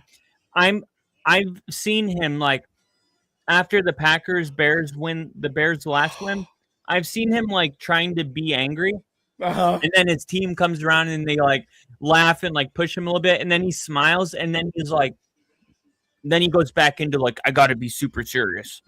And I'm like, dude, I just want to see you like just let your, and he looks like he's not trying to like play a character. He's just living in this moment, which is all Johnson Ben. Yeah. Yeah. Which is what I wanted to see from him. Like, oh my God, dude. Once in a while, you just got to let yourself smell the flowers. Yes, I agree. And the funny thing is, like, so if the Bears, sorry, go ahead. I was going to say that's Ben Johnson. There was one point where they showed they had the camera on him on the sideline during a pick. The Bears defense got an interception, and you could see him deadpan, look at the ball, intercept it, watching his defender run, gets tackled inside the opposing territory, and immediately like goes back into coach mode. Like, like nothing was phasing him. And it's just the killer mindset that he seems to have. And I love it. I love his good, better, best. I love him, man. This has been an amazing season. Had we lost against this team, it probably wouldn't have hit the same. Of course not. We beat them, and I cannot believe we did that. It's insane. You're just going to wake up happy tomorrow. Oh, dude. And the fact that I get to watch Sunday and Monday football worry-free, knowing the Bears have a game next week again, like, woohoo! So let's go. The 7th seed gets eliminated for the NFC. 4 out of the 5 years that the 7th seed since it's been incorporated. The only 7th seed to ever win a playoff game was the Packers when they beat the Cowboys. But was what? The Packers when they beat the Cowboys. Had Green Bay won, they would have gone on to play Seattle. Mm-hmm. Mm-hmm. That would have been automatic, yeah. Now that Green Bay is eliminated, you have the 1-2, the 6-3, the 5, and the 4. But the 4 has been eliminated. So the only thing that remains is the 5 seed, the 6, and the 3. Obviously, Seattle is going to play the lowest remaining seed. So if the 49ers were to beat the Eagles, the 49ers and Seahawks would play next week. But if the Eagles beat the 49ers, then the Rams are going to end up playing the Seahawks. And then the Bears would end up playing the Eagles. Eagles, yeah. Mm-hmm. So it's very simple for Chicago. If the 49ers win tomorrow, get ready for the Eagles. Yep. If the Eagles win tomorrow, no. If the 49ers win, we play the Rams. Right. Did I say that wrong? Yeah, you said if the 49ers I said get ready for the Eagles. Yeah. If the 49ers win, then the Bears would play the Rams. Yep. And if the Eagles win, then you will play the Rams. No. We play the Eagles. If the 49ers win, the Eagles are eliminated. If the Eagles win, we play the Eagles. Yeah. If the Eagles win. Right. Yeah. Because they're the 3. Yeah, exactly. But like you said, if the 49ers win tomorrow, we play the Rams. Yeah. So it's the Rams or the Eagles? Rams or Eagles. Correct. Yep. Which one of those would you rather play? I'm telling you right now, the Bears, I think they would beat the Eagles. I think they would not beat the Rams. Yeah. And to be honest, dude, I honestly preference. I don't know because I don't think the Eagles are good. I think they're going to lose tomorrow. But I think too, though, what I will say about the Eagles is I think that they are similar to, I think the team is built similar to the Chiefs in recent years where I thought you were going to say that. Yeah. Yeah. Where they have down years, but in the playoffs, it's like, okay, we know we've been here, win or go home. We're going to put our best foot forward because that Black Friday game is like a month and a half away from that. And I'm not saying the Eagles have dominated since then or anything, but what happened on Black Friday? We dominated the Eagles. Oh, okay. Yeah. Like, here's the thing. I think you're wrong about the Eagles getting to wear the crown of like, we can trust them like we trust the Chiefs. Like, I'm not there with them. They've gone to the Super Bowl twice in 4 years. And both of those years, they were the best team in football. Yeah. Then they had the year in between where they lost both their coordinators and they were bounced in the first round to Tampa. And it was very similar to what's happening this year. I called this when we did our predictions in the preseason. I said the Eagles are going to get in with 9 or 10 wins and they're going to get bounced in the first round. And based on what I've seen all year, I have no reason to think that they're going to be able to beat the 49ers, besides the fact that it's the playoffs and you're in Philly and it's a road game. And the 49ers just played Seattle last week, which is a physical game. You're tired, and I get all that. But if you're talking strictly about like the Bears, I think the Bears match up very well with Philly, and that would push them to the NFC Championship. But for the 49ers, like I think the Eagles are the second worst team in the postseason. Like Panthers being the first. The Panthers being the first, and then the Eagles. And like the Eagles statistically are an anomaly. There's no reason they should have won 11 games. They're not great at anything. They are one of the worst first and second down teams, which means they're one of the worst third down teams. They rely on like 2 big plays a game. They're just, I don't see them winning. And if 49ers win, it's the Rams. And you said you don't feel great about that. I don't feel great about the Rams because that defense is absolutely suffocating. And the defense has been trash though the last 3 weeks. Then something's going on. Because even the Panthers scored like 20 whatever points on them. You're right. And the Panthers were the team that broke them 4 weeks ago. Remember the Panthers 31. You're right. Yeah. The Panthers played the Rams 3 or 4 weeks ago, and the Rams were coming off back-to-back massive wins. Yep. And everyone said the Rams were the number 1 team in the NFL. And then the Panthers like beat them and scored like 40 on them. And ever since then, the Rams their defense has been like almost like not horrible, but bad, bad. I don't know what happened. It's like a whole different team. It's the opposite direction. So like, I think the Bears could even beat the Rams. I would not be shocked. That would be awesome. I don't know. The Bears beating Green Bay today tells me that the Bears could beat the Rams, and they could also beat the Eagles for sure. Okay, so Seattle and the Bears. Going with that, that would be fucking crazy. Going with that, who would you rank the better offense, the Rams or the Packers?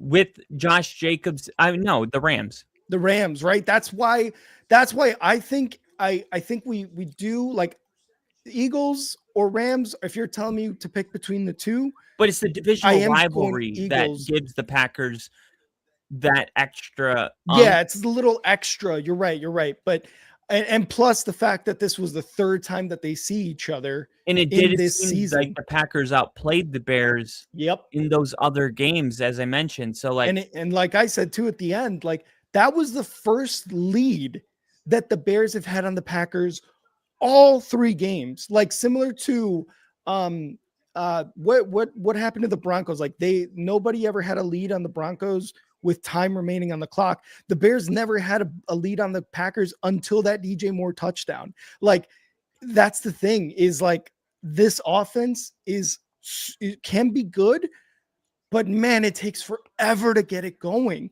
And the extra bump because of the rivalry, absolutely, I agree. I just think that the Rams offense is like from the start, go. The defense, I didn't realize they were like kind of on the downhill. Yeah. But it would be like 27 to 30 points for each team, I think. I don't know. Yeah, because if that's it, that's kind of what's been going on. They had a close game against the Panthers. I still think I would prefer to play Jalen Hurts and the Eagles because, man, Matthew Stafford is such a good quarterback. Yeah, the Rams were my Super Bowl favorite. Oh, that's right. I had the Rams and Broncos in the Super Bowl, and I remember when I said that, you were like, no way. And I'm like, shut up. I was like, wait, I don't do this every year. Like, So the Rams gave up 34 points to the Lions. Then they gave up 38 points to the Seahawks. Then they gave up 27 in a loss to the Falcons. Then they gave up 20 to the Cardinals last week in a meaningless game where they played their bench of starters. And then the Panthers today, they gave up 31.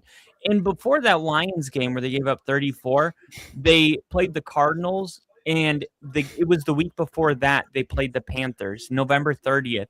And the Panthers scored 31 on them. And it changed everything. Because before that game, you see like Rams Bucks 7-34.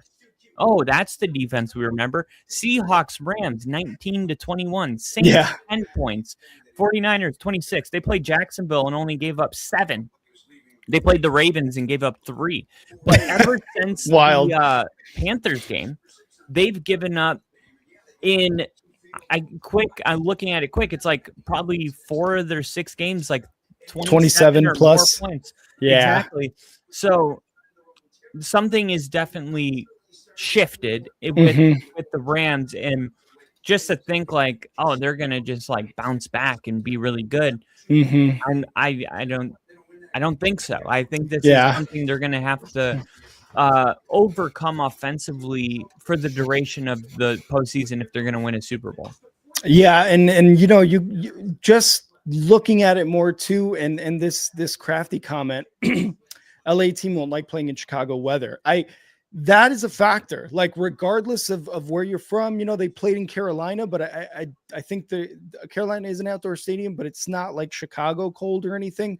So I think that does factor in I think it's one of those how a things team though performs. that's people state it I sometimes. agree, but I do still think it has an effect because they are a semi-domed stadium. I know it's an open air stadium, but still they play in Southern California, right? It makes a big difference offensively. Yeah, I think it makes a difference, but I agree with what you're saying is like, I think it's not as much of a advantage as people, say it is, because look at Aaron Rodgers. Where did he play in college? What was it, like California? Yeah. He came to the Packers. He sat under Brett Favre. He played in some of the coldest games in Wisconsin, in Chicago, in Minnesota, and even Detroit, where he played 8 games a year. And look at, he's won a Super Bowl, plenty of playoff appearances, going to the Hall of Fame. So I agree that I think it does make a difference, but it doesn't make that much of a difference like people are saying. And I'm going to go take a quick pee because I've been holding it since about the end of the third quarter. Yeah, definitely. It's like every time I watch Colin Cowherd, he's always talking about like these warm weather teams don't want to go play, in the cold weather. And I don't know, like, I think it takes a really long time to be in a warm place for so long that you're just uncomfortable playing in the cold. Like that takes, decades for your blood to start thinning to that point. Now, if you take out the whole like team dynamic and just talk about Chicago as a whole, like, yeah, it's much harder to be a dynamic offense in windy, cold, snowy conditions. Not talking about the players and their disdain for cold weather, but talking about just how the game itself is more difficult as far as passing the ball and getting a bunch of yards and being able to get traction with your cleats and cut in snowy, cold, windy conditions, even kicking a field goal. Think about it. We saw Brandon McManus miss a field goal that would have put the put the Packers, I guess it would have been, no, he missed 2 field goals.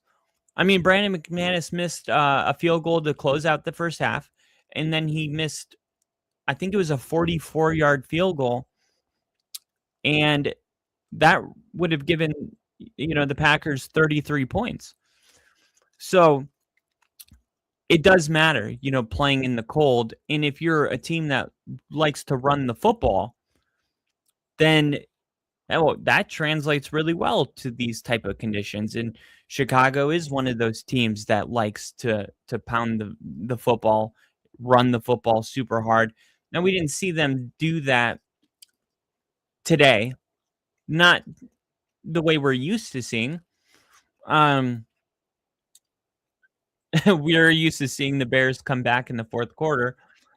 But I'm looking here at the box score, and it looks like the Bears had 93 yards on the ground total.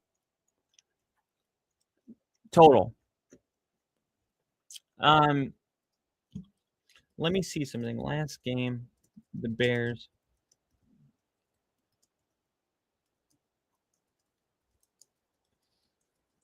And now they're doing interviews on the field. Let's see. So January 4th. Let me see something. Bears. Okay, so I'm wondering for the Bears, we're just saying how in the cold, windy weather, like the Bears type of football does translate. It works. It's not like the Rams where they want to throw the ball for 500 yards. The Bears want to run the football. And look, the Bears didn't even break 100 yards rushing today. And I'm looking at their last game against the Lions, and like their leading rusher had 40 yards. And all of a sudden, I start wondering, I mean, then I go back to the 49ers game, and it's like DeAndre Swift, leading rusher, 54 yards. Yep. Did something shift 4 weeks ago and we didn't notice? I think what happened 58 yards the week before against Green Bay. Yep. And I think what happened is that Green Bay game. Because it was the Eagles. If you notice, it was game, they cracked 55 yards. It tipped, and I think what happened there was that big play to Jade Walker where Williams was rolling left, threw the touchdown to tie it to go in overtime, and then he had the big throw to DJ Moore. The running game was somewhat effective. Monangai was running the ball somewhat effective during that overtime and that fourth quarter, as well as DeAndre Swift. But from there, like you said, like nobody broke over 50 plus yards or whatever. Then you go to San Francisco, and it is an absolute shootout. It's one of the better primetime games the Bears have had in recent years, where they were in it against a top NFC team. Then you go to week 18 against the Detroit Lions too. Low scoring game. Defense kind of held their own, did their thing, but it was also like a throwing type of game where I think Caleb got like 210 yards or something, not totally airing it out, but also what happened in that game was similar to what happened you saw in this first half, where you were like, the Bears have had the ball twice in the first half. And I was like, that's exactly what happened in the Detroit Lions game. They had all this time in their first drive, came away with the field goal. Then they had then the Detroit Lions had all this time for their first drive that went into the second quarter or such. And each team touched the ball maybe twice or three times in that first half. And then you get to the third and fourth quarter where it becomes crunch time, which, you and I have seen all the time during witching hour during the regular season, where it's like, we can't run the ball. We can't run time off the clock. We have got to throw it. And that's where that game against the Niners, as well as that week 18 against the Detroit Lions, that's when it was like, okay, Caleb, throw the ball, dude. Like we've got no other shot. We got to win this game, and we're not going to do it with the running game right now. We've got to throw it. So I think that's where you were kind of like pinpointing, when did the pendulum swing to the other side being the passing game. And I think it was after that second Packers game where Ben Johnson became more confident in the ability of Caleb Williams, which he has kind of been all season, but even more so late in games, to get them either within a score, in the lead, to overtime, what have you. I think that's what happened, but I want to credit Green Bay's defense because they did a really good job against Monangai and DeAndre Swift. I think the Bears' total rushing yards, not even 100, like you said, 93. Like that right there is just credit to their defense for being able to hold them to under 100 yards, which was very hard to do during the regular season for the Bears.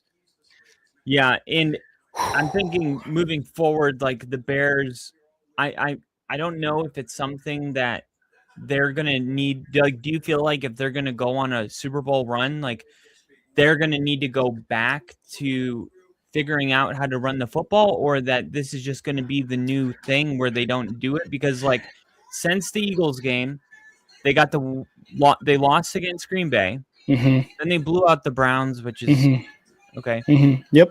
Then the Packers game again, miracle game, and not necessarily like the blueprint for success type of a game. Right. Then the 49ers game, it's a shootout. Shit happens. Sometimes you can't run. Yep. And then the Lions game is like, all right.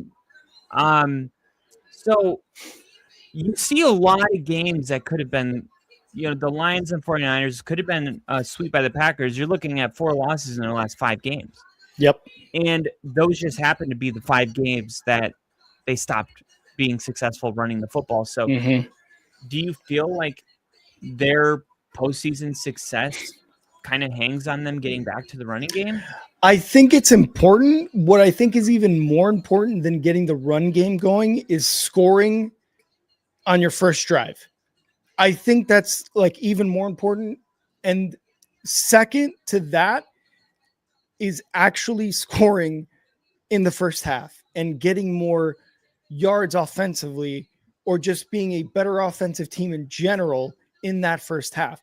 Then the running game third, I think so. But I really do think the importance is like why are we having a difficult time in the first half and we're just playing from behind, playing the cardiac bears role, and then in the fourth quarter, like really ramping it up? I think before the running game, it is that stuff that we have to figure out. Why are we failing in the red zone on our first drive? And why are we failing in the first half on all of our offensive drives? And why is the defense too in that first half just a wet paper napkin? Why are they letting everything and anybody through there and not tackling? So I totally get what you're saying is like, we do need to run the ball more. And it seemed like we were running it pretty effectively that first drive. And like you said, it almost seemed like Ben Johnson was like, all right, you know what? We're going to pass the ball. I'm going to get Caleb, trust him a little bit more. I do think we need to run the ball more, but even more so than that is just rhythm. Offensive rhythm needs to be much better in that first half. Don't get me wrong. I love winning games late. It makes for an exciting game. But you know what I love more? Blowing out the Browns. Yeah. And blowing out the Cowboys. That's fun too. That's even more fun. So it's just not going to happen in the playoffs usually, and it's not going to happen for 4 games in a row. So I totally agree. You're going to have to just hope that by the end. You see Caleb Williams right now? No, what's he doing? Grating cheese. Is he really? Yeah, he's got the helmet on and everything. Oh, okay. I love that. Yeah, but no, yeah, man. I running the game, like you said, it's not going to happen like this.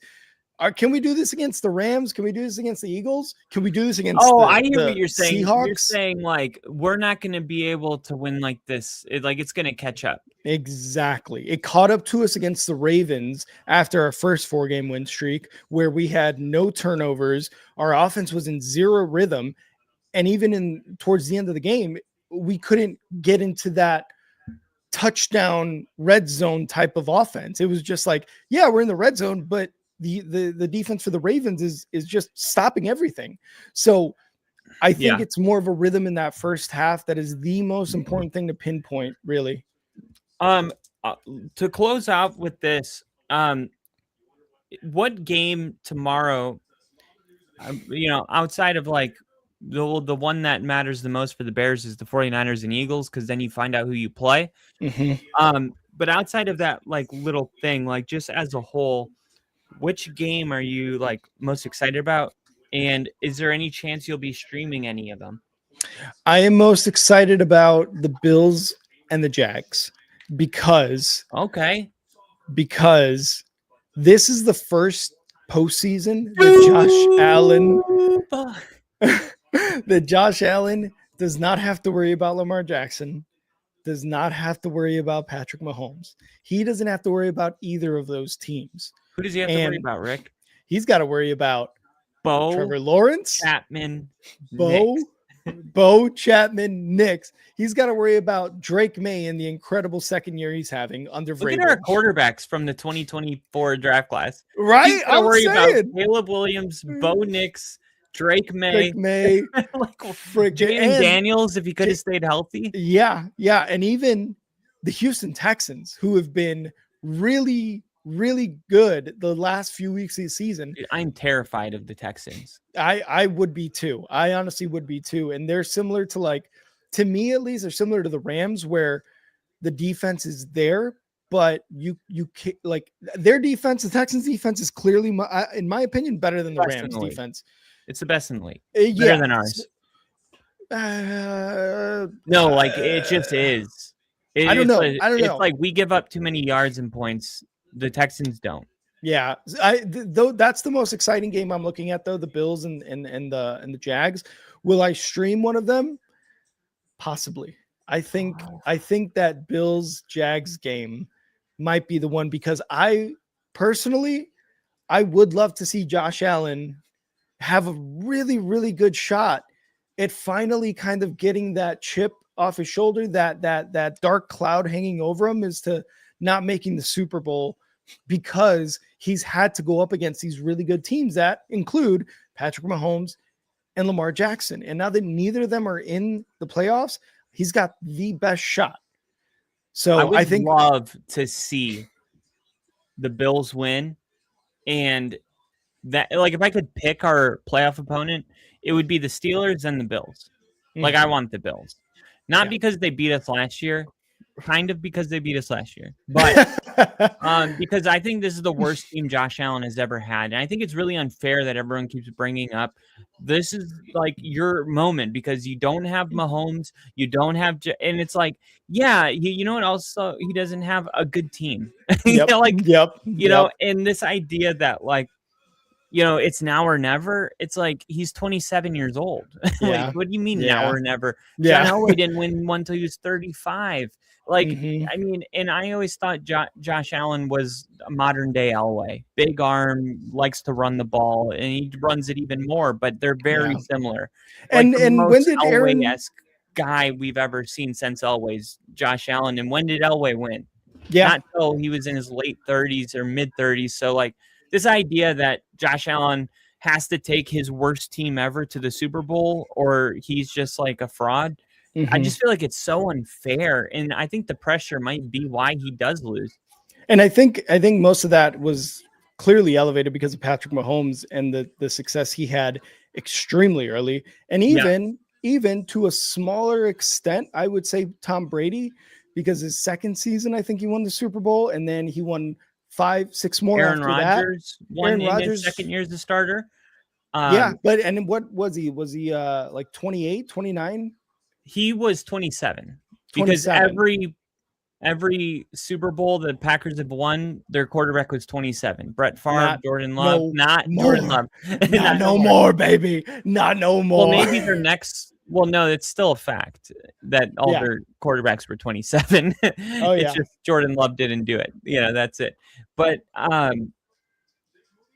what were you talking? Oh, Buffalo. Like, that's why I think it's a little unfair because I just think Jacksonville's a better team. Like, they've been doing everything so well. And it's like if Josh Allen doesn't put the team on his back and will like this team to a victory over the hottest team in the NFL, like he missed his shot. Like, I don't know. Yeah. I get what you're saying, but man, that was congrats. Thank you. Again. Thank you. And I can't wait to watch the Broncos next week. I wonder if we're going to play on the same day. Oh, true. I think it depends on who the Bears play because whether it's a Saturday or Sunday game, I think it'll go to two games or 2 days next week. Oh, so I wonder if there's going to be Saturday night and Sunday night football. 2 games on Monday Saturday night and 2 games on Sunday.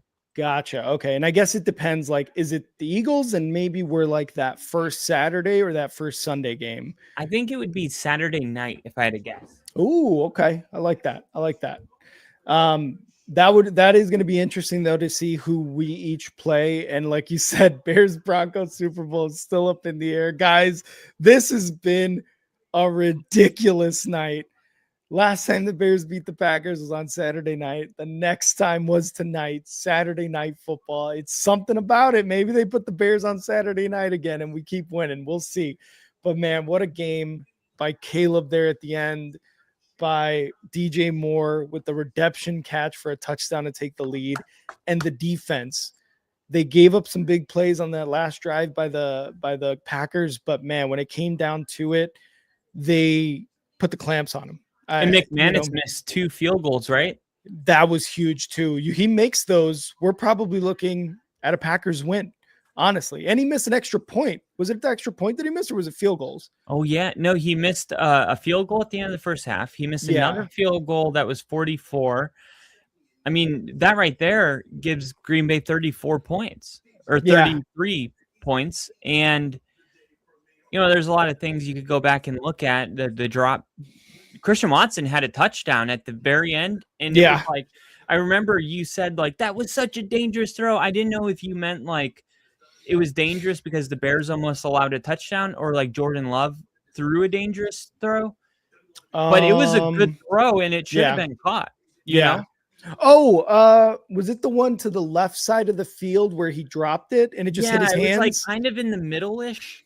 And it was like in between Bears behind and in front. And it was like, on like the 2-yard line, and it just like wasn't caught. I'd have to go back and see that one. I'm not entirely sure which one that is, but we would be looking at a different game if McManus makes those field goals. Honestly, like we're probably seeing the Packers needing to go downfield to where they were and counting on McManus again to score a game-winning field goal. And instead, he misses. The Bears defense comes up clutch, and the Bears live to play another game. You play to win the game. When's your last playoff win? 2010. It's been 15 years. 15 years. And it has been 40 years since the Super Bowl shuffle. 40 years since the What does Super that Bowl mean? shuffle. What's the Super Bowl shuffle? When the Bears won in 85 in the 86 postseason. It has been 40 years. What does that mean? Like back-to-back? Back-to-back 40-year Super Bowls? I'm down. I'll do that. I can do that. No. Like, what is the shuffle? They won in the 85? It was when they came out with the Super Bowl shuffle song before the beginning of the season, and they go on to win the Super Bowl that year, the 85 season. Oh, okay, Yeah, okay. yeah. So it's been 40 years since the Bears won the Super Bowl. It's been 15 since they won a playoff game. We finally did it. Bear We finally did it. down, baby. Bear down. When you go back to find the play, so there was 19 seconds left, and yeah, it was 19 seconds left. And the clock was actually running 20, 18, 17. Ball was snapped. Pressure was coming. Love just got rid of it. And then Watson put his hand up like this and like touched the ball but couldn't catch it. I think he would have got tackled on like the 1 yard line and the clock would have ran out and the game would have ended. Like that Super Bowl with the Titans. Yeah. Where they got where 1 yard short. Yeah, he tries to Looking back, reach over. I'm not sure he would have scored. I think he would have got stuck. And I don't know if 13 seconds would have been enough time to run 40 yards, get set, and snap the ball. Yep. But, yeah, dude, congrats. What a freaking game. Happy what a game. StreamYard's working. And see you tomorrow. I'm glad I was able to stream this game. Thank you to everybody who was here. Bears beat the Packers in the first round of the wild card, 31-27. Thanks to E-Dub. Lil E, KC, we had Nick in here, we had Crafty in here, we had Ginge in here, we had Daniel Barry, we had Richard in here who left early on. But thank you guys, everyone who was here. Thank you guys so much for being here. We appreciate you. More Bears football and Broncos football coming up. We got Woody in the chat too. Oh my God, what a game. Kyle, you got anything else before we get out of here? Long live Bill. Long live Bill. Thank you guys again. And Kyle, always a good time, brother. Always a good time. Bear down.